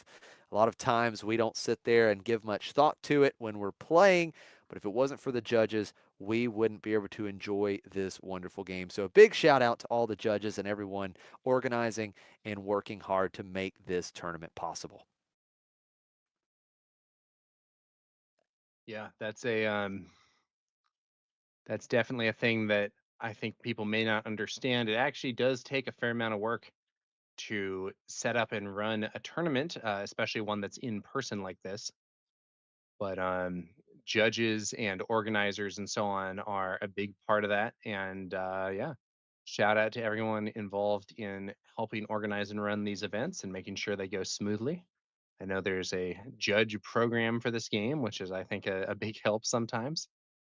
And I believe we are going to be trying to catch another match because Boggs won so fast in the one that we just saw. So we may have some more Star Wars Unlimited to bring to you here in round 5. That is fantastic news. And we are getting word from Claire that I believe we're going to game 2 of table number 6. And if that's the case, Tower, there is a chance for a game 3. So we'll see if these Yeah. players will give us a game 3. And if I'm looking at this correctly, table 6, we're going to get Tim on stream, folks. Tim is going to be on stream taking on Jason. So I'm excited for this. Yeah. Tim, the leader of the McClunky gaming team, very instrumental in making these streams happen. So, big shout out to him. And let's hope we can stream him achieving a victory here in the tournament as well. So getting ready, and look at this. Tim, also known as Titanic. We have got Leia Organa paired with Command. Now, we've seen this combination already, Tower. We saw it, I believe it was just 2 or 3 rounds ago, and it was 2 crazy pulls, phenomenal decks. This is quite the combination. And we've got on the other side Jason, and it's another Colonel Yularen paired with Aggression. Yeah, and this should be interesting here. Leia Organa, typically considered the best leader in this format. We'll see whether Tim has what he needs to win this one. It looks, based on the overlay here, that Jason is actually leading 1-0. Let's see how this goes. Yeah, looks like that is the case here. So can Titanic force our first game 3 on stream? We know that one of the things you can try and do against these Leia decks is get underneath her, try to be extremely aggressive and put enough pressure before she deploys and takes over the board to put your opponent in a tough situation. Maybe that's how Jason was able to close out the first game. We're going to have a mulligan for Titanic. Jason's set and ready to go here in game 2. All right.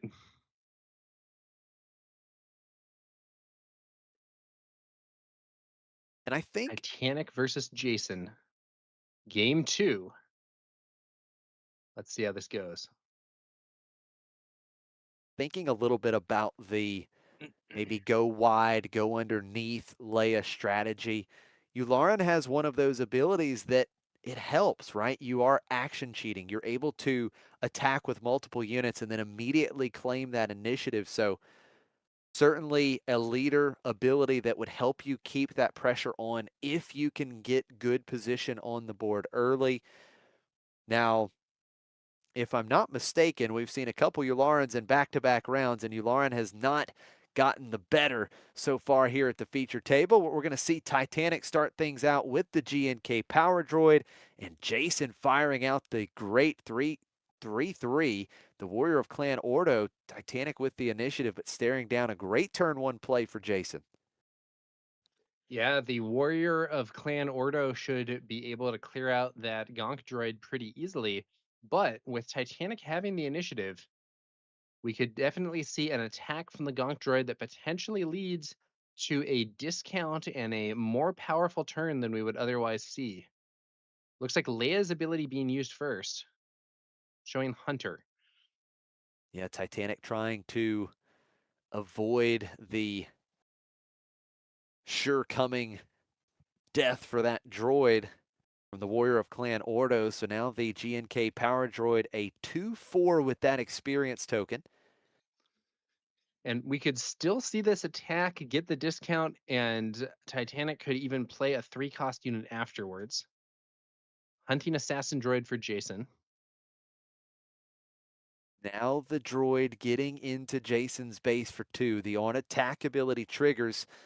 So the next unit that Titanic plays this phase would cost 1 less. We are going to get into the droid with the Warrior of Clan Oro, the Republic War pod being disclosed there. No damage to Jason's base. And it is the Chandrillan sponsor coming out. So some restore now on Titanic side of the board. Not necessarily the best value, though, from the Gonk droid. I think the dream is when you use those discount effects to enable things that you otherwise would not have been able to play. That Chandrillan sponsor is a 2-cost. So even though there was the discount, Titanic was unfortunately not able to make use of it to get extra value that turn. Now we're going to see that Yularen action ability, the Hunting Assassin droid, taking out the Gonk Power Droid, and Warrior of Clan Ordo attacking and defeating the sponsor. Once again, that Republic Warwalker disclosed, no damage to Jason's base, and with one action, Titanic's ground arena is taken care of.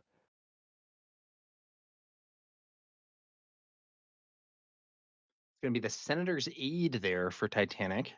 Small unit on the board. Comes that Enforcer Squadron again, Towered. We've seen how effective the great 5-power space unit has been over the last few rounds. The Senator's Aid will get an experience token thanks to Leia's action ability, becoming a 1-4. Will have +2 power while Titanic has the initiative, but right now, Jason has to feel a little bit better about his board position. This has been a tough game for Tim. I'm noticing here both this turn and last turn, he was distinctly not able to use all his resources. So we did see 3 resources being spent, but he had access to essentially 4 with the discount. And then now on that last turn with 4 resources available, he was only able to spend 2 of them. That's not really where you want to be. Now here's a great play for Titanic. Grassroots Resistance dealing 3 damage, exactly what is needed to take care of the Enforcer Squadron. The squadron defeated. Titanic able to heal 3 from base, and Jason follows up with a big play of his own. Colonel Yularen deployed, plotting out the FN Trooper Corps, and that is going to give an experience token to Colonel Yularen. He's a 5-7 now, and Jason got a 4-5 to go along with it. Yeah, that FN Trooper Core is really actually quite efficient. Not only do you get a 4/5 body, you get an experience token on another friendly unit, and it doesn't cost a card or an action when you play it via plot. And even with the experience token that Titanic gives the Senator's aid, Jason's 5 power leader unit able to attack and defeat it, leaving Titanic going into his deploy turn with no units in play. Jason has positioned himself in this game brilliantly. It looks like a tough situation here for Leia, but as you mentioned, Josh, this is going to be the flip turn. Maybe once Leia hits the field, Tim's fortunes will change. Will Leia coming out be adequate for Titanic? Will it be enough to get him back in this game? Leia's immediately deployed, and here is the remote escort tank plotted out into play, giving a unit Sentinel. The 5-5 tank will have Sentinel for this phase. Okay, yeah, that's gonna be both Leia on the field and some cover for her. But there's a sentinel on Jason's side of the board. I believe the Cruel Commandos just made an appearance, so they're a little cut off there. Yeah, another 5-5 Sentinel coming out. Jason has his own 5 Now, power Sentinel. here's here is a big question. Does Tim have something that he can disclose to buff Leia here? We could It's a great potentially see question. her attack, buff herself, and clear the Cruel Commandos in one go. And she would be seriously wounded, but there's still that hunting or the remote escort tank to provide cover for her. Yeah, that's absolutely right. Now we're going to see it. Titanic Does he have it? attacking. I think he has at least 4 cards in hand. Surely he's got something that's not vigilance or heroism. Big moment. If he doesn't have it, he's actually in big trouble here, I think. Yeah, I think it would be a very difficult situation. We are going to attack into that Sentinel. Does he have the disclose here? He can disclose any He aspect does. other than ability. He's got the command But wait, aspect. what? But oh, that so this is interesting. He opted Oh, to buff interesting. Yeah, not not taking out the Leia, Sentinel. but the tank. Now, I this definitely does expected him to mean, buff Leia to remove his opponent's sentinel there, this but he does strengthened his mean own sentinel instead. that Colonel Yularen can't get the tank by himself because now with 6 HP on the tank, the Yularen with 5 power is not quite enough. So Jason would have to commit 2 units to answer the tank. He's not going to do it. We'll go to the next phase. Jason claims the initiative, and that Sentinel, that remote escort tank, only had Sentinel when it was played. So now Jason has a clear path to attack exactly where he needs to on his first action. Yeah, I think we could easily see Jason. We could see him attack. Maybe he goes base with Yularen and sends one of the smaller units to try to do the final damage there to Leia. It's a tough situation, I think, for Titanic. Leia hitting the board is certainly relevant, but she didn't get immense value with her attack. And Jason still has a lot of powerful units pressuring that ground arena. Yeah, this is a terrifying ground arena that Jason is holding on to. 4 total units, and his Sentinel, the Cruel Commandos, well, they still have Sentinel, so Titanic still has to work around that Sentinel. Jason with the first action showing a lot of damage in the ground arena. First action, the Cruel Commandos getting into base for 5. Titanic up to double digits. 10 damage on. Leia could attack and clear the commandos. but would herself be defeated. Does Titanic have some other way to deal the last point of damage that he needs there to remove those cruel commandos? Now we've got the nimble prowess coming out, so the tank will get +1/+1, and Titanic will be able to exhaust one of these units that Jason has ready.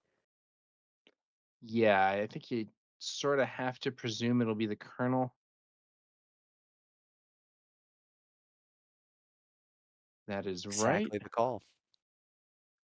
The question now becomes what other cards might Jason have and how will he use the hunting assassin droid, which does have the buff. There is a damaged unit there, and the FN Trooper Corps. So good. The Trooper Corps able to take out Leia because Leia wasn't buffed herself, only 4 power. So the FN Trooper Corps able to defeat Titanic's leader, remain in play. That is a big tempo spot on the board. Titanic going for a big play here. Let's see what it is. He's got an ambush. The Oh Dracelian man, Commandos trading with the Sentinel. that's disappointing though. I mean, that's a lot of resources to spend to deal with a unit that only had 1 HP. He does have a powerful tank, but Jason hasn't played any cards this turn, and Titanic only has 1 resource left. Here comes the hunting assassin droid. Should be getting in for only 3 here. No damaged Yeah, units on no Titanic's side. damaged unit. Now there is a very big number there on that tank.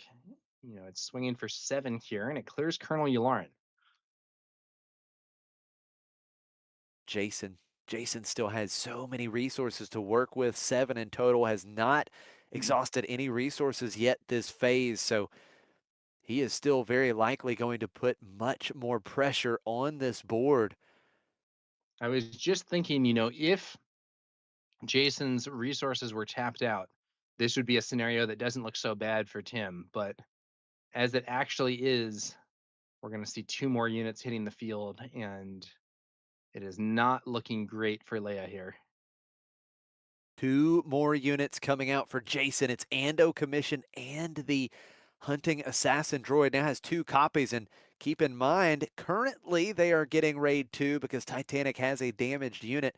And that Ando Commission was especially important because it is a Sentinel.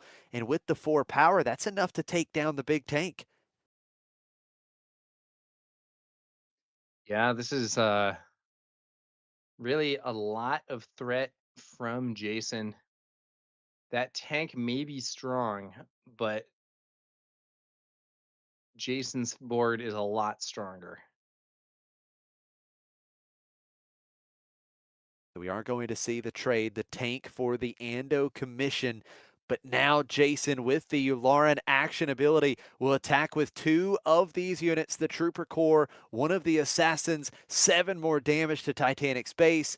Jason 2/3 of the way there, 20 damage on Titanic's base. Can Titanic stabilize at this late position here in game 2? One good thing I think about Titanic attacking and trading with the tank is that with that tank off the board, the hunting assassin droids are no longer getting their bonus stats. Yeah, that is a great point. We are going to see Coronet coming out. It doesn't have an immediate impact in the ground arena. That's the big struggle for Titanic. The other assassin droid getting in for 3, just 7 HP remaining on Titanic's base. And even with that restore for Coronet, there's just not other units to go along with it. Yeah, you know, Coronet's a great card. It really it can really help, but it needs the board to be a bit more even here. I don't think it's going to be enough to save Tim in this situation.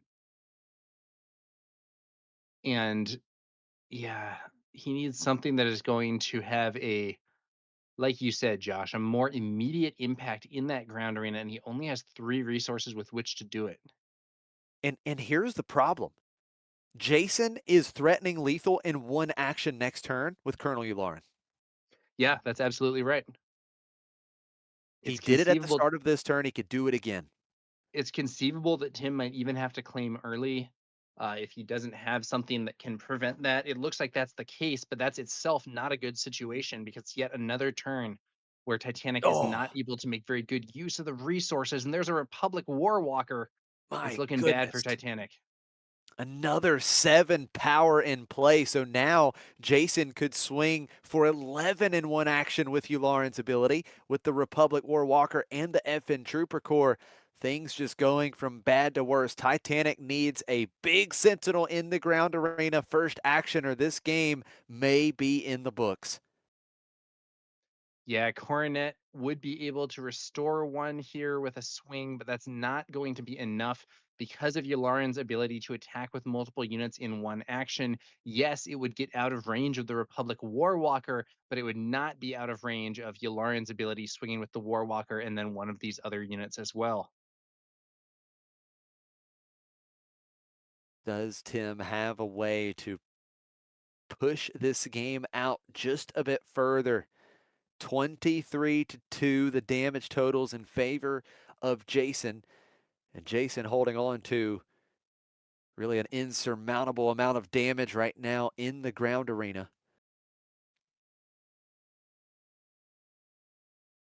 Here we go. First action for Titanic. Does he have a way to continue the game?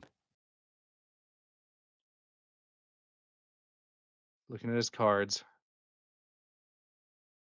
This would be an amazing comeback if he can pull it off, but I'm not sure what he would need. He's counting up his resources. Let's see what happens here.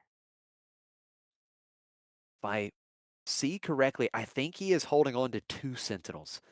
I think he's holding on to another copy of the remote escort tank and the Rotunda Senate guards, but it just isn't going to be enough. He's going to heal 1, deal 4 damage to Jason's base, but the Yularen action ability, Jason swinging for lethal. There are the 2 Sentinels, but it just wouldn't quite be enough. Jason takes it in, you guessed it, Tower, 2 games here in our second feature match of round 5. Titanic falling to Colonel Yularen. Yeah, I mean, it looked to me like Titanic had a kind of rough start to this game and sort of ended up trailing thanks to not being able to make full use of his resources. So, Yes. on turn one, we had the Gonk droid. Turn two, even though he was able to use Leia's ability and swing with the Gonk droid, he then played a 2-cost unit, didn't make use of the discount. Turn three, it ended up being, I think he just used like 2 resources or something. So, unfortunately, you can get pretty behind if you are not able to make full use of your resources there. And while he did have some sentinels, he got that buffed up tank. Leia made something of an impact. It ultimately was not enough. Yeah, it wasn't enough. I do think we are going to have to cut to a quick break. Thank you so much for tuning in. Stay tuned. We'll have round 6 from Hex & Co. coming up next.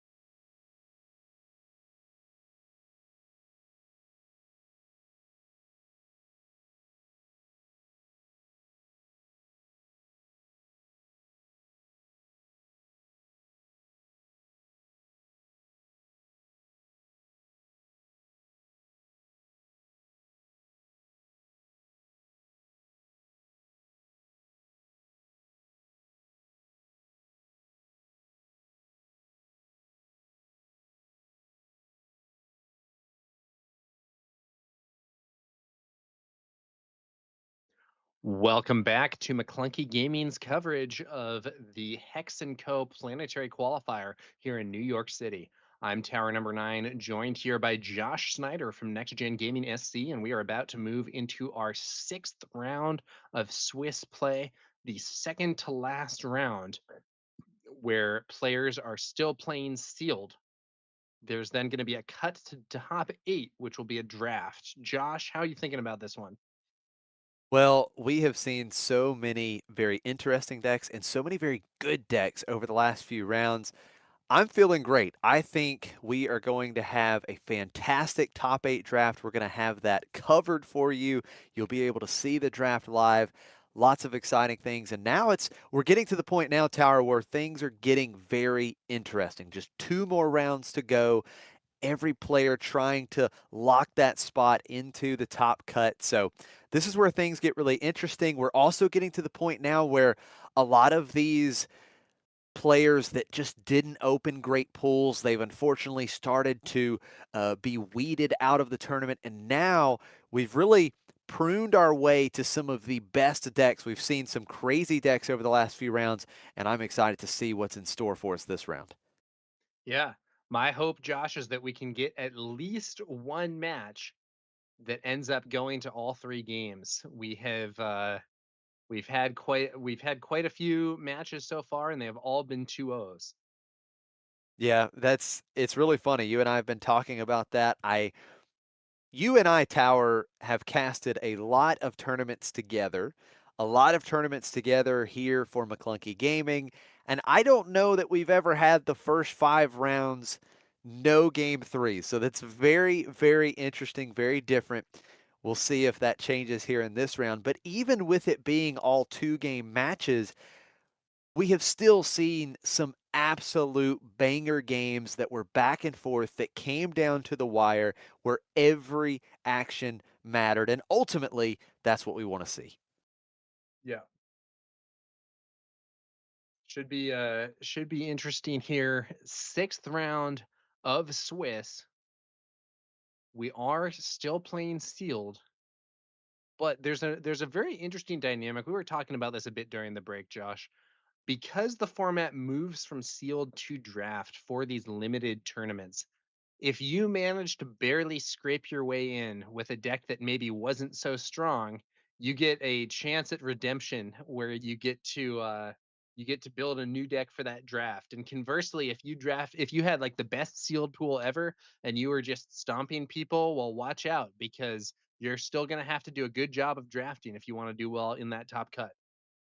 Yeah, that is absolutely right. We are getting set here for this round 6 feature match between Pete Squindo. We had Pete Squindo here at the feature table earlier where he actually was able to take down one of your teammates, Kenny, in that mirror match, the Leia Command mirror match, and we are up against another one of your teammates, Elemental. Both of these players at 4-1, and we've got Elemental on Colonel Yularen paired with Aggression, and this is a pairing that we've seen quite frequently over the last few rounds. Yeah, Yularen seems to be doing fairly well in this event. We'll see if Elemental, a McClunky Gaming player, can get the win here against Pete Squindo. Now, something interesting to note, we saw Pete Squindo earlier in the day. He had a fantastic deck, 1 and 2 games earlier in round 3, did lose last round, and we saw his deck tower. This was a crazy deck with so many bombs. So he does show a chink in the armor as he falls in the last round, and now we'll see if Elemental can get some revenge for his McClunky Gaming teammate, as Elemental will start with the initiative versus Pete Squindo. Should be exciting to see. All right. And now, Pete Squindo, like you said, Josh, really powerful deck. Can Elemental stop him here? Sith Assassin leading us off. And then on the opposite side, a GNK power droid. And with Elemental having the initiative, I would not be feeling great about this turn 1 play if I'm Pete Squindo because that 1-3 does not line up well into the 3-2. Yeah, so we're going to have, as expected, Elemental wipes out that power droid with the Sith Assassin. Very good start here for Elemental. Let's see how Pete Squindo responds. Pete Squindo going to start with a Donnie Pilgrim, just a 1-3 in the ground arena as the Hutt Cartel Starfighter comes out for Elemental. And now the Leia action ability, disclosing a Crucible. We saw Crucible earlier for Pete Squindo. That's going to allow an experience token to be given to the Donnie Pilgrim. But as with what we saw with some of the bad luck from Tim in the previous round, it looks like Pete has not been able to make full use of his resources here. Yeah, it's an excellent point, right? Last two rounds, we've had Leia command at the feature table, and the last couple games we've witnessed this early start not making efficient use of the resources, getting the early G and K power droid start that has not really been extremely beneficial. We've got Elemental with the initiative. First action, Colonel Yularen, that action ability used, cut the Hutt Starfighter and the Sith Assassin both attacking here. That's what Yularen does. He action compresses, allows you to attack with 2 units, and that's 6 damage into Pete Squindo's base. Yeah, nice use of Colonel Yularen's ability from Elemental. Looks like Pete's bringing out Lobot to provide something of an obstacle, but Elemental follows up with the Coruscant Undercity Police. Coruscant Undercity Police, great stats. Got the 5-4, very strong. Now we're going to see Crucible once again disclosed off of the Leia Organa action ability, and that will allow Pete Squindo to make this Donnie Pilgrim really a formidable threat. It's a 3-5 now in the ground arena. That is not quite enough power to clear the Undercity Police, though.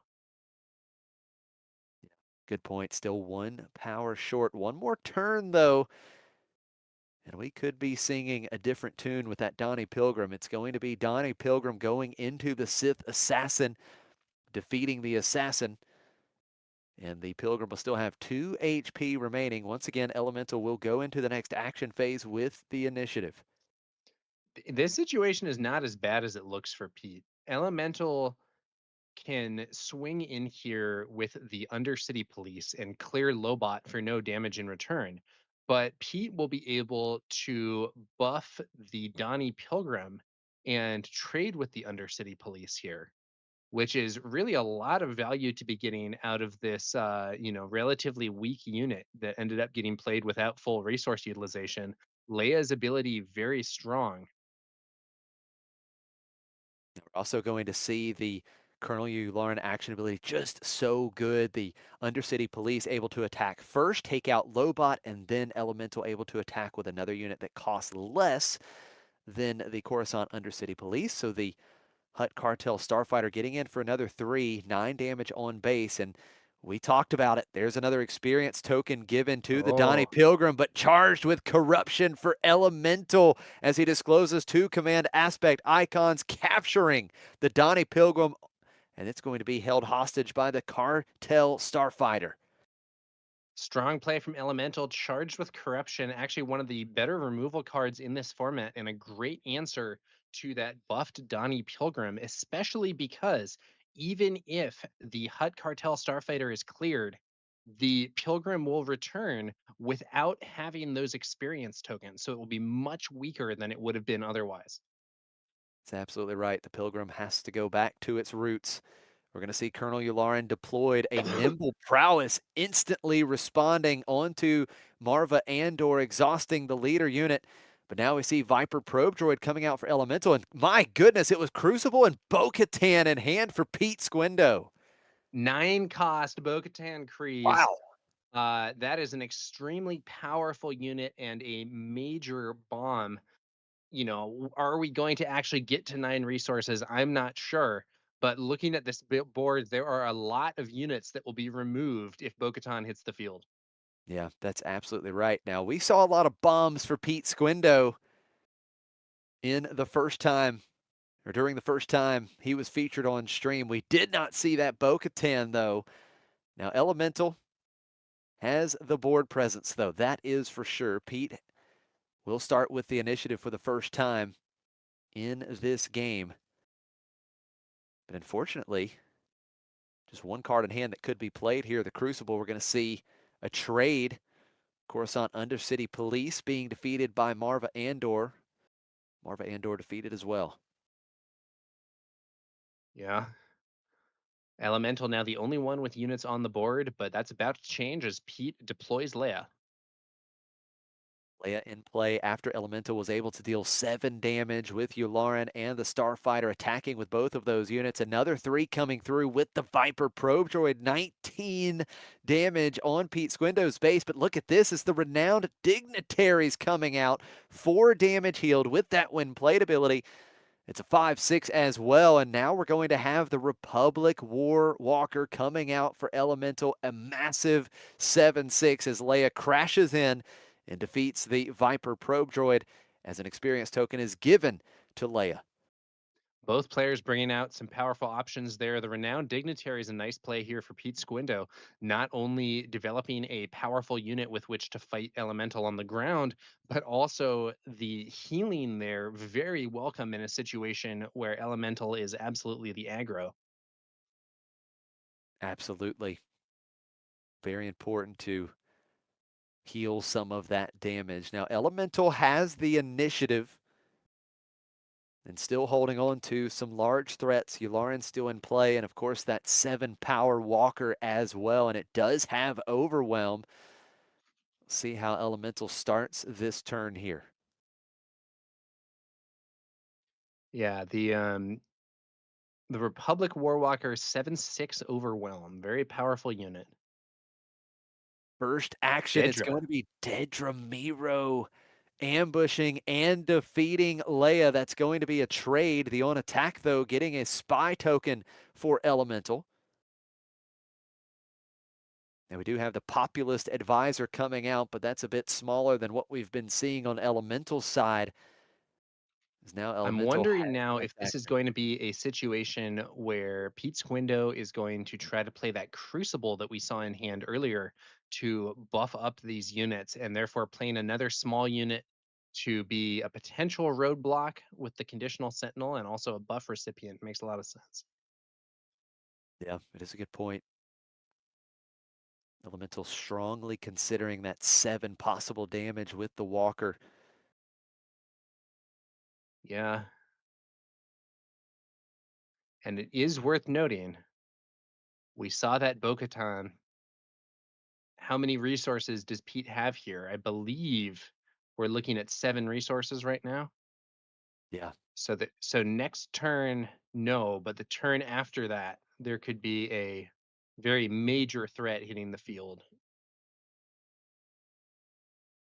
I think if I'm Elemental, I'm sitting here telling myself I've got to win this game before Pete is on 9 resources. We're going to see 7 damage to Pete's base. Colonel Yularen attacking and then the Starfighter attacking following the Yularen attack. So 22 damage on as Crucible comes down and gives an experience token to both the Populist Advisor and the Renowned Dignitaries. And now the Republic Warwalker crashing into the Populist Advisor. Some overwhelm damage getting through. 24 damage on Pete Squindo's base. The dignity this is a tough situation for Pete. The dignitaries there are powerful, but they're he's in a situation where Colonel Yularen's action compression represents lethal. So even though the dignitaries could clear the Warwalker and none of Elemental's units could win in one attack, Yularen could attack and then follow that up with one of the other units to win the game. So Pete actually, I think, has to claim here.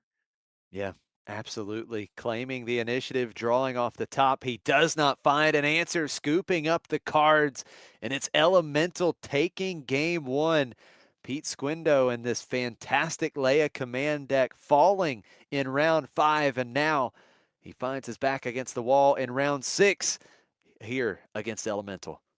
He may have drawn that Bo-Katan Kryze, but he did not have the time to actually get in position to play her. It would have Yeah. been potentially devastating, but Elemental was too aggro. And so Pete Squindo losing the first round, a victory for McClunky Gaming player Elemental. And we'll see what happens as we move into game two. I hate to root against a teammate, but I sort of hope Pete wins, if only to finally get us to a 3-game match on stream. Yeah, absolutely. Now, as we get ready for this game two, a little bit of interesting information here about Pete Squindo. Pete Squindo out of Beechwood, New Jersey, and he was able to finish 12th at the Philadelphia sector qualifier, and he has 75 points currently. So that's what he's put here. He's got 75 points. He is looking for 25 more points to secure a spot in the Galactic Championship main event later this year. So if Pete Squindo can make the top 8 today and get all the way to the top 4, he would lock up the points he needs to get that day one or get the main event invite.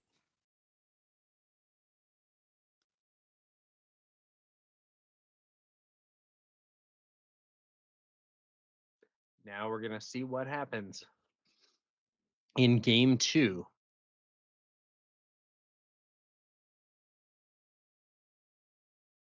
Here I in think game Pete is two. deciding the second resource. The first resource was easy. The second resource is more of a decision point here. And here we have it. We're about to start off. To Pete Squindo with the initiative. Here it is. The Donnie Pilgrim is back. And for Elemental, the Sith Assassin is back. And we will see Leia action ability used. Pete Squindo will disclose an aspect different than the Donnie Pilgrim.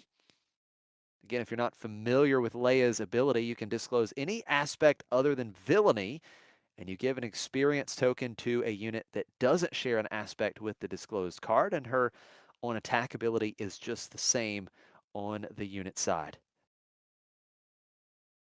Yeah, previously we had a turn one where Elemental's unit lined up very well into Pete Squindo's, but now it's kind of the reverse with Pete Squindo taking advantage of Leia's ability to get a turn one unit that can cleanly remove Elemental's play and remain on the field.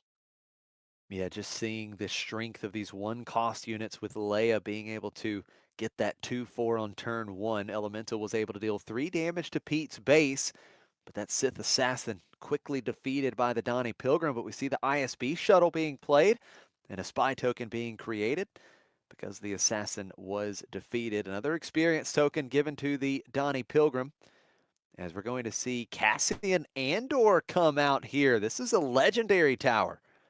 That's a spicy card, but I don't know. I mean, this is actually a situation where I think Elemental would be happy to go ahead and swing with the spy there and clear that Donnie Pilgrim off the field. We could even use Yularen's ability for the double attack. Cassian though is kind of scary once he starts getting buffed by Leia's ability. That's a real threat. Yeah, that's exactly what I was just thinking. You start making Cassian even bigger. That is going to be tough to deal with. Oh, look at this, Josh. Elemental did not take that trade with the spy token. He sent the spy into the base. He's really committing to the aggro game plan. I would have assumed that spy would take out the Pilgrim. Yeah, that is a great point. 8 damage on Pete Squindo's base after both the shuttle and the token get into Pete's base. We see Cassian taking out the spy token, and now it's that big Enforcer Squadron, the 5-power space unit coming out for Elemental. Oh, it may be that he's planning. Let's. I think actually what we're seeing here is Elemental maybe making that pivot to the space arena. Yeah, I think you're absolutely right. We saw Bobby Sapphire do that earlier with a Sly Moore build, and it worked out very well for him. And Elemental seems to be pivoting to that strategy here in game two. We see the Ando commission coming out for Pete, so he now has a Sentinel in the ground arena, but Elemental with the initiative, and we're going to continue seeing that action compression with Colonel Yularen. Both of these space units attacking the 4 cost and the 3 cost. Another 8 damage. It's 16 on Pete Squindo's base, but there's the Coronet with 3 units currently in the ground arena. Lots of restore being presented. And look at the response. Elemental immediately deploying. Colonel Yularen plotting into play. I am the Senate. Chancellor Palpatine, 2 spy tokens coming along with it. And those spy tokens have Sentinel. Now, Coronet here, though, is going to represent a lot of restore for Pete Squindo. These units have to attack into the spies, but it's not as bad as it might be otherwise because those attacks are coming with Restore 1 and buying Pete Squindo some more time. Yeah, that is a great point. One of the spies cleared out. Pete restores 1. Elemental taking out the Ando commission with Colonel Yularen. Now, Pete has fully used up his resources here, but still has 2 ready units. The Cassian cleaning up the other spy, restoring another damage. And now we see Elemental playing the Viper probe droid. And look at this hand for Pete. Huh. Pete It Squindo looks holding on like to several good Elemental cards. was it looked like Elemental was maybe going to pivot to space, but now there's more stuff being built up in the ground arena. And really, I think Elemental is just trying to push aggro on the field as a whole, but it's going to be tough with that Coronet up. Yeah, Coronet definitely changes things. Now Pete Squindo has to decide how to take this next action. Still has Donnie Pilgrim ready, but has to decide whether you potentially trade with one of these units with Donnie Pilgrim now, or do you claim the initiative and potentially take out maybe the big space threat? I'm not sure. That's really the only option here. It's either claim or attack with that Pilgrim, and it looks like Pete Squindo is just going to claim, valuing maybe having a different attack with his first action next phase.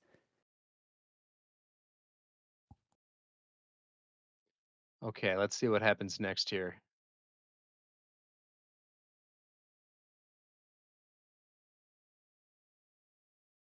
Big board for Elemental, 5 units. Though Pete Squindo's still controlling the Coronet, showing Restore 3 in total currently. We know the Nimble Prowess was in hand, and Pete Squindo is reaching for it.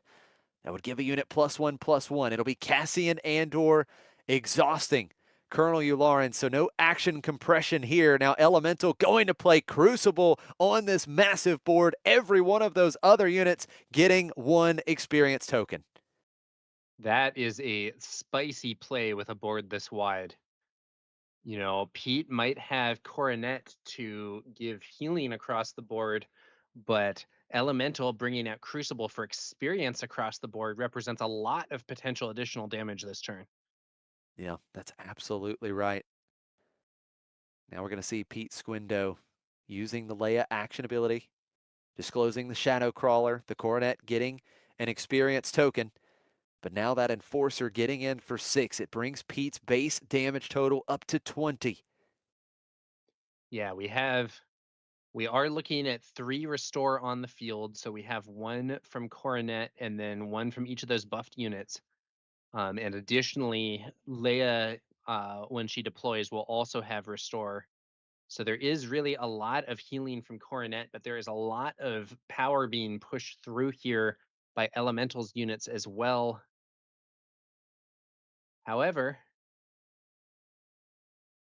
we are going to see, some trades being made. And ultimately, I think that's all the damage Elemental will be able to do this turn. Yeah, we're seeing the initiative taken with Pete still having several actions to go. Pete went up to 23 damage on his base, then attacked with a Donnie Pilgrim, trading with Chancellor Palpatine, restoring 1 and healing another when the Donnie Pilgrim was defeated, so back down to 21. Leia has now been deployed. Still 4 more resources to work with for Pete Squindo, and he's holding on to the heroic arc as well. So we could see Pete really trying to clean up this board. Let's see how he goes about it. The heroic arc coming down into the space arena. He controls a damaged unit. So now Pete can deal 2 to an enemy unit. Now, unfortunately, this 2 damage doesn't actually defeat anything because the Crucible took everything out of range with those experience tokens. Yeah. And the funny part is, I believe that if Pete were to actually defeat the Crucible here, it would ironically perhaps backfire because once that card is removed, it gives out all the tokens again. So the board has to be you have to kind of deal with some of the other things first. And Crucible is still swinging for 5 itself though, so it's not exactly something you can ignore for long. It's a tough scenario. Yeah. Leia Organa attacking and defeating the buffed up Viper probe droid, taking 4 damage back, but getting an experience token with the disclose, restoring 1. Pete's going to restore another damage as Cassian Andor attacks and trades with Elemental's leader unit. But now here's Look the how problem. well look how well that restore is keeping Pete in this game though. You know, we were I think above it's 20 damage last it's turn just and now game we're back over. below. Colonel Oh, Yularen the double with attack. Crucible plus the Enforcer Squadron double attack. It's 11 Exacxies. Elemental takes it 2-0. Once again, Colonel Yularen showing us the power of that action compression. What a Yeah, that's match. right. There was all that healing, but it was actually off by 1 because the experience token on those enforcers meant it was 11 total damage, and that's lethal. Elemental Wow. gets it 2-0. Once again, our hopes of a game 3 are dashed, Josh. Yeah, unreal. Absolutely unreal. And what's crazy, we know how good Pete Squindo's deck is. We've seen all the bombs in that deck, but Elemental just absolutely ran through those 2 games. Beautiful action compression, was able to put great pressure in the space arena. The Crucible was huge. When you can go wide and then you can drop down the Crucible, how good is that? And it took everything out of the kill range of the heroic arc. I think if not for that crucible, I think it's very possible that we would have seen Leia able to stabilize there thanks to Coronet. But you know, the Coronet can give restore 1 to all those units, but on the other side of the board, Crucible essentially making all those units hit for 1 more, and then Yularen's action compression manages to push through and win. Very solid play there from Elemental. Congratulations. Yeah, very, very well played. Super tight lines. He knew exactly what he needed to do, especially in that second game. You could see a very clear path, and he took it, executed perfectly, and now he remains X-1, should be 5-1 on the day now. So, not sure exactly how the standings will look, but a very good shot for Elemental to make it into the top 8. I think we are going to check and see whether or not there is a backup match. So stay tuned. We may take a break before moving on to the 7th round of Swiss play, but it's also possible that there will be some other match we'll put on camera in our quest to please try and get us a match that is actually going to go all 3 games. Yeah, just not happening today. 6 matches now. Well, actually, we've had 6 7. rounds, but we've had, yeah, 7 matches. I had to, as soon as I said it, I'm like, wait, no, that's not right, because we got the backup match in round 5 with Titanic versus Jason, being able to witness their game too. So yeah, that's it's pretty wild. 7 matches that we've witnessed, no game 3 so far. Claire's doing some great work trying to find us a potential backup match, and maybe no one can jump over right now, but who knows? Maybe we could end up moving a match that is going to game 3 on to the stream. Maybe that's the only way we get it, Tower. A guaranteed game 3 where it's already happened. Yeah, that would be pretty So, funny. yep. So we'll get Claire to find a match that goes to game 3, then get them to move over so that we're guaranteed a game 3 on stream today. It's been pretty wild. Now, I do have to ask you, Tower, while it looks like we've got a little bit of a break in the action. Of all the decks that we've seen so far, which one has been your favorite? Which one has stood out to you the most of what we've seen in these 7 matches? It's really interesting to me. Some of those Leia decks seem really strong in principle, but I'll tell you, Josh, I gravitate towards aggro strategies a lot of the time. I'm actually really liking some of these Colonel Yularen decks that I've seen. The aggressive gameplay that we saw from Elemental last round, that's a nice proactive deck. You know what I mean? There's a Yeah. there's a very clear game plan, and it's not like vague mid-range value. It's like I have ways to compress actions, I can flood the board and then buff everything. I don't know, it might just be a recency bias thing, but I'm pretty hyped about Elemental's deck that we just saw. Yeah, it looked very, very good. Your teammate definitely has a very strong Yularen deck, and it's really cool seeing the full potential of these leaders. And that particular pool, especially with something like the Enforcer Squadron, when you're able to action compress in the space arena for 8 damage, right? Because he was running things like the ISB shuttle and the Enforcer Squadron, and we know how tough it is to interact in the space arena. That's 8 damage in one action. And Colonel Yularen, really, we've been seeing Yularen over the past several rounds, and we've seen Yularen have some success. So, yeah, that action compression is just so good because if you can get ahead early and you have a good chance now of holding on to the initiative, because of his ability, you're just continuing to put that pressure on. So if your opponent doesn't have some big chunky sentinels to stand in the way, things just really start to get out of hand rather quickly. Yeah, and if you can build a deck that can be a major threat in both ground and space, I think it really adds to your chances of managing to sneak that damage through. Plus, I believe we did see Elemental go ahead and use that charged with corruption in the first game of that last round, which can be a great answer if the opponent does have a single big sentinel holding you back. Yeah, you are absolutely right. Charged with Corruption is definitely one of the better removal pieces because it just answers it's an answer for any non-leader unit. And I think that's Yeah. you really hit it perfectly. The big sentinels, right?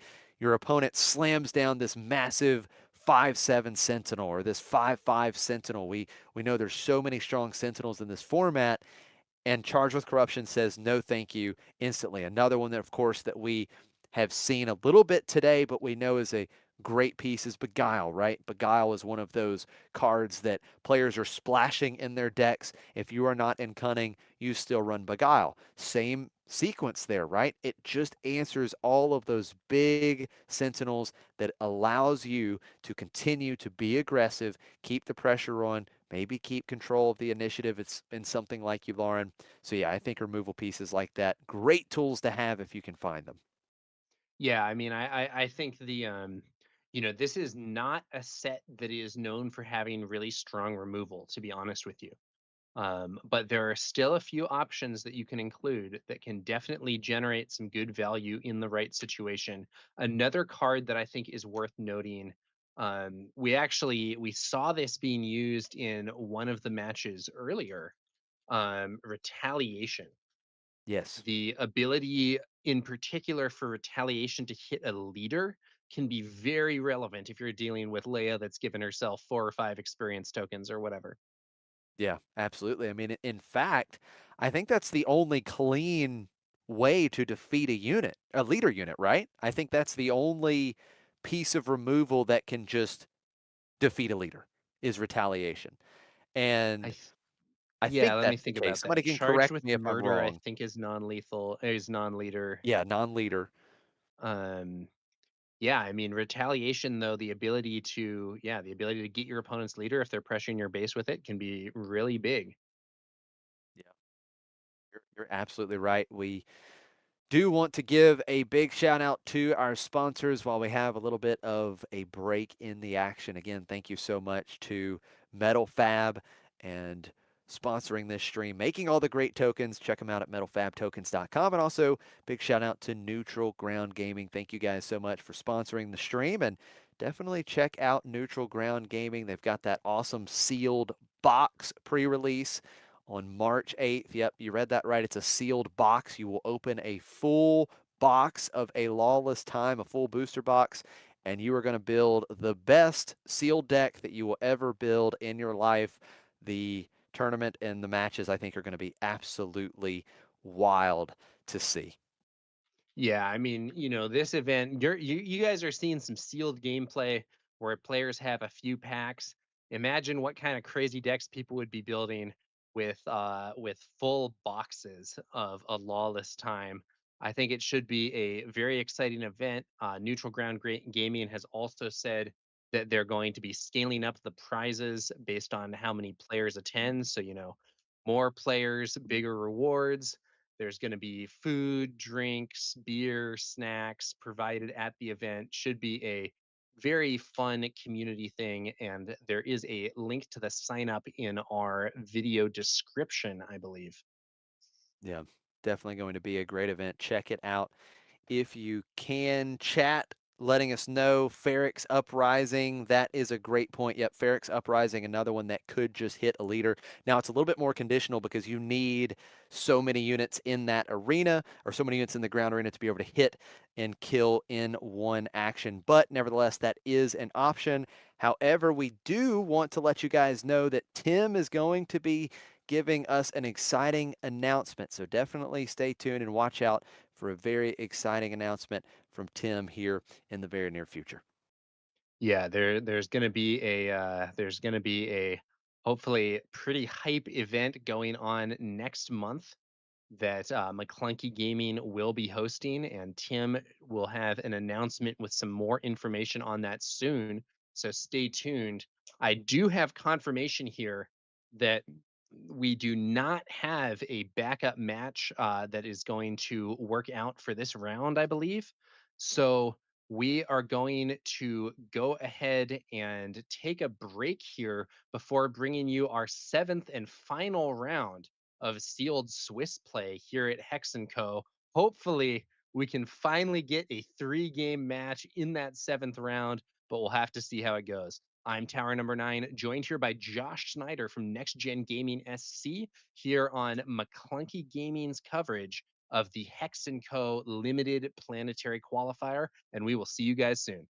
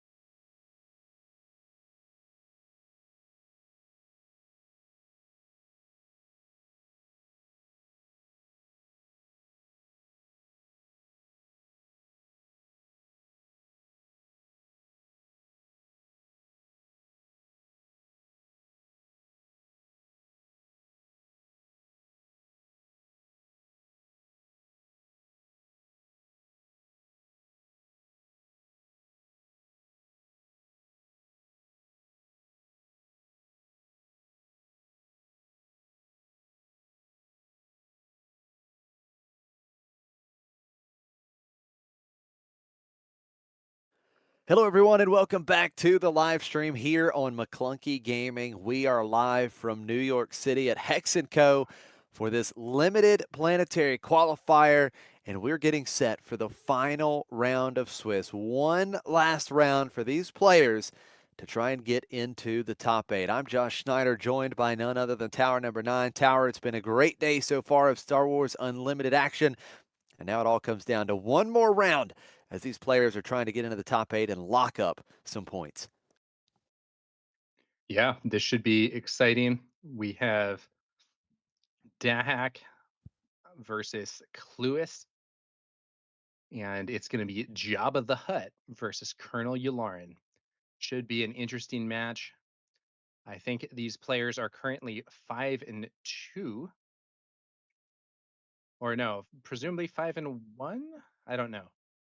This is the 7th round, though, so I think these players are facing off here at the end of the whole thing. We'll see where they end up. I think they're either 4-2 or 5-1. 5-1 it is.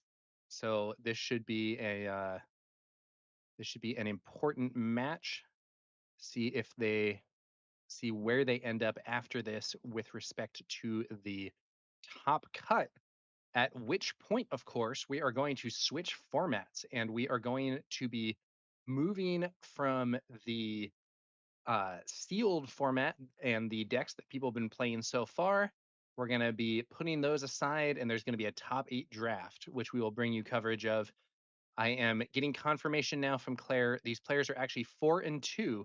They do have a chance, or at least the winner of this match has a chance to make that top 8. Yeah, that's exactly right. Depending on what happens in some of the tables, some of the top tables, these guys are on table number 8. And some of these other players, what happens in the standings is yet to be determined, and the winner here could slip in on tiebreakers. We're ready to go for game 1. It will be Cluis starting with the initiative, the Gonk power droid coming down, and it's followed up Lewis playing a Lobot on turn 1 in this Yularen versus Jabba matchup. You know, Josh, we've seen a lot of these Gonk power droid starts so far, but I'm not sure we've ever seen anyone live the dream here in Right. terms of swinging with that Gonk power droid, getting the discount, and then playing a 4-cost unit on turn 2. Let's see if Cluis can do it. Yeah, such a great point. Can Cluis fire out a big play on turn 2? He can. Yeah. Vice Admiral Rampart coming out for 3 resources. A 4-cost 3/6 for Cluis on turn 2. What a fantastic opening for Cluis as Lewis played down the Taylander shuttle in the space arena. Now, that Taylander shuttle is a little nice in terms of generating a spy that will be protected by Lobot, at least for the moment, potentially allowing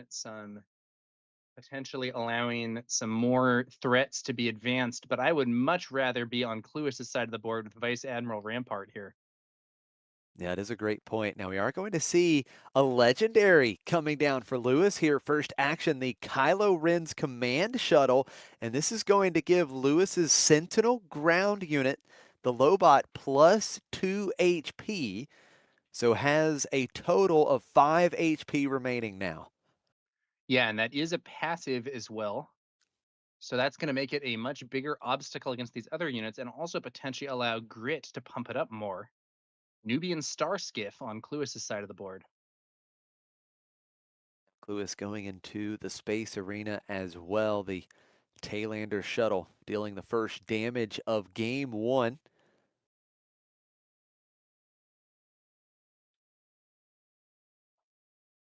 That Nubian Star Skiff is quite relevant as a 4/4 with Restore as long as you control an official. And it looks like Dahak has swung into it with the shuttle, I believe. Yeah, that's right. He went into it with the shuttle. The Taylander shuttle defeated, the spy token created, but look at Cluis attacking into Lobot with Vice Admiral Rampart, the on-attack trigger. He's able to disclose 2 command and ability aspect icon, giving an experience token to both the power droid and his space unit, the Star Skiff. So very strong play here, getting that Rampart out early and being able to meet the disclose effect. Yep. Lobot pretty powered up from Grit there. Now, what did we see there?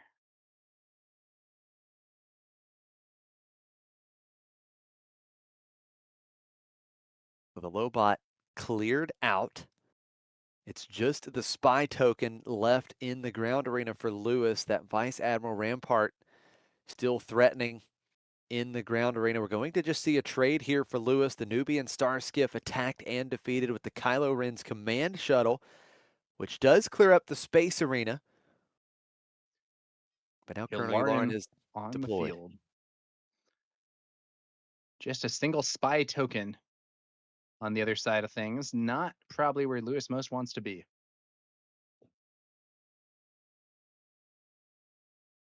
Yeah, Cluis's board position right now just a tad bit stronger. We have not seen Jabba deploy yet, though. We're going to have the spy token crash into Vice Admiral Rampart, so Rampart will have 3 HP remaining. But now it's going to be a big play into the space arena. We have seen how impactful the Enforcer Squadron has been so far today. That 5-power space unit. Here comes Jabba the Hutt coming out, and we will see the FN Trooper Corps with plot being played alongside Jabba. Jabba will get an experience token with the when played ability from FN Trooper Corps, so Jabba up to a 3/9. As the action goes back over to Cluis, looks like an attack with Yularen is lined up here. Jabba does have an experience from that FN Trooper course. That's going to make this a bit stronger, but Vice Admiral Rampart really getting a lot of value here. I think we're hitting another disclose here for Cluis. So once again, 2 experience tokens given out on attack. That is a very major buff that Rampart has now been able to provide twice. Yeah, absolutely. Now, Jabba was able to attack and defeat Rampart. Jabba with 3 power thanks to the experience token given by the FN Trooper Corps. So finally dealing with that problem, but not after Cluis able to give an experience token to both Colonel Yularen and the Enforcer Squadron. And I don't know if you noticed what he disclosed, Tower, but he's got a Shadow Crawler and a Director Krennic. So if this game goes late, there are some very big ground arena plays that we're going to see from Cluis. That is scary. The big Krennic there didn't necessarily make a huge splash in constructed, but I think kind of a monster in limited. The 9 cost, 8/10 Sentinel, and can draw additional cards when attacked, at least if they're units. And we do see Unveiled Might being put onto Colonel Yularen. So Yularen has a total of +3/+4 with all the upgrades. That is a 710 leader unit right now for Cluis. We do see the Rotunda Senate Guards coming out. It's undamaged, has Sentinel. So Cluis will first have to get through the Sentinel unit, but he can do that with 1 attack from Yularen, taking 4 damage back. And the action compression, once again, able to then attack with that Enforcer Squadron. And with the experience token, it's 6 damage to base, 13 damage on Lewis's base.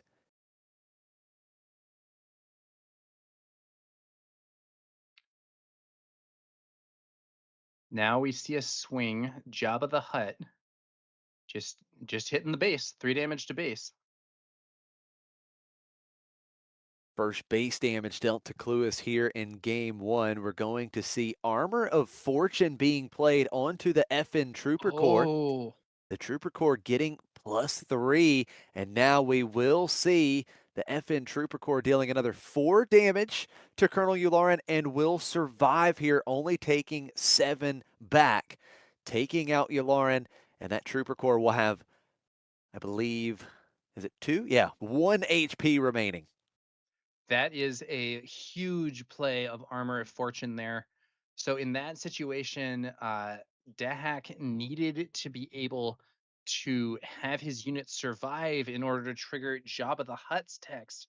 But with Yularen so buffed, even the FN Trooper Corps was not in a position to actually live through it. However, the Armor of Fortune allowed it to live through it, and then Jabba's ability could be used to clear out Yularen. But the question is it too little too late?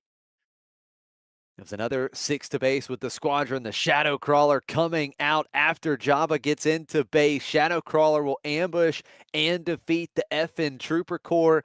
And that Shadow Crawler will have 3 HP remaining, and that is the question, Tower. Is it too little too late? The board has once again swung heavily in favor of Cluis, and with these 2 units in play, he's showing lethal. There are a lot of resources there, though, but he's going to need something big to turn this one around. What do we have?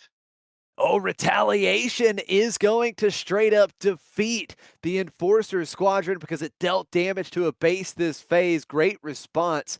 And the Space Arena answer has been found.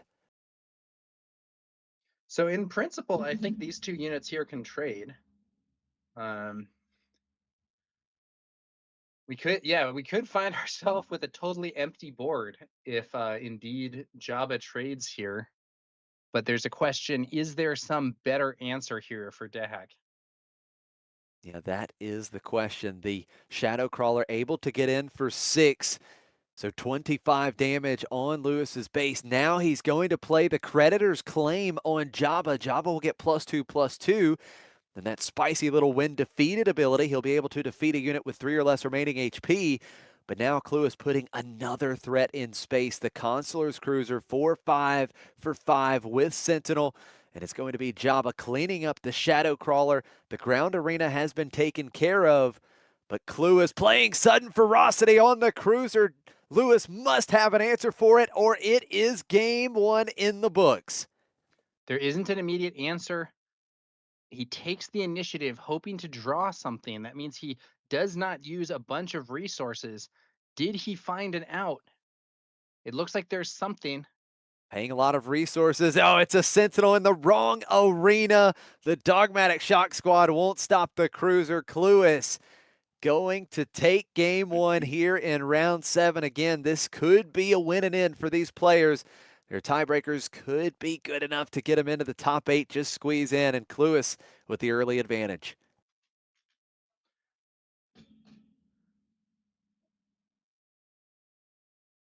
Okay, so we're now looking at a situation where the incentives in terms of what I'm cheering for are very aligned because I want us to go to game 3. I also want to see a McClunky player winning.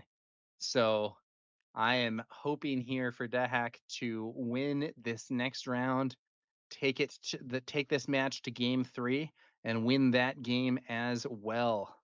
But we'll have to see whether or not he can do it. Lewis's Colonel Yularen deck putting on a lot of aggression here. That's absolutely right. And something to keep in mind, both of these players, former Planetary Qualifier champions. And interestingly enough, for Lewis, he won the last PQ that he competed in. It was another limited Planetary Qualifier. He made the top 8, drafted a very strong Slymore aggro deck, and took down that tournament.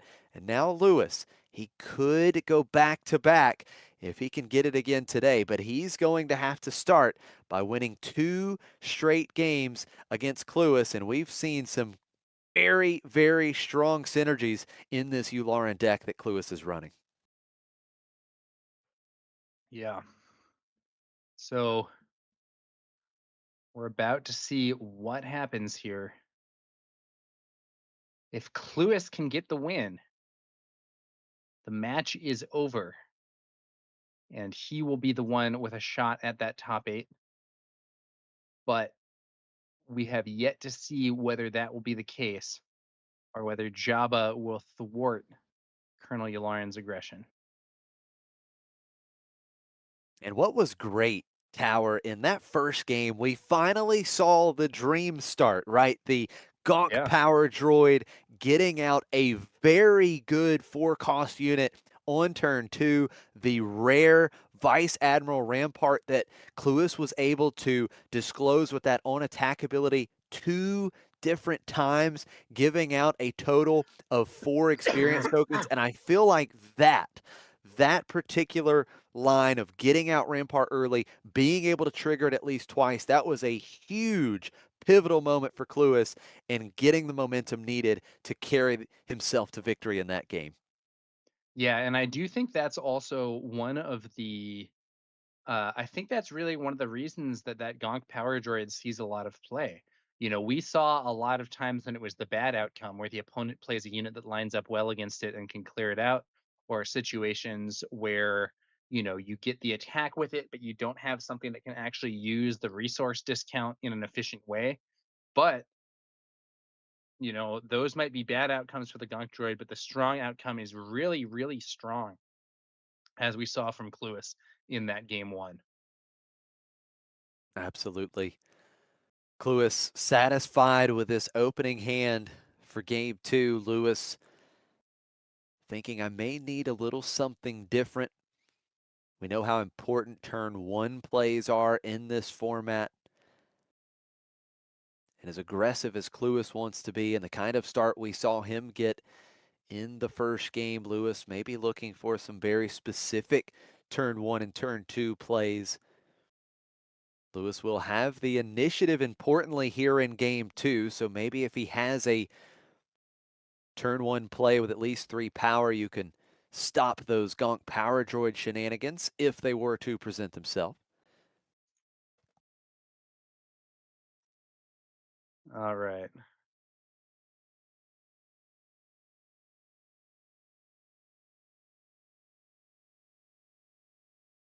Here we go. Let's see. Let's see what he can do here. Game two officially underway. It's a Atreus Acolyte start for Lewis. And on the other side of the board, it's going to be Cyril Karn coming out for Cluis.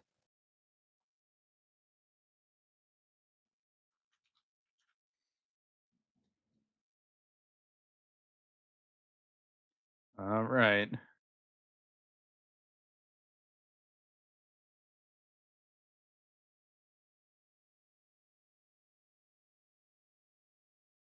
Now, Lewis was able to retain the initiative. He has a 2-4 in the ground arena to the 2-3 of Cyril Karn. So we are just going to exchange some damage on both of these ground units.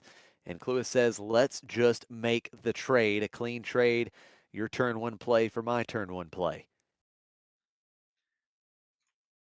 Ooh, good follow up there from Dahak with the ISB shuttle bringing out a spy token because a friendly unit was defeated that turn. We have seen the ISB shuttle be used so effectively in several of these villainy decks. The Academy Disciplinarian is the choice on turn two for Cluis. As Lewis Dahak looking to force a game three, has the initiative once again.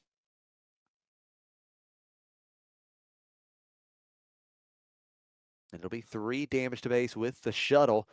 That Academy Disciplinarian is going to take out the token right away. Interesting that Lewis didn't attack with the token first since it was in danger compared to the shuttle. But look at that. Might have been a bit of a bait. Another ISB shuttle and another spy. Yeah, just lining it up. So now back-to-back turns with ISB shuttle, creating a spy token for Lewis. Now, Cluis coming out with the Contraband Starhopper, so does put some opposition in the space arena here. That 2-3 lines up pretty well with the higher costed ISB shuttle.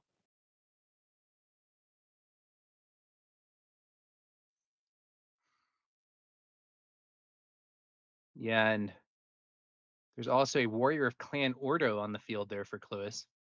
Both players with relatively wide boards for this early in the game. Yeah, two drops being dropped down on the board for Cluis on his 4 resource turn. And now it's Lewis with the initiative, contemplating the token this time around. It could just be eaten up rather quickly. Let's see if he tries to get in 2 damage with it. Looks like that is going to be the action, and it's 2 damage to base here, bringing Cluis's total up to 5.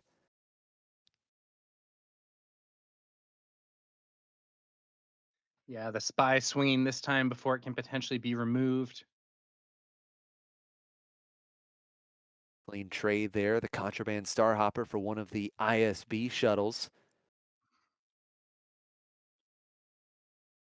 We are on the 5 resource turn. Both of these leaders active at this point, ready to deploy. Lewis will deploy first. Jabba the Hutt coming in. We're going to see a plot being used. Lewis going to plot out the FN Trooper Corps. An experience token given to Jabba. We saw this exact line in the first game.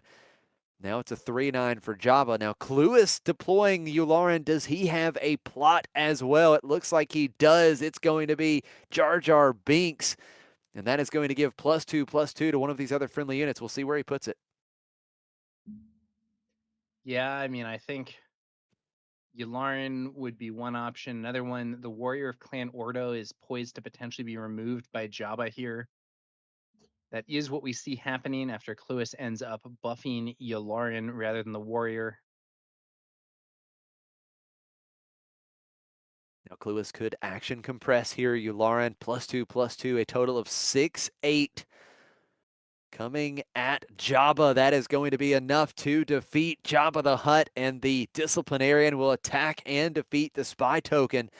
So just like that, Cluis is able to very efficiently deal with Lewis's ground arena as another 3 damage comes in through the air. 8 damage on Cluis's base.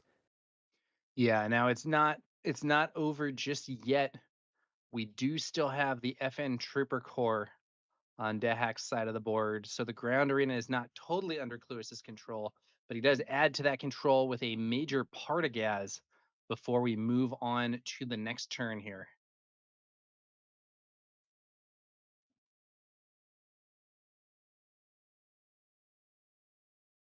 And Lewis will once again have the initiative. He's in the lead in terms of damage on base, but is staring down a big board. The FN Trooper Corps is going to start working on that problem as Colonel Yularen is defeated. 4 damage back onto the Trooper Corps, and Cluis bringing out the major Partagaz.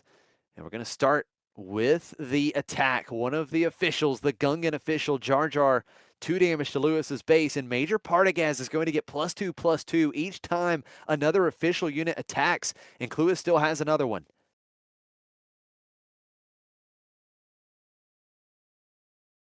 Jabba action ability used. 1 damage dealt to Jar Jar.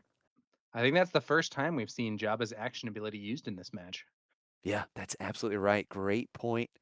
Used effectively here to clear out the 2-cost official unit, but not after attacking. And now Major Partagaz, a +4/+4 attached. That's a 410 right now in the ground arena with Overwhelm.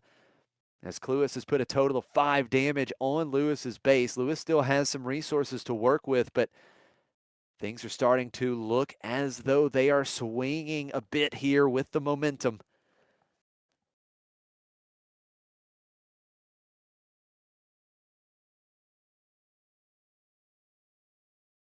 Major Partagaz will eat up the FN Trooper Corps, dealing 3 overwhelm damage, taking 4 back. We'll still have 2 HP remaining when the buffs fall off at the end of the phase. And we see another copy of Treyas Acolyte for Lewis. That's not necessarily the type of card you want to be playing at this time. We want some higher impact plays. Speaking of high impact plays, Cluis playing a big threat, the Naboo security force, that 5/7. Another big threat in the ground arena. The Creditors' claim being put onto Treyas Acolyte.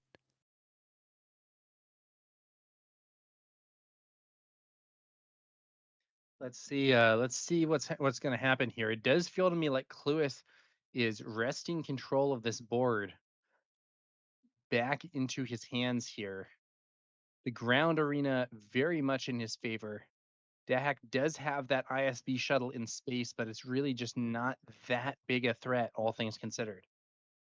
And it is just so relevant. Clueless having the initiative, action compressing once again with Yularen's action ability, attacking with the Naboo security force and the disciplinarian, bringing Lewis up to 16 damage on base. We do see the Major Parnagaz being defeated by the Atreus Acolyte, and now the Shadow Crawler is back for Clueless.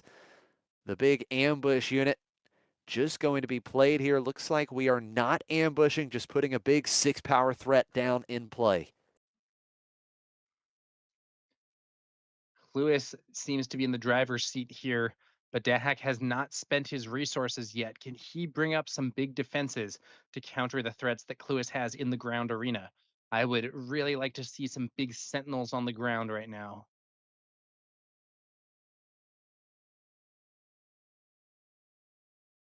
Lewis's damage total on the base up to 14 after the shuttle is able to fly down and put another 3 damage on. It looked like it was Lewis going to be 2 resources, maybe for a Lobot or something, some minor sentinel. That is what we see, Lobot. Still 5 resources left. Yeah, just trying to change the math here, trying to change the current outlook in play. We're going to see retaliation taking out the Naboo security force because it dealt damage to Lewis's base. Very strong play there, and currently Lewis does have a Sentinel in the ground arena, and the only unit that's big enough to get through it is the big 6-power unit. So if nothing else, that Lobot is essentially saving Lewis 6 damage on base this next action phase. And it looks to me like there is some potential more sentinel stuff in the hand there.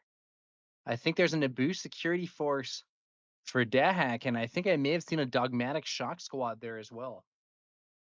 Yeah, that is a great point. We're going to see Cluis playing Ferrix Uprising, dealing a total of 4 damage to the Atreus Acolyte. The Atreus Acolyte is defeated. And now we go back over to Lewis Dahak and still staring down the threats in the ground arena. But you did mention it. He's got the Naboo security force. I do believe he was also holding on to a Beguile. I think that's the cunning card in hand, so he does potentially have an out if he needs it to a big unit. And I do think the creditor's claim there was wasted because the unit was removed. When defeated, you may defeat a unit with 3 or less remaining HP, but there was not a unit with 3 or less remaining HP to defeat. Yeah, that's exactly right. It was very nice for Cluis. Now, oh, wait a minute. He can't beguile the Shadow Crawler. It costs 7. You Yeah, can only, illegal target. yeah, unfortunately, the Beguile can only bounce the Academy Disciplinarian. The Crawler takes out Lobot, and I feel like that is not what Lewis wanted to spend the Beguile on. Yeah, I think unfortunately that is a major misplay for Dahak. The Beguile to bounce the Disciplinarian just really isn't that worth it. If it could have bounced the Crawler, that would be a very different story, but that's not what we saw here. And now Dahak on the back foot. I do see some cards that might be at least potential answers, though. We have some Sentinel options, and we do, I believe, have a copy of Condemn there as well. Yeah, he does have some options. 2 different Sentinel units that can be put down, or a unit with Sentinel and a unit that could gain Sentinel. But something to keep in mind, after that resource decision, he doesn't have any other command aspect icons in hand other than the Naboo security force. So that Naboo security force can't get Sentinel when played. We see Condemn being put onto the Shadow Crawler. Shadow Crawler will attack. We'll see the disclose of the Dogmatic Shock Squad. The Shadow Crawler will get -6, so no damage dealt, but another 3 damage to base with the Disciplinarian as we see the shuttle get in for 3. There's the Nubian Star Skiff, and now it's the Dogmatic Shot Squad coming down for Lewis. Both of these bases are severely damaged now. 11 HP left for Dahak, 13 HP left for Cluis. The Dogmatic Shock Squad enters the board. I think that's a I yeah, that's very interesting. We see a buff unveiled might there for the disciplinarian. +2, +3, not that efficient, but still giving bigger numbers here. Yeah.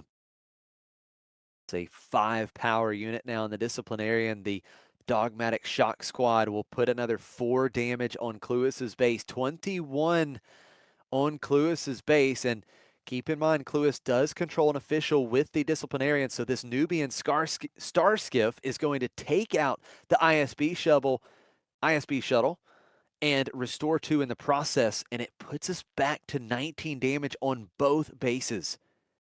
They've evened it up here, and now we're going to see whether Dahak can turn the tide.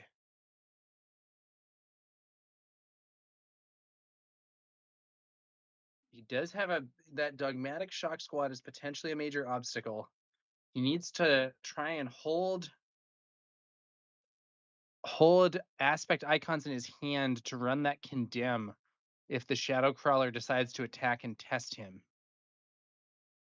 So there comes the Naboo security force. No disclose here, so it will not be giving Sentinel to anything. Lewis already has the Sentinel in the shock squad, so you feel pretty comfortable. And now Clue is just going to run, it looks like, the disciplinarian into that shock squad. That is where the attack would have to go.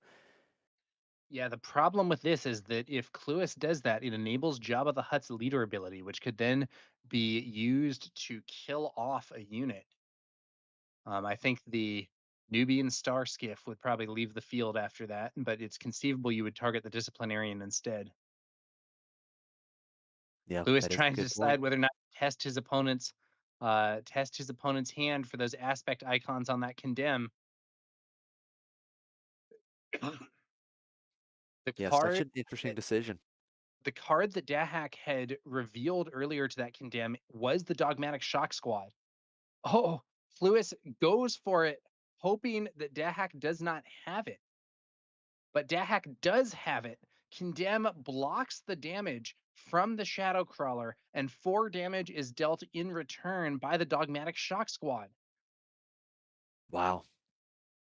And he found those cards off the draw during this last regroup phase. So being able to find the aspect icons that he needed, the disciplinarian is going to attack into the shock squad. And now we see the Jabba ability, and that is going to deal the damage needed to defeat the Nubian Star Skiff. And it is contempt for culture from Cluis to take out the Sentinel. And Cluis will get a spy token. What a game we have going here, Oh, Tower. look at that. Cluis has developed many additional threats. Not only was there the spy, there's also an ISB shuttle, and because one of Cluis's units was defeated that turn, that is going to lead to another spy token on the field, and Dahak is now looking very outnumbered, even though he does have that powerful Naboo security force. That is exactly right, Tower. This board just continuing to expand for Cluis. And that Naboo security force does not have Sentinel. That's a when played and when defeated ability. Now for Lewis, he can take out, if he wanted to, he could attack into that disciplinarian and take that 5-power threat out of the ground arena. This would be a good time for an overwhelming barrage, but that is not an option in this set. That is absolutely right. Some kind of big removal would be great. Because as it stands for Cluis, even if the disciplinarian is removed, you're still threatening with 7 possible damage with the 2 spy tokens and the ISB shuttle, and that is assuming that Lewis is able to disclose for the condemn yet again.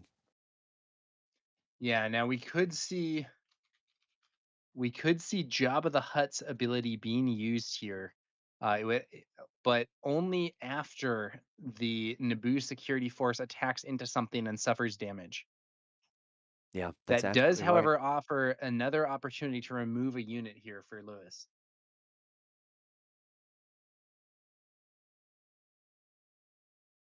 4 cards in hand for Lewis.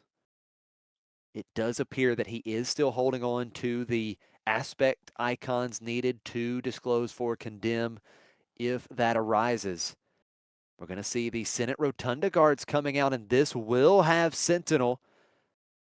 Cluis is going to action compress. The Academy Disciplinarian will trade with the Rotunda Senate guards and a token, one of the spy tokens, getting in for 2. 21 damage on Lewis's base, and here comes the Naboo Security Force, 5 to Cluis's base. This is just so tight. 24 to 23 now. It's the Cruel Commandos, yet another Sentinel unit for Lewis in the ground arena. As Lewis goes up to 26 damage on base, and he plays, I believe it was the Retaliation. I can't quite make it out. Was that Retaliation I power? think that was Retaliation, kills the Naboo security force. And then we also see the Supreme Council aid hitting the board. Wow. The security force taken The out. That was crawler massive. attacks, and Dahak shows the Cantwell arrestor cruiser. He does have the disclose, so Condemn blanks it yet again, and the Cruel Commandos remain alive to block that ground arena. Dahak desperately needs a pump. Just one additional point of damage would be enough to get him this win. Yeah, that's absolutely right. 1 damage shy currently with the Naboo security force being defeated by the Retaliation. 4 cards in hand for Lewis. Can he force the first game 3 of this tournament in terms of the feature table? 5 damage to base with Both the Cruel players are at Commandos. 1 HP. Oh, this is so close. Lewis is going to play Armor of Fortune onto his Sentinel. The Cruel Oh, Commandos man. now with 8 HP. Sith Assassin. Lewis Dahak just takes claims. the initiative. Is there an out?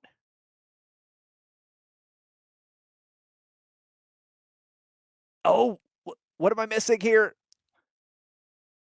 2, I 4, believe 6. uh, I I believe it was captured, and those two were the disclose. Oh, okay. Yep, that makes sense. Charged with corruption, capturing. Oh man, what a game that was! Fantastic I didn't stuff. actually see the charged with No, corruption I card didn't there, but I either. I think didn't that's see what it. it was. Okay, yeah, it would make sense. He put down the 2 command aspect icons. That's exactly what would happen because Lewis put it face down on Cluis's side of the board. And yep, that would capture the Sentinel, and Cluis opens up the ground arena, gets through, and it is another 2-0 game.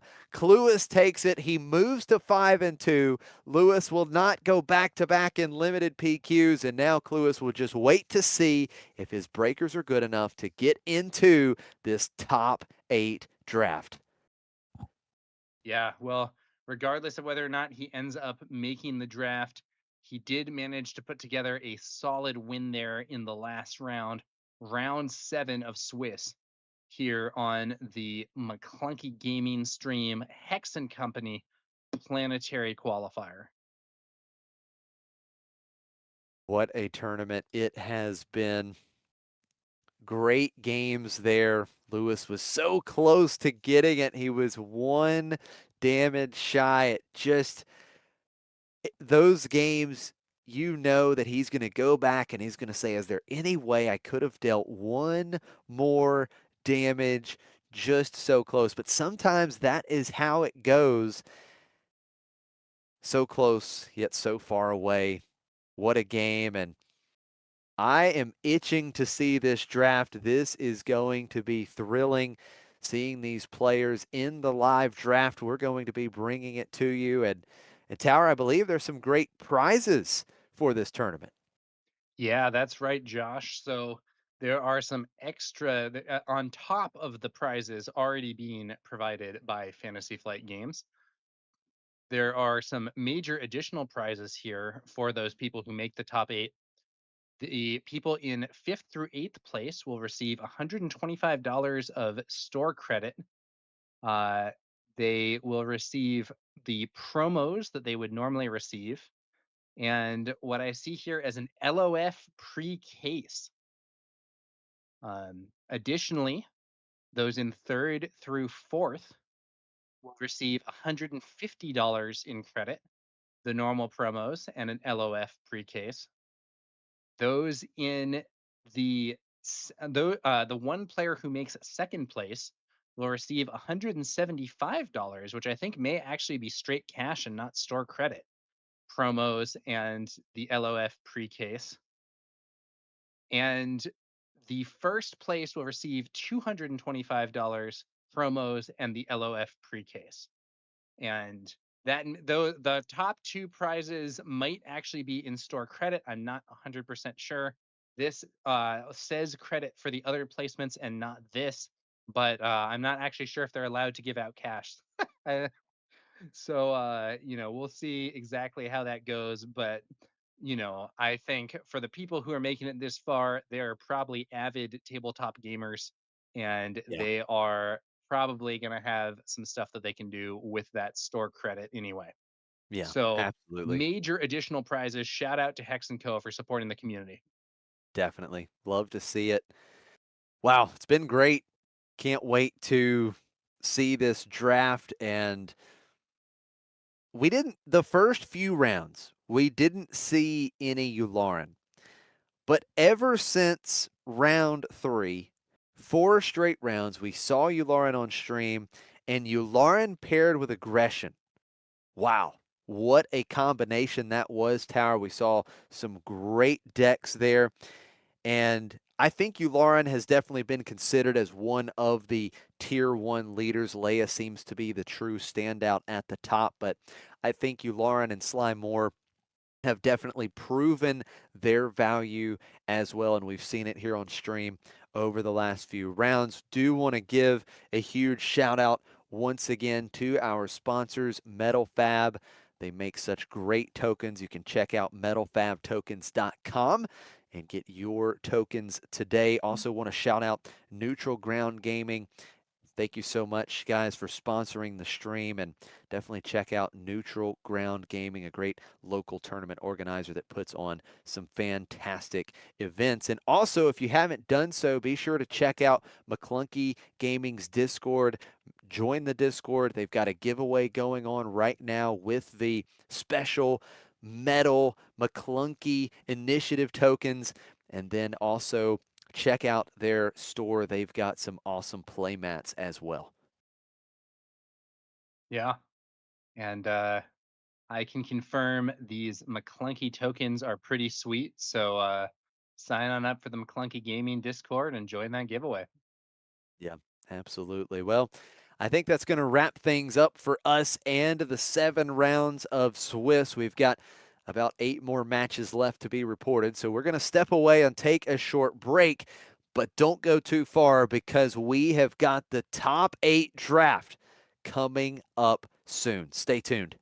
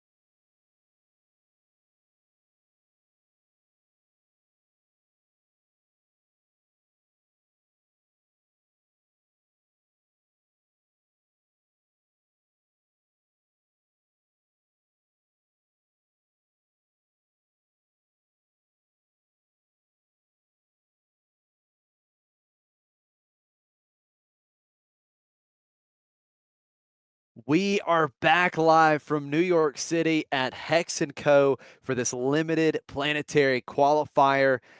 Just under 70 players entered this planetary qualifier with the hopes of becoming a PQ champion. And now we only have 8 players left standing. The 7 rounds of Swiss, the players played with a sealed deck. They opened 6 packs at the beginning of the day.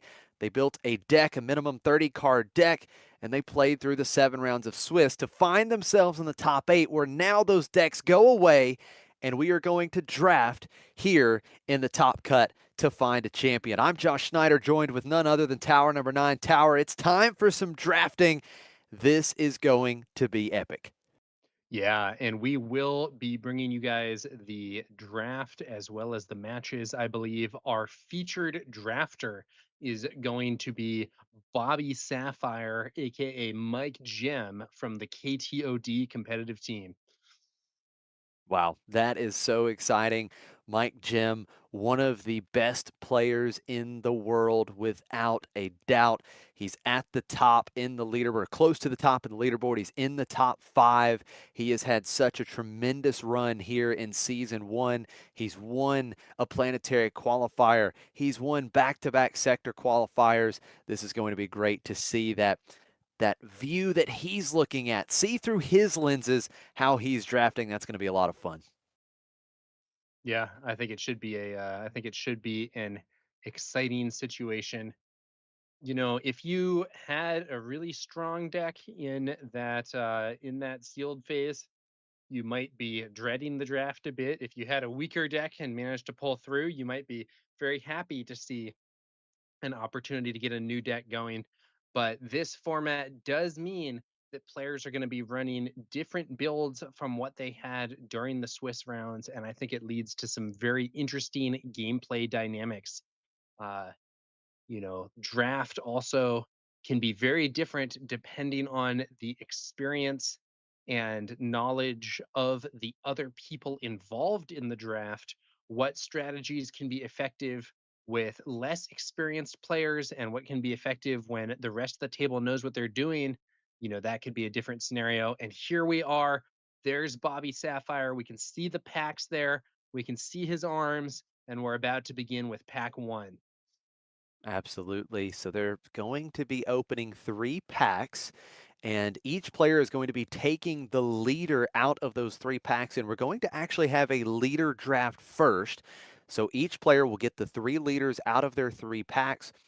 They will pick 1 leader from those 3, pass the other 2 to the right, and we will continue that until each player is left with 3 leaders.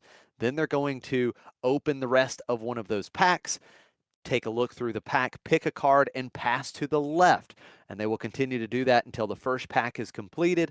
The second pack, they'll be passing back to the right. The final pack, they'll be passing to the left. So that's how things are going to work. Each player will end up with 45 cards in total, 42 cards that you could put in your deck, and your 3 leaders.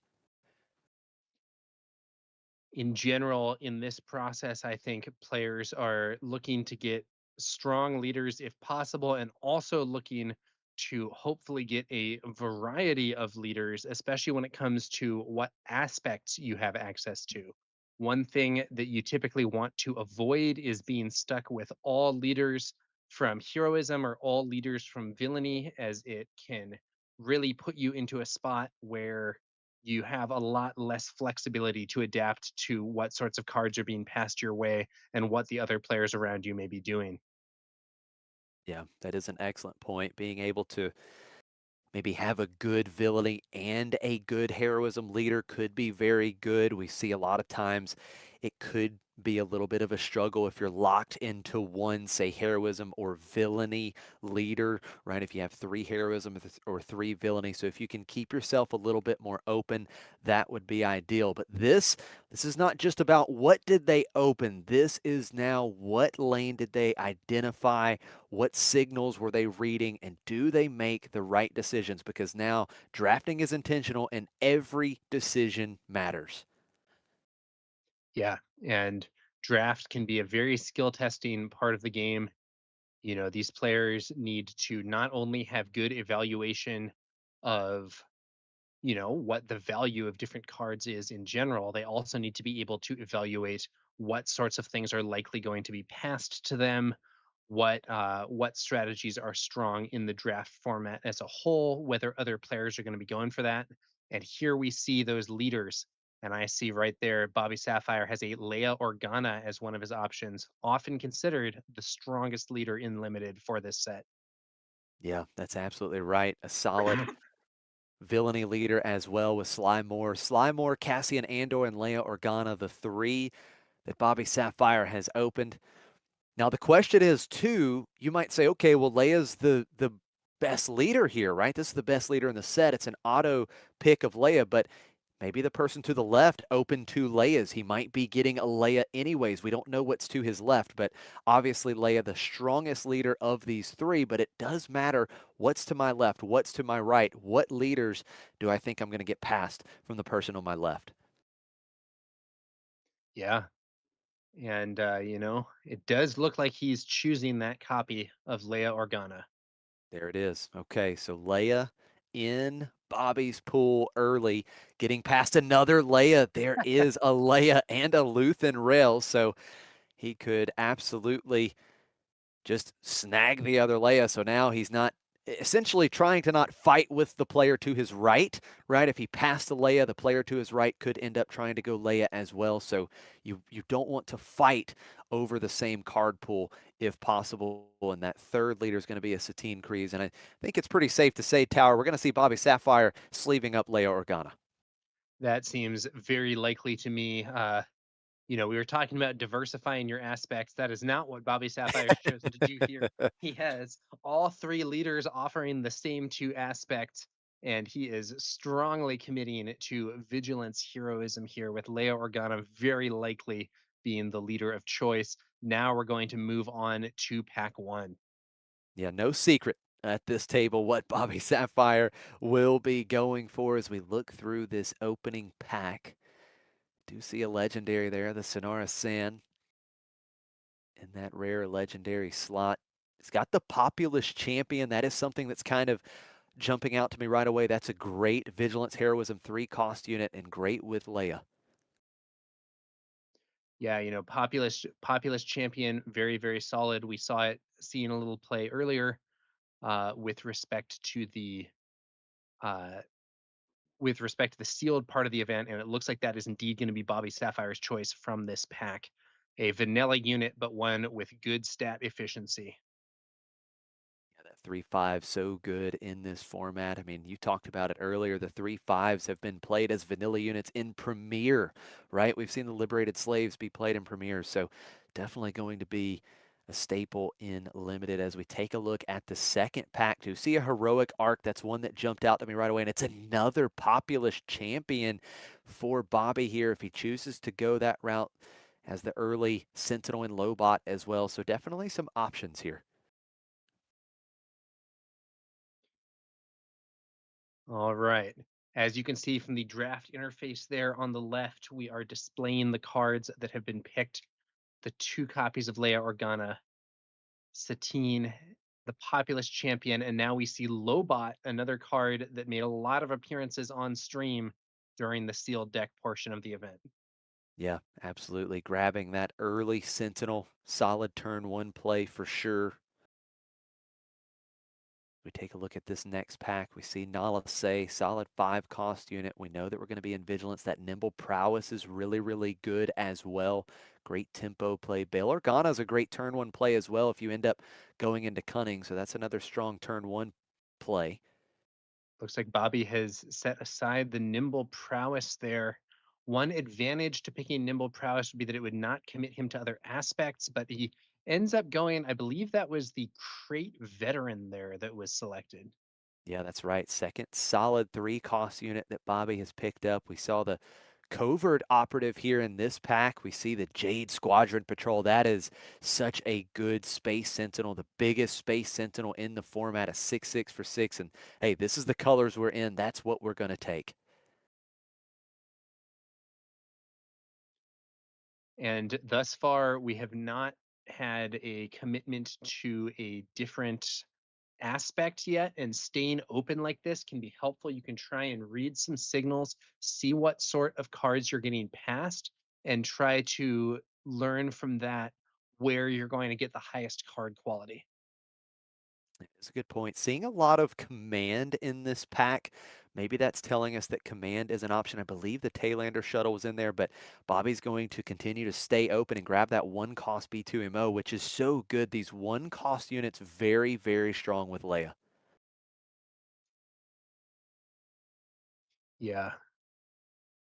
Leia's ability works really well with a one cost unit that you can then buff on that first turn, get it up to a profile that's going to be a little harder for your opponent to deal with. Again, this is something we saw in the limited portion of the draft of the event, or the sealed portion of the event rather, and it may well be relevant here too. Our first non-vigilance There it is. card, C3PO, or rather our first card with an aspect other than vigilance or heroism. Right. Yeah, it takes the C3PO, another one cost unit that could become a 2/4 on turn one thanks to Leia's action ability. So we take a look here. We've got another solid 3 cost unit in Marva Andor, but it looks like we're going to take the Let's Call It War. All right. Let's Oh, look at call it that war. populist, the populist advisor, the best, one of the best turn one plays for Leia. Bobby immediately pulling it to the front. I think that looks so good, Tower. Yeah, it does. Now there were some other strong cards in there. I think there was a Mon Mothma, for instance. If he did end up going for command as the base, that would be a solid later game play. But that populist advisor, like you said, Josh, is a great early game move for Leia. Yeah, A lot of absolutely. And cunning in this pack. yeah, we are seeing a good bit of cunning. That's a great read there. Could be signaling cunning is open. We're seeing a lot of cunning as he picks up that early turn one play, the emissaries Sheathipede. And look at this. Look at this late heroic Arc 170. It's such a good card. I think he has to be very happy with that pick. Yeah, a bit of a surprise, quite frankly, to be past that this late. And with these last two packs, we're once again seeing a lot of cunning cards coming around to Bobby Sapphire here. He's had to pick up a few cards from a range of aspects. Here's a choice between Rebel Pathfinder and Beloved Orator. Oh wow, Wilro Hood. Really nice. The last couple of cards, very playable, right? He gets the Rebel Pathfinder and the Wilro Hood as his last two picks in that pack. He's already got some great one cost units. He found a heroic art pretty late as well. And I think, Tower, that might be a signal from the right that maybe the person to his right, maybe those players are not on heroism, and that could be really good from Bobby. When we get to pack three and we're passing to the left once again, maybe we get some really good heroism options. Yeah, it'll be interesting to see what ends up making its way to Bobby Sapphire in this next pack. Now, this pack will be highly influenced by what Bobby Sapphire has been passing in the previous round because the direction of the draft has now changed.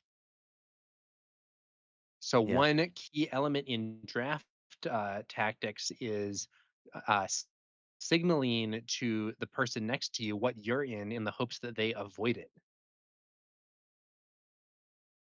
Definitely some interesting options here is pulling that sudden ferocity and the grassroots resistance out to the front, both very solid options. And it is going to be the sudden ferocity appears to be the pick here for Bobby. First pick out of pack two. All right.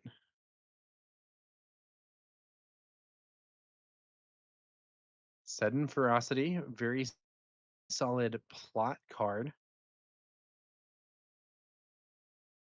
Out of the gate, we see the I guess, retaliation. We've got a good turn one play. Got a Galen there.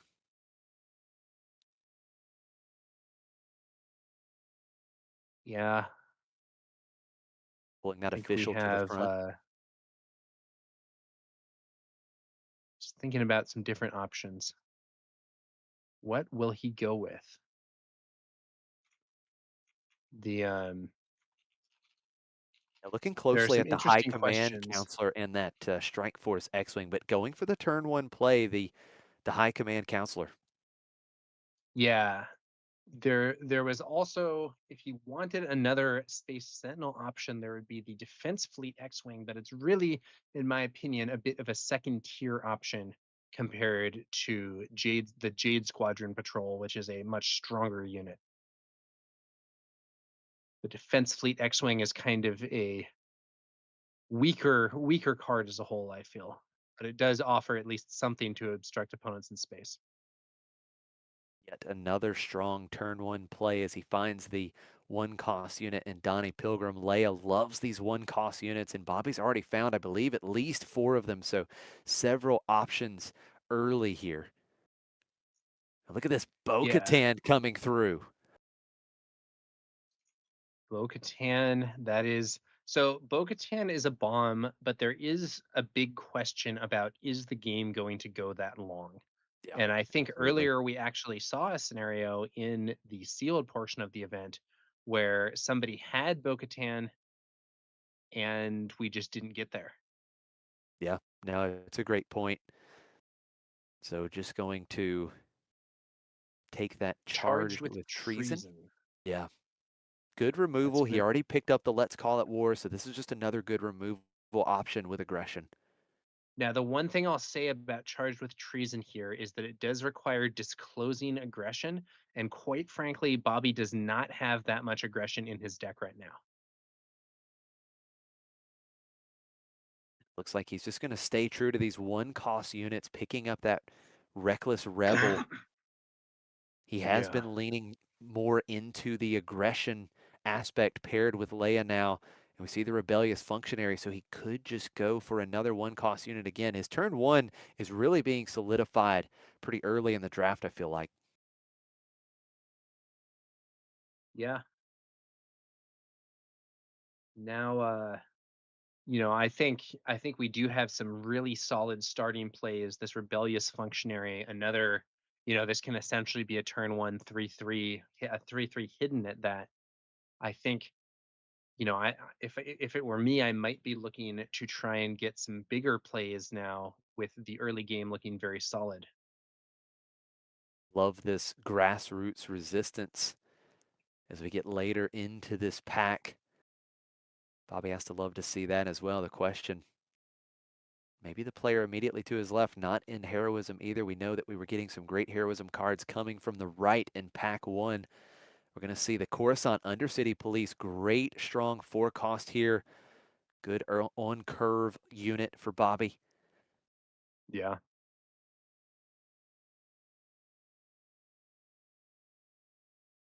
My goodness, look at this. 3 possible 1 cost units for this deck. We're going to pick another B2MO. They're just flooding in at this point. Yeah, I think this is it's looking like Bobby Sapphire is drafting a build here that is going to be very, very consistent early on in the game. And I think he opted for the Strike Force X-Wing there, another aggression unit and a space option, as well as a plot one, even has a bit of removal there as well. Cunning looking pretty open once again, but Bobby seems pretty solidified in the vigilance aggression aspect pairing. As we see this late dismantle the conspiracy. Yeah, a few maybe less hype units. Dismantle the Conspiracy is actually quite a good card, but is going to be out of aspect here, may not be as appealing at 8. We did see a few early game units that could conceivably see play with the Senate Warden and Assassin, with the Warden there. We also saw the Assassin Probe, which is a generic unit. I would be looking at this point, I think, for some bigger options. We're going to move into our third pack, passing back in the original direction. Let's see what Bobby Sapphire can find here. Something that stands out right away is that diplomatic immunity. It's in the aspects that he's in. Such a good card. We know that upgrades are very good in this format. It looks like that's the one he's pulling towards the front. The Strike Force X-Wing and that high command counts are another strong turn one play, but his turn one is already, I think, looking quite strong at this stage. Yeah, very, very robust, in my opinion. Let's see what he goes with. Diplomatic immunity is another card that is reliant on disclose, but also just provides some nice base stats. So even if you aren't getting the disclose, it's still a 2 for +2/+2 upgrade, which is like on curve and often quite reasonable to play in a limited environment. Look Karis at this Nemec there. Karis. Wow. Yeah, we know that heroism cards are probably going to be pouring in from this direction, and it's another Jade Squadron Patrol. So two great cards here, Karis Nimic and the Jade Squadron Patrol. We know that he already has at least one of the patrols. He has a ton of great turn ones already, but this Karis Nimic definitely tempting.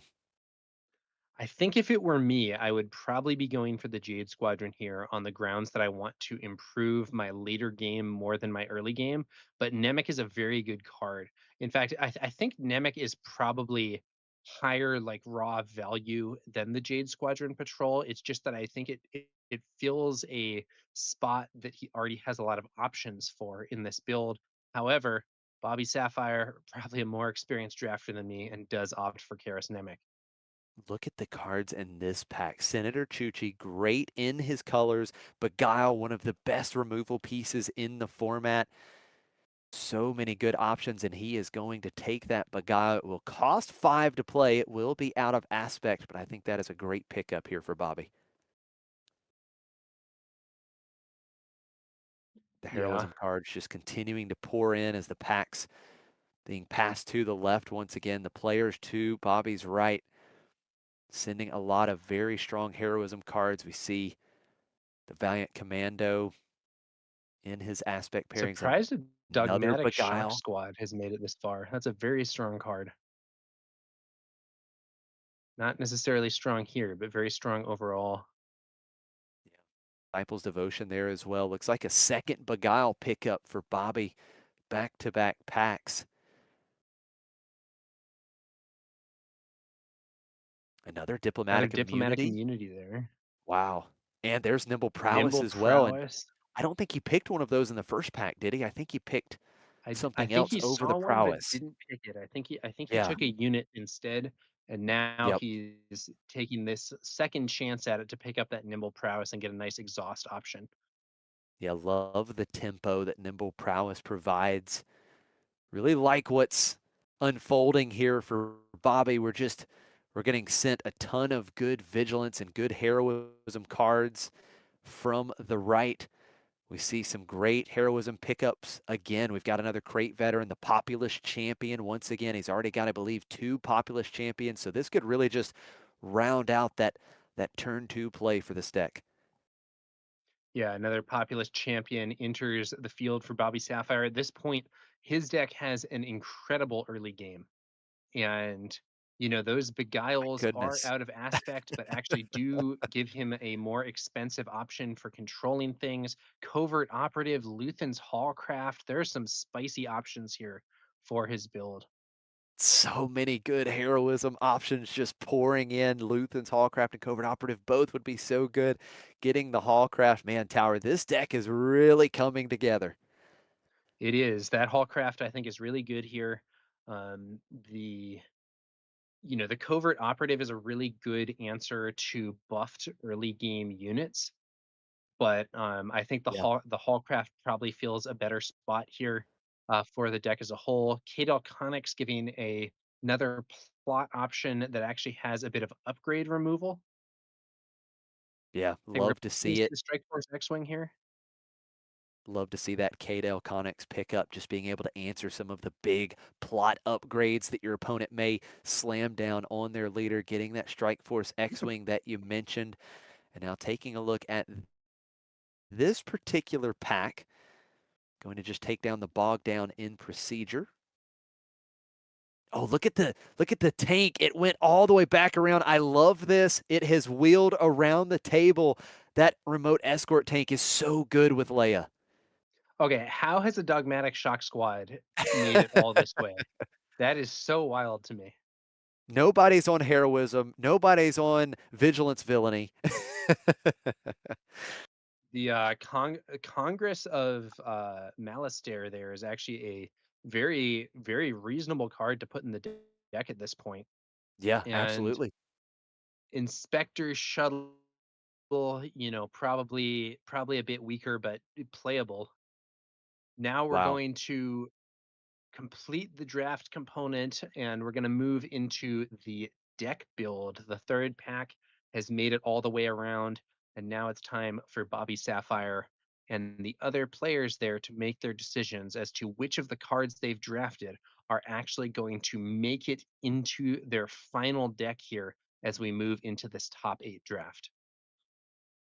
What a draft. I think it worked out quite splendidly for Bobby, if I say so myself. We got all the great vigilance heroism cards being passed to us in pack 1 and 3. So many good cards to fill out the curve. He got some great answer cards, things like Beguile, some tempo plays, and Nimble Prowess. Was actually able to find 2 Beguiles in that final pack. So, yeah, really, really like how things shaped up, especially in the end. Yeah. So now we're going to I do think he had cards from a fair mix of aspects, which is not necessarily always what you most want. I do think there's a chance that we are going to see some out of aspect plays in the build. However, while out of aspect plays are definitely a bit questionable when it comes to constructed, this is a limited event, and the overall card quality that opponents have access to is going to be a little lower. So you may well be able to get away with some out of aspect inclusions. Yeah, absolutely. But just just going through some of the cards that he picked here, Tower. I mean, his turn 1 is so strong. He was able to find Karis Nimic. We know that he found, I believe, at least one of the high command counselor. He found so many good 1-cost units to pair with Leia's ability to get that opening. Oh, here we go. Look at this, Claire. You are the best. Look at this. We've got the pools on the screen. But yeah, look at all those 1-cost units that can pair up with Leia's ability. Such strong early game. You've got multiple Populous Champion, which is one of the best 3-cost units in the format. I mean, there's just so many things that he can do early in the game to interact with his opponent's board, and I think create favorable trades. I think he's going to give some other players a real tough go here. It is looking like a spicy pool here for Bobby Sapphire. The high end, maybe not the strong point of the deck. I do think that it might be nice to have a few more expensive cards, but I think, his early game is going to be incredibly strong here, and he has some good options into the mid game as well. Yeah, that's a great point. That's the only thing that was coming to mind for me as well. The one thing that I'm sitting here thinking about is, okay, what about finishers, right? We don't have a lot of finishers per se. But on the other hand, Tower, from what I've heard, Leia Organa with a sudden ferocity may just be a finisher. Yeah, I mean Leia can definitely be a finisher on her own, just in terms of if the opponent does not have a way to deal with her, she can scale really quite a lot with those experience tokens that just keep getting added. Yeah. No, you are absolutely right. That was really fun to watch. I think that was one of those drafts where, again, right from the outset, we knew that Bobby was on Leia, right? Like he opens up a Leia in his first 3 leaders, he picks the Leia. Then we go over to the second leader, right? He's passed another Leia. He takes it. And I love that move right there because at that point he's saying, look, I know Leia is the best leader in the format. I don't want to send this Leia to the person on my right and end up having to be in this awkward situation because the person to my right is going Leia, they're passing me 2 packs, right? And so I think that was a great pick. He got the second Leia, then the Satine. So everybody knows that he's going for Leia, but it worked out beautifully because it was very clear that the people to his right were on villainy. So during the draft, it wasn't a ton, I feel like it wasn't a ton of extremely difficult decisions because, again, he knew exactly what leader he was playing. He knew he was vigilance and heroism. And on packs 1 and 3, we just kept getting the vigilance heroism cards that are so good. So there wasn't insanely difficult decisions, but I love the way he navigated the leader draft, making sure the people to your right aren't on Leia, and I think it's worked out beautifully. Yeah, I think in terms of the decisions here, maybe the one thing that I would perhaps have done differently would be that I do think the deck might have been stronger with that extra Jade Squadron patrol instead of Karis Nemec. Karis Nemec's a great card, but the early game is already looking really good, and I think it would be nice to shore up the later parts of the game a little more. Yeah, I think that's a very fair point. When he was looking at those two cards specifically, I really believed he was going to take the Jade Squadron Patrol. Just based off what we've seen Bobby Sapphire do in these limited formats at the Philadelphia Sector Qualifier earlier today, based on his sealed pool when he was here at the feature table. He was so good, and he's been so good about pivoting into space. He knows how crucial it is to be able to pivot into space in these limited formats where it's tough to interact. And so, yeah, that one definitely caught me by surprise. Of course, Karis Nimmick, one of the best 2-cost units in the game. But if your opponent, let's say they play something like a 2-4, right, it doesn't look quite as good because now that 2-4 can essentially just trade out with your Nimmick plus the Spy. Yeah. Now, Nemec, not saying Nemec's a bad card. Nemec's a great card, but sometimes you have to consider not just like what the top quality is, but also where it fits in your overall game plan. And now, to be fair, maybe that's just what Bobby was doing. Maybe his Yeah. reasoning there was, I'm going to play an incredibly aggressive early game and try to get control early before I even need these later game cards. And Karis fits into that plan. We'll have to see if that's what ends up happening. Yeah, absolutely.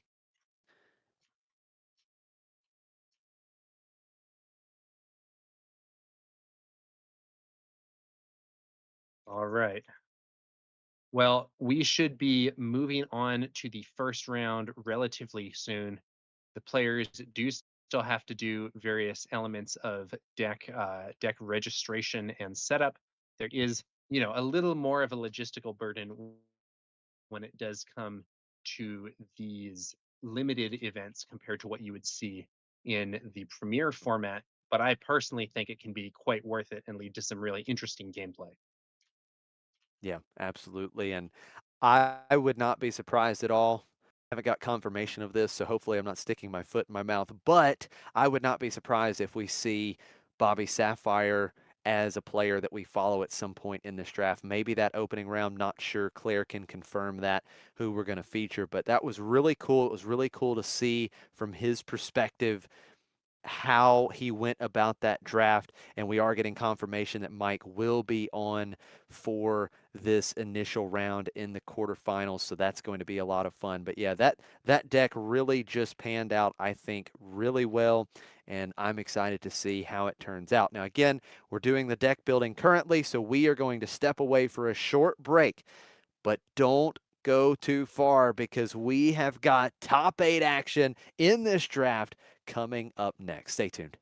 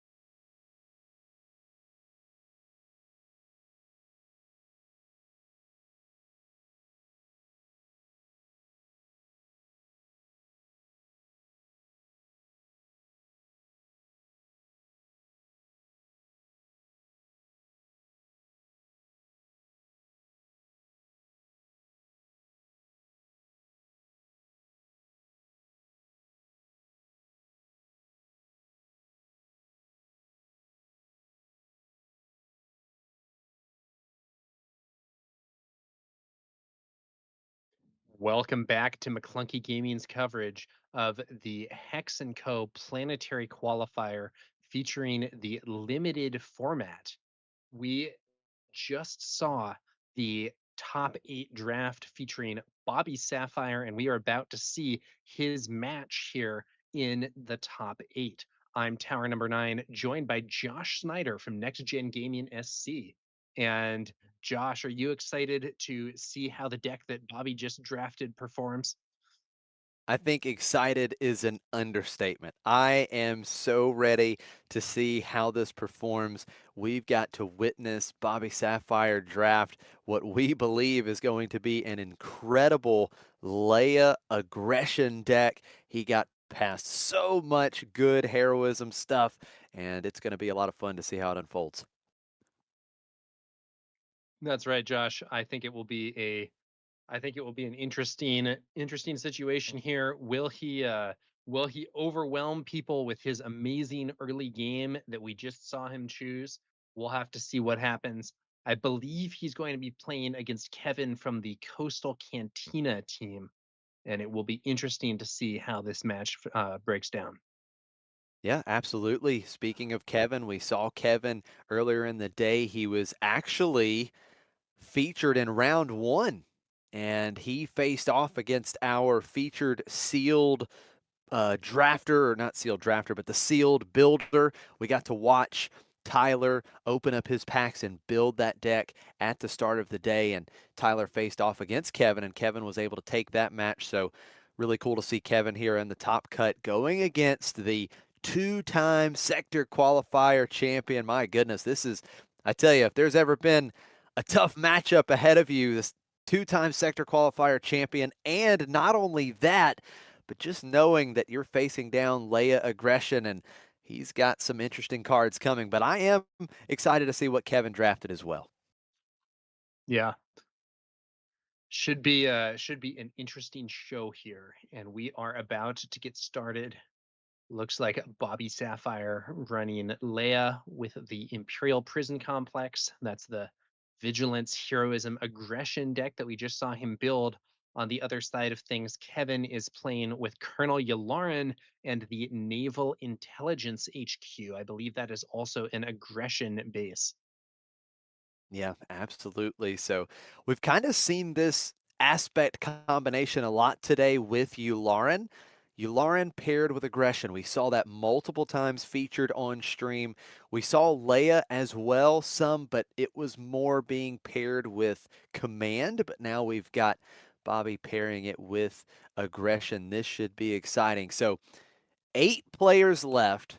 3 rounds stand between each of these players and a trophy. We've gone from the sealed survival, right, of what did I open in my pack, to now we've gone to the precision of drafting and being able to really craft decks that I think in particular, if we think about just Bobby's deck, that's not a deck that you would have been able to build in your sealed pool, right? You're just not going to open that many heroism, vigilance cards and have all of that in your sealed pool.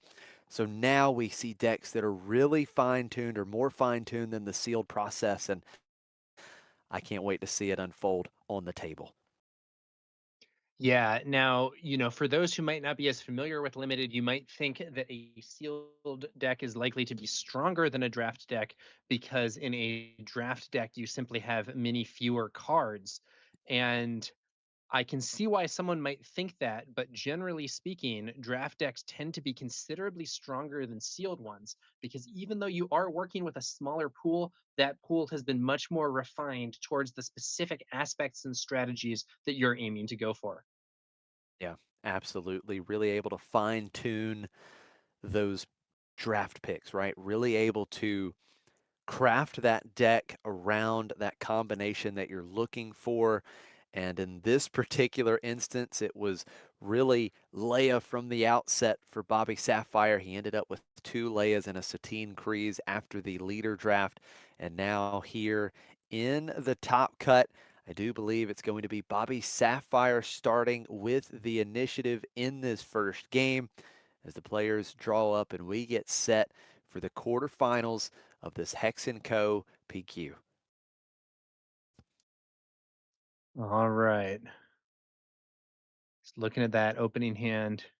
Now, Bobby Sapphire has the advantage of a huge number of early game cards, really has the ability to start the game off strong. And additionally, if you have a lot of early game cards, you have more ability to risk taking a mulligan if you don't like your initial hand, since the odds of being stuck without a turn one play are lower.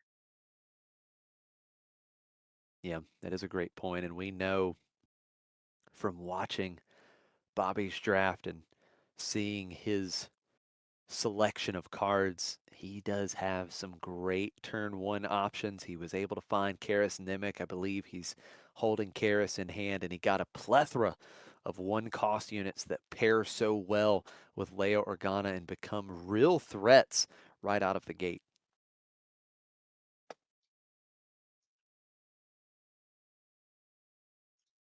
All right.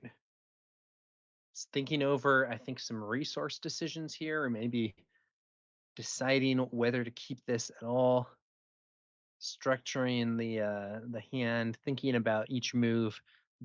Are a fair amount of prizes on the line for these players. We discussed this earlier, but Hex and Co is offering substantial additional store credit prizes on top of what Fantasy Flight Games is already providing. And in addition, there are some Legends of the Force pre-release cases, so a fair amount of bonus cards on the line as well for these players. Yeah, great point indeed. Appreciate Hex and Co for putting on this event, for all the judges and staff that have worked so hard to make the event possible. And again, a huge thank you to Tim and Claire for making this stream possible. It's Leia Organa versus you, Lauren. Bobby Sapphire versus Kevin. The quarterfinals officially underway. Game one, it's Karis Nemec start for Bobby Sapphire, and Kevin starts with Warrior of Clan Ordo. Yeah, that Karis Nemec, this is the card that we were discussing as a tough choice between that one and one of the Jade Squadron patrols that Bobby had as an option.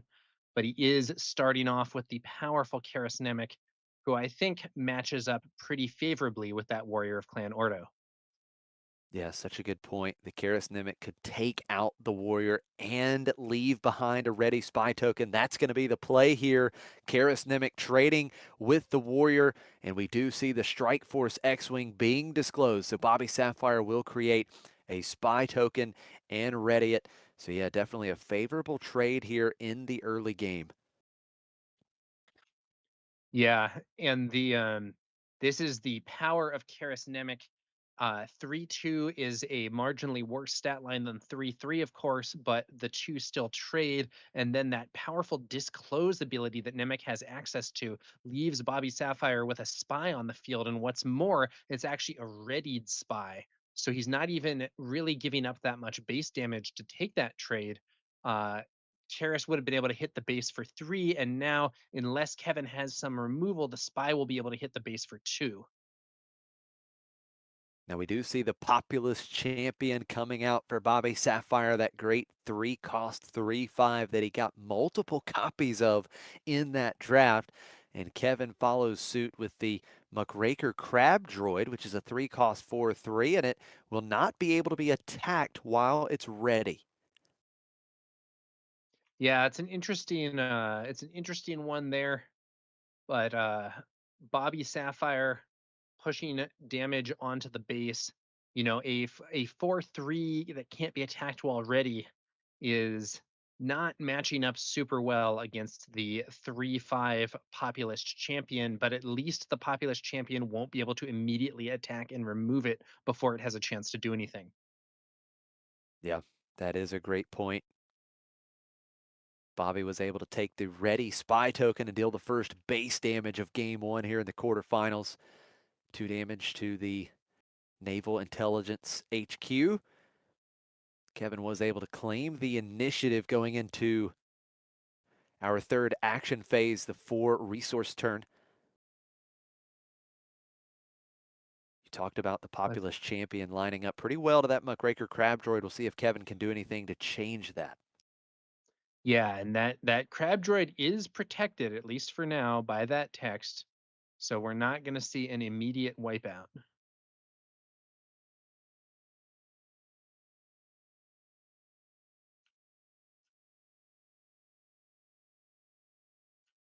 Let's see here. Oh, look at this Ooh, play. that I is a believe great Kevin just answer. passed. I think Kevin just passed, and the nimble prowess comes down onto the spy token, exhausting the crab droid, which means it can now be attacked. And you talked about the numbers lining up so well for Bobby with that populist champion. Yeah, now this is absolutely, I think, not what Kevin wanted to see. That nimble prowess negating the defensive ability of the Muckraker Crab Droid. Yeah, you're absolutely right. Now, Kevin playing an Ando commission, that's a 4/3 Sentinel. The problem is with that spy token having the nimble prowess, that's another 3 power unit essentially on offense. So that's 2 3 power units for Bobby Sapphire. So the Ando commission taken out with the populist champion as Kevin claims the initiative. And we'll see if Bobby chooses to take out that crab droid. That Ando commission lining up really unfavorably when a 3/5 is on the other side of the board. The populist champion is able to take it out without any real trouble. Bobby Sapphire bringing out Lobot and buffing him with Leia's ability to soak a potential attack from the crab droid while the spy focuses on the base. I think Kevin's in some real trouble here. Yeah, I love this play. Bobby says, I don't have to worry about the crab droid, right? I've got a 1/5 Sentinel now with Lobot. So he was able to be aggressive with the spy token. Kevin has 5 damage on base, and the ground arena heavily tilted in Bobby Sapphire's advantage here early in this game as we get towards the mid stages. Now, Kevin will be able to deploy on this turn, but Lobot with that 5 HP certainly creating a bit of a dilemma for Kevin. Yeah, this is a tough ground arena for Kevin to be looking at. And additionally, he hasn't been able to make multiple units stick on board, so he is not getting value out of Colonel Yularen's action compression. And we saw it so much throughout the final several rounds of Swiss, that action compression, being able to attack with 2 units with Colonel Yularen's ability was massive, but Kevin's certainly in no spot to make use of it. Has the initiative, but really staring down a very difficult puzzle that he has to try and solve. And not seeing his hand, I'm not quite sure what answers he may have for this puzzle. Yeah, Lobot has been buffed by Leia's ability, so the crab droid is not able to defeat him in one hit. And in fact, if the crab droid hits Lobot, it will enable him to start swinging for a fair chunk of damage via grit. Here comes the Strike Force X-Wing. I believe Kevin passes with his first action once again. That Strike Force X-Wing, when played, you may deal 2 damage to a ready unit. So he's going to deal 2 damage to the Muckraker Crab Droid. And now Bobby does have a little bit of a space presence also.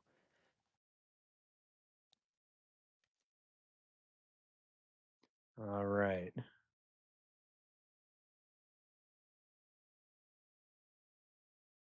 Let's see what's coming next here. The Strike Force X-Wing, damaging the crab droid, not enough to actually remove it, but it is at least putting some damage on there. And maybe more importantly, it is developing another threat for Kevin to potentially have to deal with. He's already pretty far behind in the ground arena, and now there is a space unit that may start swinging as well. And I believe Kevin has just passed once again. The spy token going in for 3. Kevin, I believe, passing yet again. And Bobby says, I'll just claim the initiative. I'm so far ahead on the board. You're not going to have your Colonel Yularen leader in play.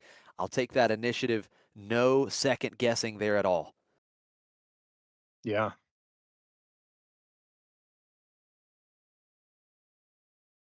Bobby Sapphire has pushed Kevin up against the wall here early in this quarterfinal feature match of our Hex & Co. Planetary Qualifier. Bobby Sapphire with the initiative. Massive board presence. And it looks like it's the Strike Force X-Wing that will get in for 3 to start things off in this action phase. Kevin has 11 damage on his base. That is quite a bit. Quite a bit of damage already added on there. We'll have to see whether he can somehow pull this out. But we were talking earlier, even during the draft, before this game even started, Josh, we were discussing how strong Bobby Sapphire's early game was with the cards he had drafted, and we're really seeing that on display here already. We absolutely are. And Kevin has passed once again. So now that spy token is able to get in for another 3. It's 14 damage on Kevin's base. And I don't know if I've seen someone pass this many consecutive actions in this limited format. We're going to see another pass. And now the Leia action ability disclosing that AAT incinerator and the Lobot just continuing to grow. That's a 2/6 Sentinel in the ground arena. All right. Leia's ability, you just keep being able to use it. It keeps generating value. Looks like Kevin has a big play, though. Let's see if this is something that can do a lot for him here. Well, we're going to start with a Sentinel. The Naboo security force disclosing the Shadow Crawler. So we've got some strong late game plays here. The security force will gain Sentinel for this phase. And we know that Kevin has the big 7 cost 6/7 ambush unit in hand ready for the next turn. In the chat, Stephen Carlson says, "Not great when your opponent's life puck turns off." Haha. And Yeah. it is very true that Kevin has not caused anything here that would make Bobby Sapphire take some damage. We do see the life puck now correctly at 0 there, but it's looking grim for Kevin. I think that maybe the AAT incinerator taking the field. Yeah, the AAT incinerator able to deal 1 damage to up to 4 other ground units. So defeating the Muckraker Crab Droid, 1 damage to the Naboo security force, and 1 damage to Lobot. And importantly, you need to deal a damage to one of your units, or it actually deals a couple damage to your base. But Lobot with grit, this is just making Lobot stronger.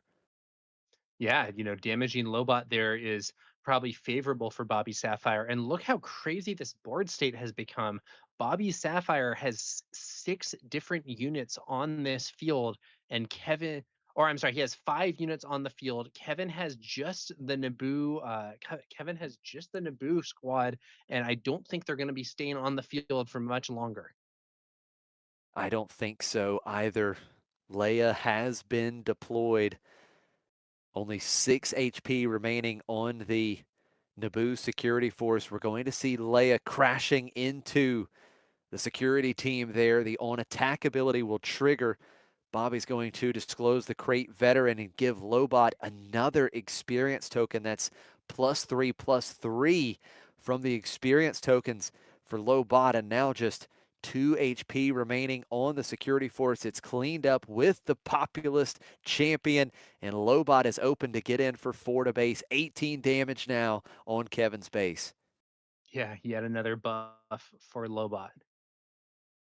Okay. That Lobot is scary at this point.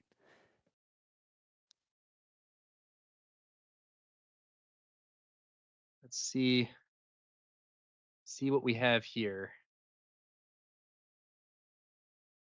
Yeah, anytime you can get a 3/7 Sentinel with grit, that has to feel pretty good for your confidence in that match. And he can just keep the crazy thing is he can just keep buffing Lobot with Leia as long as Kevin doesn't come up with some kind of answer, and we just have not seen that answer yet. No, This would be a great situation to, have a covert operative to capture him or something and reset those counters at the very least. But that would be out of aspect and I think is unlikely to be seen here. and it looks like Kevin is just going to scoop it up here, never even deploying Yularen. That was a brutal opening game for Kevin. Bobby Sapphire coming out with a great start here in the quarterfinals. He's up 1-0. Now, on the bright side for Kevin, he'll be able to start with the initiative in game 2, but he's really going to need a lot to go his way if he wants to try and get back in it and force a game 3.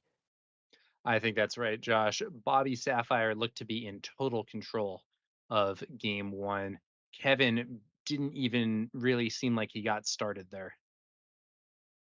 Now, there's one thing, and I don't know how much this means because we don't know what all Kevin has in his deck. Neither does Bobby, right? And if you think about in that game, Bobby Sapphire made quite a bit of plays. He presented a very nice board, but Kevin, on the other hand, he did not play many cards, right? Like we did not see a lot of Kevin's deck there. Maybe there are some bombs, maybe there's some synergies there that we weren't seeing. And if he can get the initiative, try and get some early momentum, everything changes because he does have a little bit of an idea of what's going on Bobby's side now. And we'll see if he can use that knowledge to try and get some advantage here. Yeah. It'll be interesting to see just what he can put together after a, what must be a demoralizing start for Kevin there.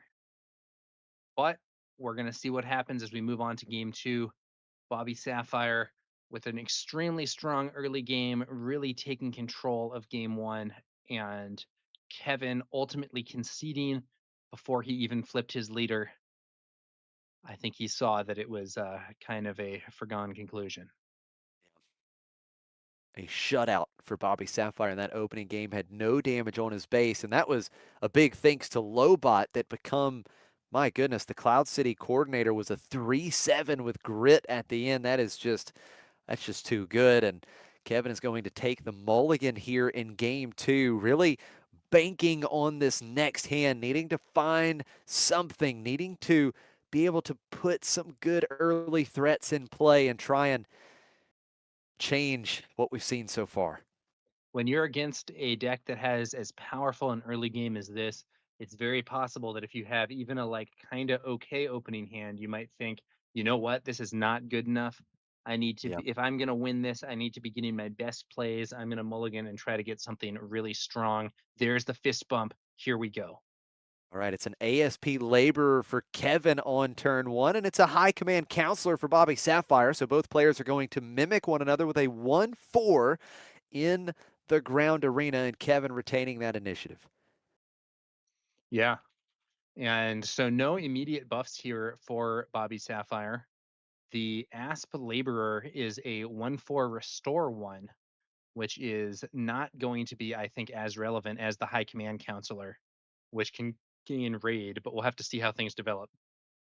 We do see the Hut Cartel Starfighter coming out for Kevin. Going to be a 3-3 in the space arena after it deals 2 damage to itself. And once again, the Populous Champion. Again, we know that Bobby has multiple copies of this great turn 2 unit. And now with another official in play, that high command counselor getting raid 2, attacking into the laborer. And now the laborer just 1 HP remaining for Kevin. I think Bobby Sapphire may here be thinking that if he does not attack into the Laborer, it would be able to restore a fair amount of HP if it just keeps getting a chance to swing. So it may be worthwhile to clear that unit out early. Now Kevin will have the initiative. He chose not to attack with the ASP laborer and just took the initiative. We'll see what he has on the 4 resource turn.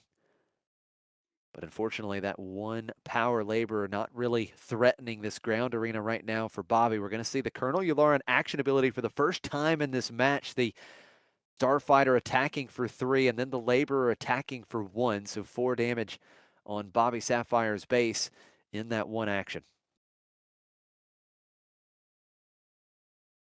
All right.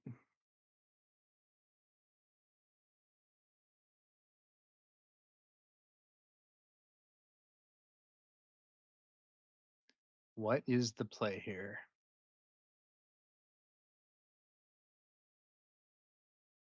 The question is, does Bobby continue the trend, take out that laborer? He absolutely will. The high command counselor cleaning up the restore unit on Kevin's side.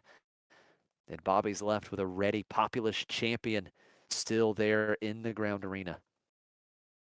Yeah, that Populous champion, a really efficient card in this format. 3 for a 3/5, very solid.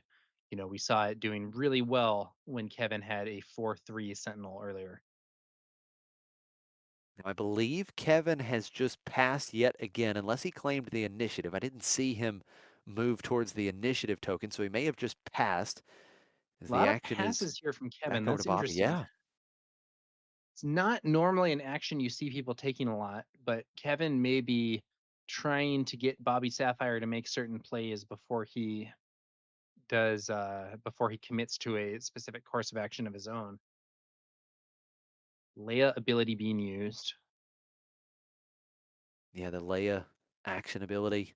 Bobby disclosing the beguile there, the cunning aspect to give an experience token to the Populous champion that will come in for 4 after another pass from Kevin. Kevin then playing the Ando commission after the attack from Bobby Sapphire. So the plan was to get that Ando commission out after the champion had attacked. Yeah, I mean, I can see why you would want to do that since the Populous champion trades so favorably into the Ando commission, defeating it and remaining alive, even though the Ando commission is a more expensive unit. However, I'm not altogether sure what's going to stop Bobby Sapphire from just attacking with the Populous champion and clearing out the commission next turn. Now we are going to see a play. Now wait a minute, that's the heroic arc, and he only had 3 resources, and Kevin pointing That's it out there, so we cannot play the heroic arc. Bobby only has 3 ready resources here. Yeah, that's right. So he did have 4 resources at the start of the turn, but he cannot actually use them all here since he spent one on Leia's buff. Looks like it's going to be Let's Call It War instead, clearing the Hutt Cartel Starfighter. Yeah, and I think that's a very solid play, cleaning up the space arena for when Bobby is able to play that heroic arc, because now you have the heroic arc that is 4 power. That Starfighter was only 3 power, so the Starfighter could have traded into the arc. So I like this play instead, cleaning up the Starfighter. Kevin has the initiative, and the Ando Commission is going to take out the High Command Counselor.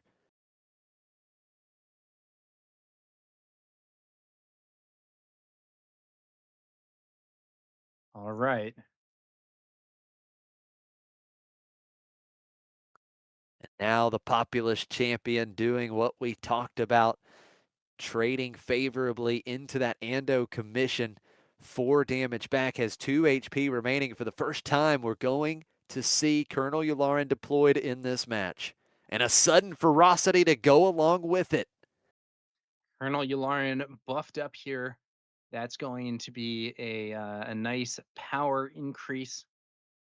Now the heroic arc 170 that we saw attempted earlier is going to make its appearance, damaging Yularen. 2 damage on Yularen will leave just 4 HP remaining. A 10 damage total now on Bobby Sapphire's base, as, and excuse me, 11, as it was 4 on and 7 damage coming through from Colonel Yularen. Yeah, Now that the sudden Yularen, ferocity is a major buff. yeah, Or maybe it is back to 10. What's going on here?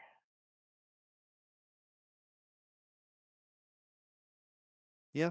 Thought there was 4 damage on Bobby's base. Yularen swings for 7. Maybe Bobby healed one at some point and we missed it. I'm not entirely sure.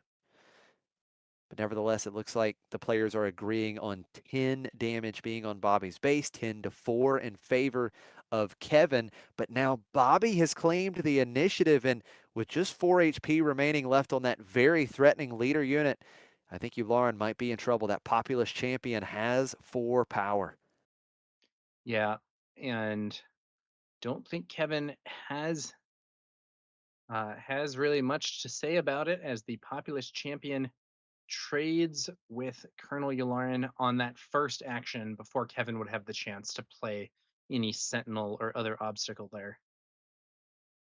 Populous champion trading with Colonel Yularen leader unit.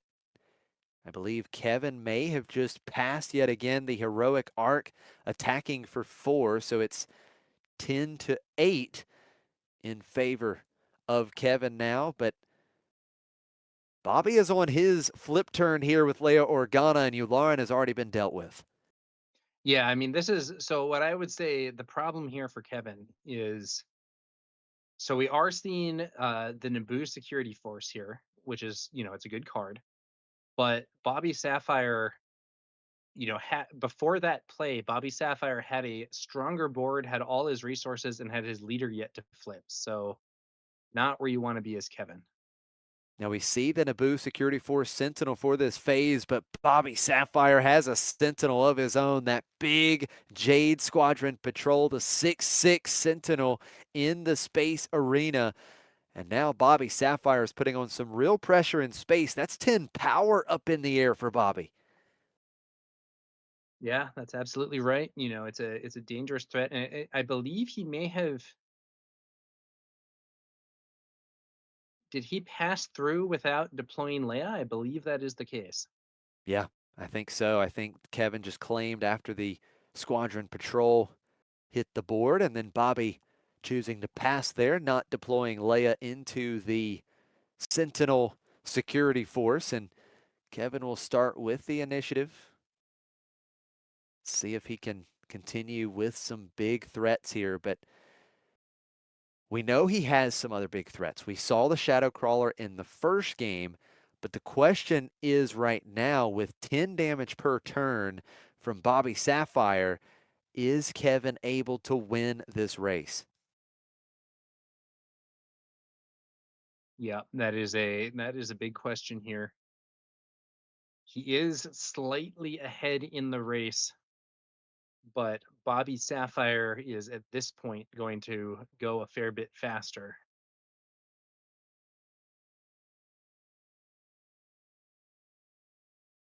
Let's see what exactly happens here. And Bobby Sapphire, still not having deployed Leia, has the opportunity to do so if and when a good window opens up for it, which could be a further speed boost in a race that he already looks a bit favored in.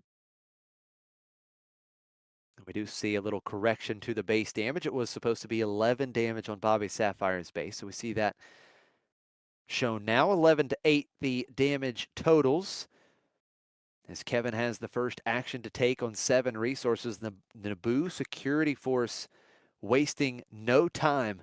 5 damage to Bobby's base, and that's 16 damage on as the Jade Squadron Patrol puts Kevin up to 14. Yeah, now that Naboo security force is no longer a sentinel, though, so Leia will be able to start adding some damage here. I think that's another Well, Muckraker Crab droid from Kevin. yeah, the Crab Droid has graced us with its presence once again here in the ground arena. That 3 cost 4/3, can't be attacked while ready. Now the action back over to Bobby. We're going to see the Leia action ability, the AAT Incinerator being disclosed, 1 experience token being given to the Heroic Arc, 170, and now that Heroic Arc threatening for 5. Yeah, more and more damage added to Kevin's base. Only 11 HP to go, and Leia has yet to deploy. It's absolutely right. Leia could push a minimum of 5 between her base 4 power and boosting herself with an experience token up to 5. We could potentially see some plot as well. We know that Bobby Sapphire was able to find a sudden ferocity of his own in the draft, so there are options to boost up Leia. Now, Yularen's ability is very threatening as the base HP totals dwindle here, but I think he is not quite in range yet. Kevin needs to do a bit more damage before he's threatening the 1 action kill. A second crab droid. And just like that, there are 2 of them. Leia Organa is deployed. Kevin claims the initiative. Bobby still still has 6 ready resources. Leia is going to attack. I believe it's going into base. She gets an experience token that's 5 to base, which means that Jade Squadron Patrol or Leia by herself with the on attack ability can finish this game in one action. The Beguile is going to bounce Naboo Security Force back to Kevin's hand, and Bobby gets to take a peek at that hand. Now, it is a little awkward in that bouncing the Naboo security force now means that Kevin could replay it and get Sentinel again because it has Sentinel only with the when played or when defeated, it can convert it to something else as well, I believe. So Bobby may have actually given Kevin a Sentinel option there, but if Kevin were to play that, the Jade Squadron could simply attack and end the game in space. So here we go. Kevin with the initiative, forced to find an answer for multiple units. The Crucible is going to be played. That gives an experience token to the droids, but it's not going to do it. And Bobby Sapphire swings in with the Jade Squadron Patrol, dealing exact lethal. Bobby Sapphire claims victory here in the quarterfinals. And Tower, guess what? We What? still have not had a game 3. That is absolutely right, Josh. Kevin gave a stronger performance there in game two compared to game one, which was really a blowout. He managed to get actually fairly close, especially given Yularen's ability threatening a double attack, but it wasn't quite enough. Bobby Sapphire was still in control of the game and was able to pick up the win. Yeah, absolutely. What a fantastic game for Bobby Sapphire. What a pool of cards he drafted. That is phenomenal. We're going to see if he can continue on this great run as he takes it 2-0 in the quarterfinals. Now, we are going to step away for a short break, but don't go anywhere because we're coming back very soon with the semifinals from Hex & Co. in New York City.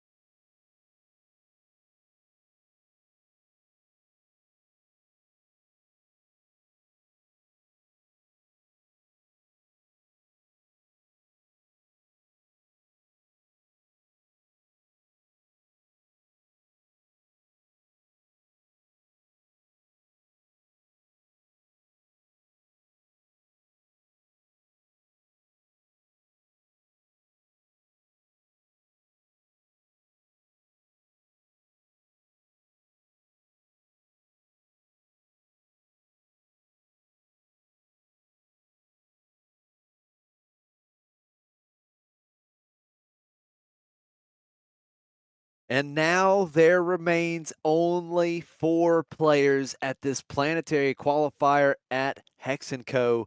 in New York City. It all started with sealed. Then we got to the top 8. We did a draft. And these 4 players that are remaining are set to square off to try and vie for a spot in the finals. We've got Spanish Alex on the left, on Java versus Lowercase on the right, on Sly Moore. I'm Josh Snyder, joined by TowerNumberNine, and we're set for the semi-final feature match here in this draft. Jabba the Hutt versus Sly Moore. Senate Rotunda versus the Imperial Prison Complex. We are about to get going here. Let's see who will win and make it to the finals of this Planetary Qualifier event here at Hex & Co. in New York. This classic blue-green villainy pairing, Jabba the Hutt. We've only seen Jabba a couple times today on stream. Sly Moore, another leader that we didn't see very often. We saw Bobby Sapphire rocking it in the Swiss rounds of sealed, and he had some success on stream. And now Lowercase will try to have success with Sly as well. It will be Lowercase starting with the initiative here in this opening game. It looks like both players have made those decisions. We are ready to kick off the semifinals, I should say. It's the Contraband Starhopper for Lowercase, and it's the Gonk Power Droid coming out for Spanish Alex. Yeah, let's get this show on the road. That Gonk Power Droid, we've seen it be a little disappointing a few times in the sealed portion of the event, but we also saw that match where it led to Vice Admiral Rampart hitting the board early and really taking control. Let's see whether or not we can get a similar outcome here. That is the question, right? Can Spanish Alex really profit off that power droid? The Contraband Starhopper getting in for 2, the first base damage of game 1, and now the Gonk Power Droid attacking for 1. And we know the next unit that Spanish Alex plays this turn will have a 1 resource cost reduction, and it's the soulless one for Lowercase. Lowercase all space early in game 1. All right. And it is a 4 cost unit coming out, the Bardotan Ornithopter. When played, Spanish Alex is able to disclose a Vigilance Aspect icon and draw a card there. So getting some value and getting a 3/4 that lines up pretty well into these space units that Lowercase has presented. Yeah. That's the big value that we are maybe thinking of. Looks Now like it's going to get Lowercase has a exhausted here, though. very strong tempo play for Lowercase with that lurking snub fighter. Nimble prowess. We're going to exhaust on the other side as well. Oh, nope, he can't do it. It has to be in the same arena. And I just realized that as well. He went to exhaust, but unfortunately the nimble prowess only exhaust in the attached unit's arena. And it looks like Lowercase says, nope, that's fine. You can take that back, knowing what he was trying to do. All right. Gonk Power Droid activating that ability yet again. And now the soulless one attacking, and the on attack trigger, Lowercase disclosing 2 cunning and a villainy aspect icon, and he's able to ready 2 resources. So both players kind of manipulating the resources here. Lowercase readying them with soulless one, and Spanish Alex getting the cost reduction with the Gonk Power Droid. Yeah. We're definitely seeing some resource shenanigans in play in this game. Let's see whose will end up prevailing. You have the ISB shuttle, and unfortunately, not the most optimal ISB shuttle. No friendly units were defeated for Spanish Alex, so he will not get a spy token. In Lowercase, able to push 5 damage on this turn through the space arena, 7-2.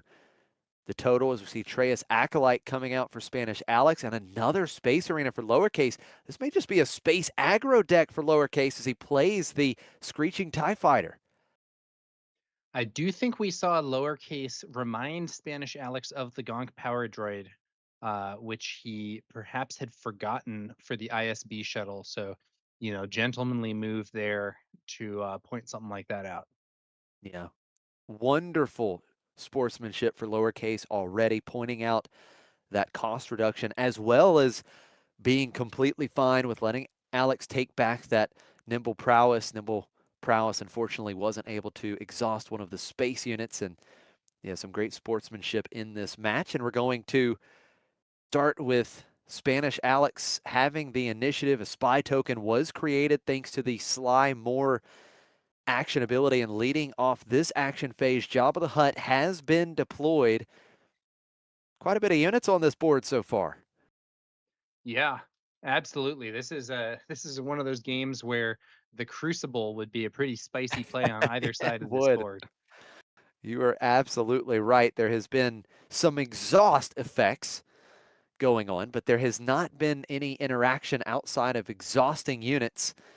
So we're going to see the Soulless one getting in for 3. That's 10 damage on Alex's base.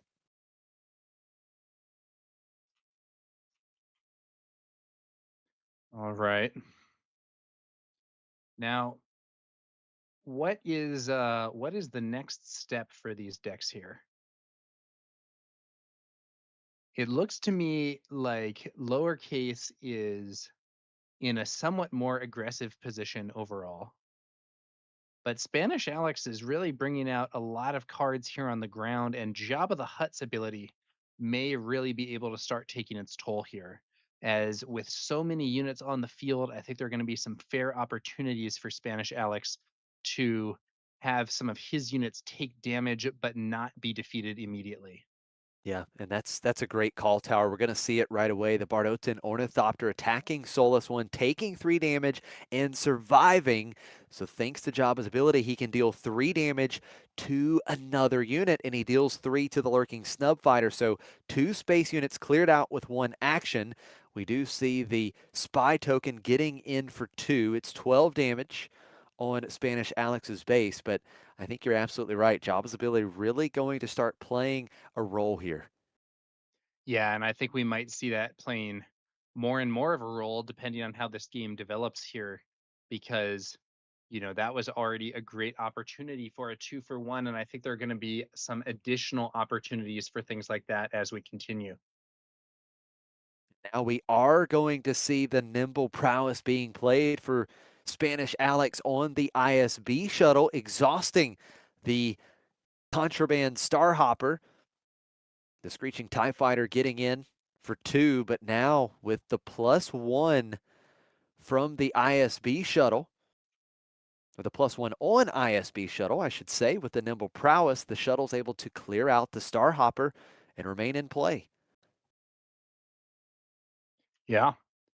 So lots of the units that were on lowercase's side of the board are no longer there. Spanish Alex still has a wide board and looks to be gaining more control. Now we do see Elia Kane coming into play, revealing 3 resources on Spanish Alex's side, and we do see a plot being revealed, the Unveiled Might. That will be defeated. Spanish Alex replacing that resource with a card from the top of the deck, but able to take out the Unveiled Might. Unfortunately, wouldn't really got any use at that point anyways, because we've already deployed Jabba. Yeah, I mean, my initial reaction to Elia Kane there is, you're a little late. Jabba Yeah, already Jabba already deployed, so yeah, you got rid of a plot card, but it likely wasn't a plot card that was going to see play. And I guess we could have perhaps seen, then has become now, but I think more likely than not, right. that was not going to be an unveiled might that would be hitting the board anytime soon. Yeah, that's a great call out there. The win has become now would allow the plots to be played later. We see Treyas Acolyte cleaning out the spy token. Now the Slime Moore is being deployed, And it is an immediate Sentinel unit in response for Spanish Alex. The Rotunda Senate Guards of 4 cost 4/5 while they're undamaged. They gain a Sentinel. Slymore is going to attack into the Senate Guards, and with the on attack ability, gets to deal 2 to an exhausted unit. So 5 total damage being dealt to the Guards. They're cleared out, and Slymore has 2 HP remaining. All right. Let's see how this one's going to come through.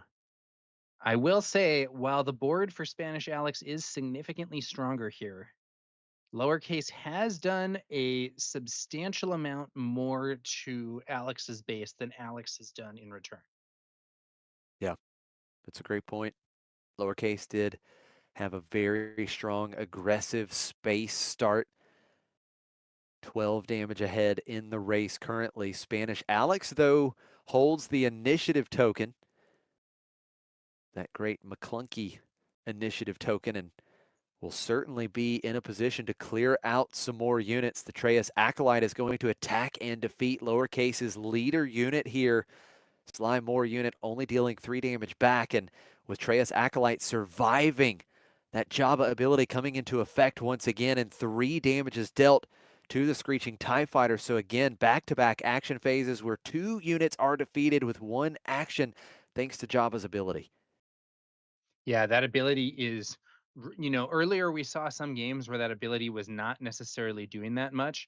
But in this game, with such a number of units on the field for both sides, there are a lot of opportunities for Spanish Alex to find those combats where a unit gets to swing, takes damage in return, but isn't removed, and therefore lets Jabba dish out some more damage. And this board is really tilting even more in Alex's favor. Now, Elia Kane was able to swing for 4. Elia Kane, quite big stats. A 3-6 with Raid 1, getting in for 4. The Gonk Power Droid attacking for 1, bringing the base damage total up to 6 on lowercase's base after the Ornithopter got in as well. So this next unit for Spanish Alex will cost 1 less. The Imperial Occupier coming out for lowercase as he tries to replenish the board a little bit. But yeah, the board advantage right now pretty heavily tilted for Alex. Yeah, Jabba just generating a ton of value in that wide scenario. Lowercase pushing as much damage as he can onto that base. We're up to 18 damage there, but I'm not sure that lowercase is going to be able to go fast enough to deal with the board that Alex is building. Now we do see Beguile being played, so the ISB shuttle returned to Spanish Alex's hand. Lowercase got to take a look at that hand. Beguile lets you look at a hand, and then you return a non-leader unit that costs 6 or less, controlled by that player. You return it to its owner's hand. And now, Spanish Alex, no more ready units, but still has 6 resources to work with and has several options in hand. Yeah, that's right. Here comes a relatively big play. I believe it is the Umbaran mobile cannon, a huge threat here. Yeah, that mobile cannon is going to start changing the numbers in this race rather quickly. That 6 cost 7/3. The first time it would be dealt damage each phase. You prevent that damage, so it's so tough to get through. And I think if you're lowercase at this point, it's very likely he's just trying to push through that final bit of damage. Yeah, and I think the defensive ability of that mobile cannon, where it ignores the first damage that is dealt to it each turn, is going to create a situation where lowercase can't really deal with it, even if he wanted to here. I think he just does not have the presence. The question now is, what will Alex do? I think Alex may want to keep fighting these units and try to get total board control here. Certainly an option as Elia Kane deals another 4. It's 22 damage on Alex's base, so Alex is going to start by cleaning up the Imperial Occupier, the when defeated trigger here. Lowercase creating a spy token, and now lowercase getting ready for a big play. It's going to be the 7, cost 7/7. Sonora Sand, and Sonora has Hidden Tower. Ooh. Yeah, now that is That is a spicy one here for lowercase. The on attack ability to ready resources, probably not very relevant, but hidden is very relevant indeed, because it means that that mobile cannon will not be able to attack and clear her. But Spanish Alex is not taking the initiative. He must have some other plan for how to deal with this. Yeah, the Gonk Power Droid attacking base for 1, 9 damage on lowercase's base. Spanish Alex will get that 1 cost reduction on the next unit he plays. And now just kind of doing some math here. Lowercase as it stands would need 2 actions next phase. Sonara only deals 7. Lowercase needs 8. So in theory, Spanish Alex could clear out both the spy token and Elia Kane, leaving only the Sonara Sand. So in theory, you can be safe from losing next action phase, clearing out these other units. But we see Disciples Devotion being played on the Umbara mobile cannon now, and Spanish Alex is just going base here. That's going to be an attack of 8 to base, 17 damage on, +3. It's 20 now, plus another 2, 22 damage on lowercase's base. So now Spanish Alex has flipped everything because he says, I have lethal in 1 action with the mobile cannon. Yeah, that's very spicy. We are going into race mode. Pump or bust. Pump or bust right here for lowercase. Does he have it? I don't think so. We're scooping up the cards, and that Umbaran mobile cannon coming through for Spanish Alex and crashing lowercase's party in game 1. Spanish Alex from McClunky Gaming, the early lead in the semifinals. Yeah. How about that? The mobile cannon, really a powerhouse. That defensive ability meant that lowercase didn't have much of a chance to deal with it. I had thought that Spanish Alex was going to start clearing up the units, but once that powerful 7 power hidden unit hit the field for lowercase, I think Alex figured, okay, I've got to just push damage through, but I have some tricks, and I'm going to get to a point where it's only going to take me 1 action, and it's going to take you 2. Yeah. Well, one thing we saw is both of these players have some big 7 power bombs. You've got the mobile cannon for Spanish Alex. You have Sonara Sand for lowercase, so they both have some big plays.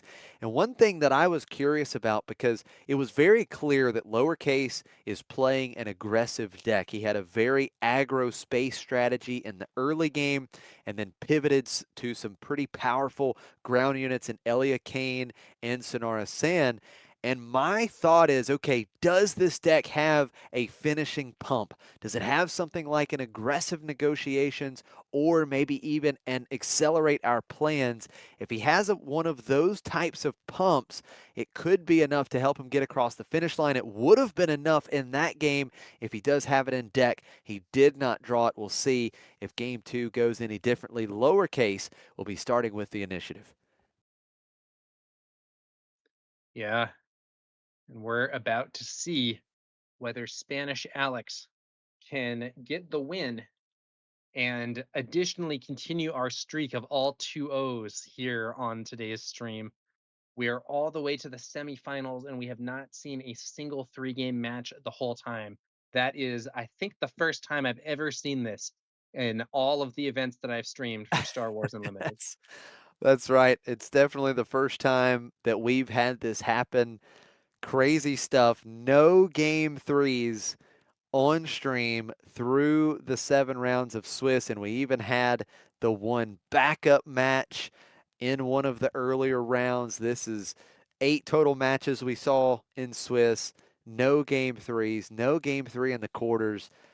Can we have it here in the semifinals? This has been unparalleled for sure, but lowercase with his back against the wall. But that was a really good game, Tower. That was not a one-sided victory. That was a great game. Spanish Alex actually had to pull that one back. He was so far behind. So I think this is going to be a very interesting matchup to the very end. But lowercase starting with Warrior of Clan Ordo in game 2, and it's Lost Jedi for Spanish Alex. Yeah, I think earlier on we were seeing a scenario where the board, both players had a lot of things on board. It wasn't totally clear what was going to happen. It ended up turning into a situation where Jabba the Hutt really gave Spanish Alex a great opportunity to get control, but lowercase stayed in it, kept being aggressive, almost got there.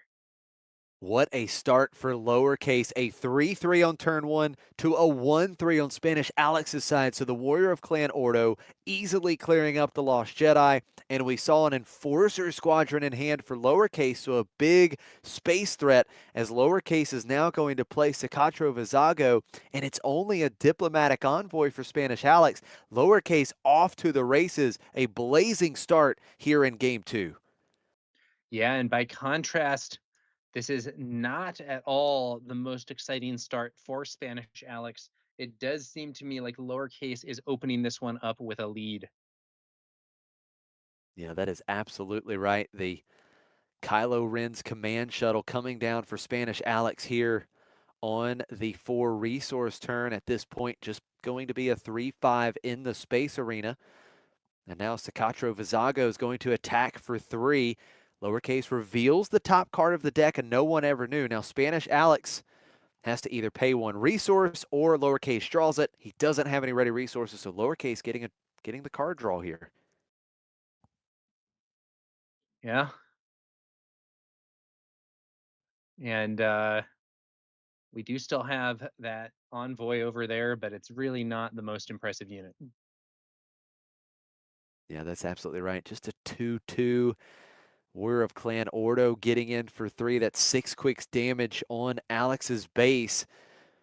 And we know that we could see some more threats. Do we put out the Enforcer Squadron? Now, wait a minute. That's a space unit.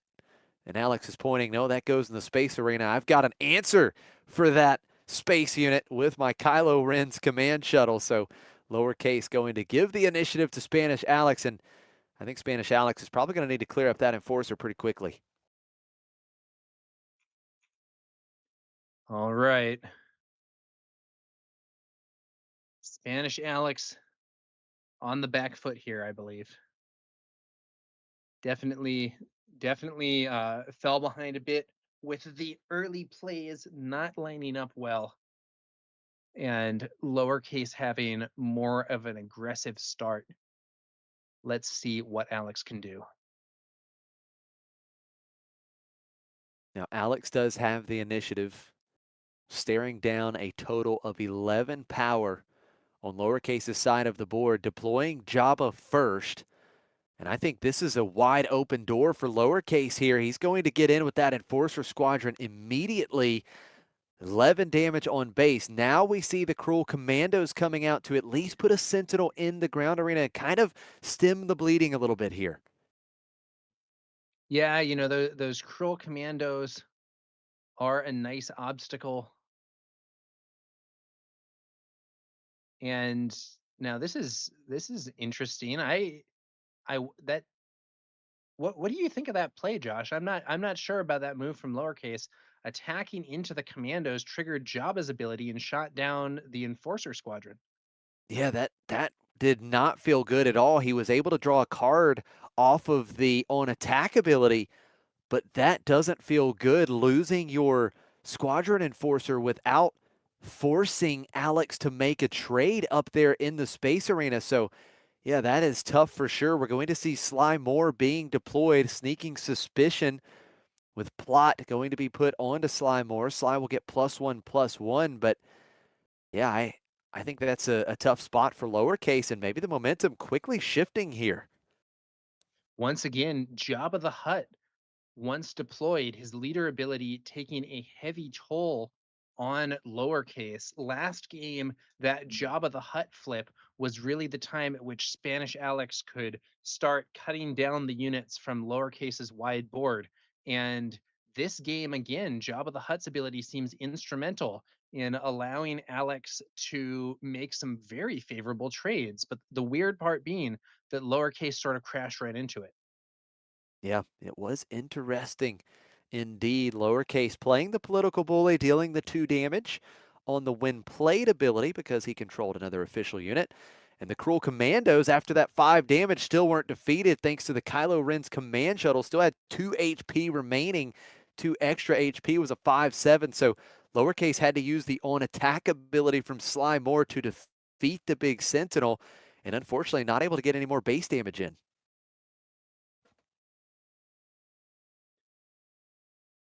All The shuttle right. getting in for 3. Now here we have an interesting scenario where Jabba's ability is in theory still active, in theory still relevant, but the other units are in opposite arenas. Alex has units in space and lowercase units on the ground. So Alex can't easily find an opportunity to have one of his other units take damage and move it on and trigger Jabba's ability to do more damage to lowercase's side of things. Interesting lines here from both players. No one ever knew exhausting Jabba and the diplomatic envoy. And then we see the Treyas Acolyte coming out for Alex, and it was the on attack ability from Sly Moore attacking into Spanish Alex's base, taking out the envoy, and then that turned on that when played ability for the ISB shuttle that comes out, gets a spy token for Spanish Alex that immediately gets defeated by the political bully. Alex just claims the initiative, but Lowercase still has some more plays, still has 4 resources to work with. We see the Screeching TIE Fighter and another solid 3 cost 3/4 coming out in the Hired Slicer. Yeah, we have the boards widening up again, and this I think does mean we're once again going to be looking for Java opportunities for Spanish Alex. And I do think it's possible that some of these units are going to be crashing into each other. That the hired slicer there, on attack can reveal the top 2 cards of the deck, and if you do, they can exhaust a unit that shares a trait with one of those cards. Certainly a very relevant ability, if you ask me. Yeah, absolutely. With the initiative now on Alex's side, the question is, how does he go about it? We know the Treyas Acolyte's there. That 4 HP could be very important to kind of spread out some damage, getting it to be dealt damage in combat, survive, and deal some damage to another unit with Jabba's ability. Again, if you're not familiar with Jabba's ability, whenever another friendly unit is dealt damage and survives, you may have that unit deal that much damage to one of these enemy units. And we're going to see that's exactly the play here. The Treyas Acolyte going into that hired slicer that you were just talking about, dealing 2 damage to it, but then another 3 is dealt with Jabba's ability. So the hired slicer quickly dealt with. Yeah. And let's see let's see how this goes. There's now a potential clash in the space arena as well. The Screeching TIE Fighter. I don't know. To me, it looked like Alex was maybe getting some more control of the board, but now it's looking like lowercase is going to be a bit harder to deal with than it was in the previous game. Yeah, I think you're absolutely right. The damage total right now favoring lowercase as the ISB shuttle swings in. It's 17-13. The damage totals in favor of lowercase. He does still have a couple ready units in the ground arena. We know that Sly is buffed up with the sneaking suspicion.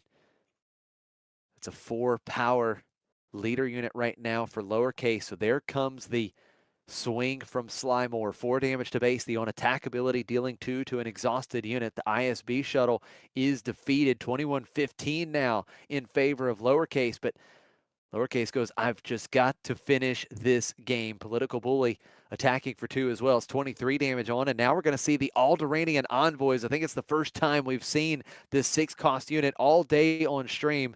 It's a 3/7 with Restore 3. So now Alex has some Restore in his back pocket. As Elia Kane is played and we look at 3 resources, they will remain right where they're at. Yeah, I think the Restore 3 there is definitely something that uh, is very welcome for Alex, given the major threat to his base. But the other thing that I'll say, about that unit is that the high amount of HP makes it a great option for enabling Jabba the Hutt's ability as well.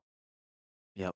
Such a good point. We've talked about it throughout the day. These sticky units, these units that have a lot of HP, so good with Jabba's ability. Big units with Sentinel, big ambush units, and these big HP units like the Alderaanian Envoys just pair so well with Jabba, and that's one thing you're able to do in the drafting portion, right? You're able to target these types of synergistic units with your Jabba leader. Now, Alex has the initiative. Let's see what we go for here. 23 to 15. The damage totals is still in favor of lowercase.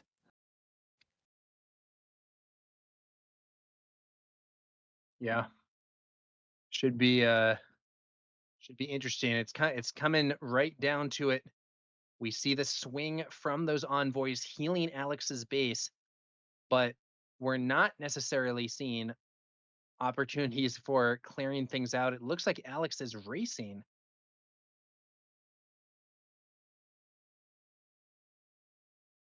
I don't know if he can win this race this time. There's no Umbaran mobile cannon here. Oh, take a Oh, look at that's a that though. huge play, Tower. Disciples Devotion giving the envoys Sentinel. That My is goodness. big. Now the envoy is going to lose. Okay, so Well, there's now a wait a very minute. odd. Does it just He's lose got to it really now? worry about the initiative dynamics here. Yeah, he just loses it because of the Screeching TIE Fighter. The on attack with TIE Fighter Oh, just blanks the keywords. He takes Sentinel right yeah, away. yeah, yeah. So Attack for with the 2, that's it. sentinel removed, yeah, yeah, Yeah, yeah. Because it's been granted to the unit. It's right. not on the attachment. It's on the unit. So the screeching Tie Fighter removes it, Yes. and that means that lowercase's ground forces are going to be able to get through, and that means that we are actually going to It's have game a 3. game 3. No way. This is We great. finally got there in the 10th match of the day, I believe. Spanish Alex and lowercase will be going to game 3. Now, oh, very, very interesting. Fantastic stuff. Cards that we haven't really been seeing much of today, right? We haven't seen the Alderaanian Envoys yet. That paired up with Disciples Devotion, that is just disgusting. A 10 HP unit with Restore 3 that will get Sentinel after it restores, but the Screeching TIE Fighter, the little TIE Fighter that could, is exactly what lowercase needed. Clean it up. No keywords for you. Boom. Game over. We go to game 3. And now it all comes down to this one game to decide which player is going on to the finals. We wouldn't have it any other way. We've waited all day for a game 3. I hope this is an absolute banger. Yeah, and one thing that I think is interesting about the previous game there, it does seem to me, I don't know for sure. I'd have to I'd have to think more about the specific units and actions that were available, but it does strike me as at least possible that Spanish Alex could have actually held off lowercase at least a little longer if he had gone to attack some of the units and used Jabba's ability instead of just being in racing mode. Yeah, it is a fair question to ask. We would have to go back and analyze that game, and if I mean, if Spanish nothing Alex is else, he could anything like have me, made an attack that removed that screeching tie, which would yeah, have, at least prevented the Sentinel play from being canceled. right. That is a good point. Yeah, if Spanish Alex is anything like myself, I would definitely be going back and watching these games and learning, and especially if I lost a game, okay, what could I have done differently? And I wouldn't be surprised if that is what Alex goes back to look at. But yeah, that Screeching TIE Fighter, it's one of the great unassuming uncommons of this set. It goes so well in one of these aggressive decks like Sly Moore, one of these more aggressive space strategy decks. We've seen so many space units in lowercase's deck. So what a great pickup in the draft. And we're kind of seeing these villainy players here. Maybe these were some of the players sitting next to Bobby Sapphire Tower with all those great heroism cards coming around. But here we go. Game 3 is underway. Spanish Alex with the initiative. It's the Gonk Power Droid on turn 1, lowercase, bringing out the Imperial Occupier. Now the question for Alex is, does he have that 4-cost play? All right. The Gonk droid, you know, we've seen it stumble and we've seen it go for the gold. This game doesn't look like it's going to enable a 4-cost play. Instead, we see a Death Trooper clearing out that Imperial Occupier. Now, lowercase does get a spy token for his troubles, and lowercase is going to play Darth Treya, this 3-cost 2/5 legendary that we have not seen yet today. I This think force unit. Treya is, I think, mostly notable as an enabler for an infinite combo Yeah, with Grand Inquisitor. that's absolutely right. But you know, being able to ready a non-unit leader here could potentially allow Sly Moore to be used to create more spies if we get into a situation with a lot of exhausted units on the field. And currently, we already have quite a few units on that field. We absolutely do. Spanish Alex claiming the initiative after Treya hits the table. Passing up on that attack. Of course, the Gonk Power Droid wouldn't be able to get any good use there, as you mentioned, as that Death Trooper came out to clear out the Occupier. And now with Alex having the initiative, let's see how he attacks it here. Maybe going after that spy token, not letting the token getting any value. We'll see what this opening play is. Yeah, I don't know what's in the hand, of course, but I lean somewhat towards having the Death Trooper clear the spy, taking no damage in return. Treya would not be in position to clear the Gonk droid after that, so you would still have the potential to get your discount for the turn. Let's see if Alex agrees. Yeah, you are absolutely right. The Gonk Power Droid could still get some really good value. We could potentially see a 5-cost unit coming out for Spanish Alex. We know that he has some very good 5-cost units. We have seen the Cruel Commandos, so we know he has some very playable 5 drops here as we continue to ponder over this opening play.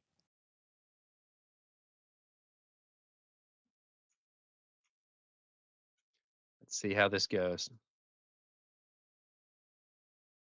Now, this is another line. Nimble Prowess.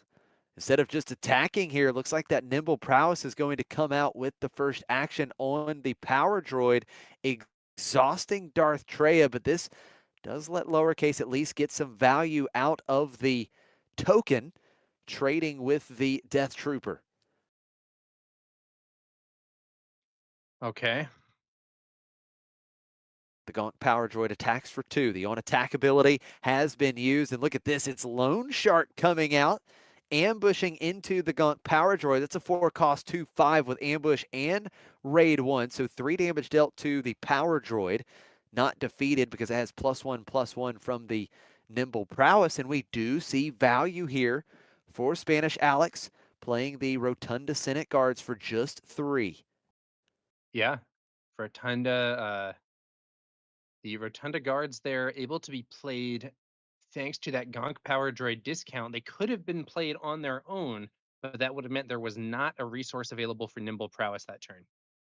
Yeah. Now, lowercase with the initiative, Lone Shark is going to attack into the Senate Guards. 3 damage onto the Guards. The Lone Shark defeated, but now with damage on the Guards, it means they no longer have Sentinel.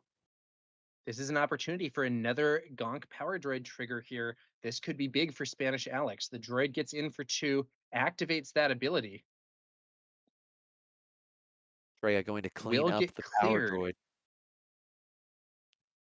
Lowercase Is says, I've there going had to be enough like a of this 6 drop value. that hits the field here thanks to that ability? Or maybe you could do like a 5 drop plus a Jabba trigger or something. We'll see how this goes. Senate Guards getting in for 4. It's 8 damage on lowercase's base. Slimemore will be deployed. We're going to plot in the FN Trooper Corps. That's a 4-5, and when played, giving an experience token to another friendly unit. Sly Moore getting that token and becoming a 4-7. Oh, And here we now we go. are It going to see is the going to cost be reduction. Oh, huge it's a play there. Sentinel. That's great. The Naboo Security Force for 5 resources. Gonk Power Droid, thank you very much. The ISB shuttle is disclosed, so the Naboo Security Force holding on to Sentinel, and even with the experience token for lowercase and the on attack ability with Sly Moore, it's not enough to get through the Sentinel right now. Yeah, and I think lowercase, I think I saw that was just an initiative taken there. Yeah, I think that's absolutely what he's contemplating. The Sentinel will only stay on Naboo Security Force for this action phase.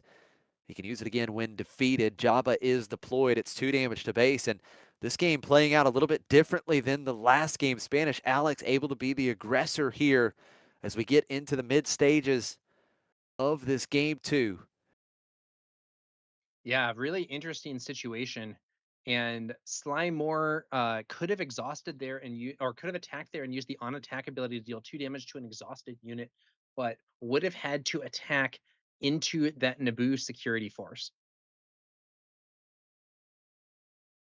Now, lowercase with the initiative, and you mentioned in that last game how important the high HP units are with Jabba, and now that Naboo security force, if dealt any damage and survives, we could see a massive amount of damage dealt to 2 units on lowercase's side of the board in one action. Yeah. And once again, we're looking at a relatively wide board with Jabba the Hutt on the field to get that ability going. That is a very relevant situation, I think, for Spanish Alex's leader, Going to see a Lone second Shark. copy of Lone Shark. That's going to ambush the Senate guards, taking out the guards. So it does not survive, so no potential Jabba value there. Here we And go, we're going though. to see it. There's that Jabba the Hutt play with the Naboo security force attacking, clearing the FN Trooper Corps, taking 5 damage or 4 damage, and then that 4 damage being sent to Darth Treya. Multiple times now in this match, Spanish Alex has taken out 2 units with 1 action thanks to Jabba's ability. Sly Moore able to put 4 damage on Spanish Alex's base, 2 damage with the on attack ability to the Naboo security force. It's another Sentinel for Spanish Alex, the dogmatic shock squad. Lowercase claiming the initiative, and now Spanish Alex dominating, commanding a fantastic position on the board, clearing out the other unit. And now it's lowercase just left with the Sly Moore leader unit staring down a Sentinel. Yeah, it's looking tough here for lowercase. Yes, you have an experienced Slymore leader unit, but it's staring down the dogmatic shock squad, the Naboo security force, Jabba the Hutt leader, and to make matters worse, your base has sustained more damage. It does really look like once again Jabba the Hutt is a big factor as Spanish Alex begins to take control of this board. Let's see what lowercase does in response. Lowercase has the initiative. No one ever knew going to be played here. He has 1 official unit. For each friendly official unit, you exhaust an enemy unit. So the dogmatic shock squad is exhausted.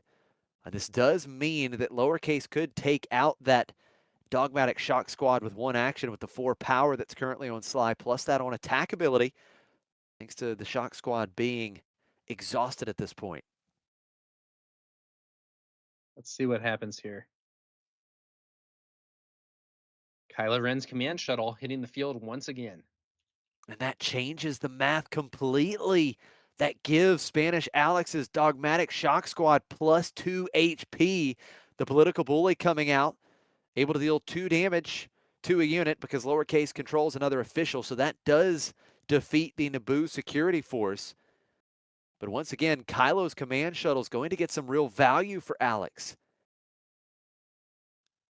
Alex thinking about a swing with Jabba the Hutt, but then maybe rethinks the plan there. Gonna play another card instead. Contempt for Culture, 2 damage dealt to Slimore leader unit.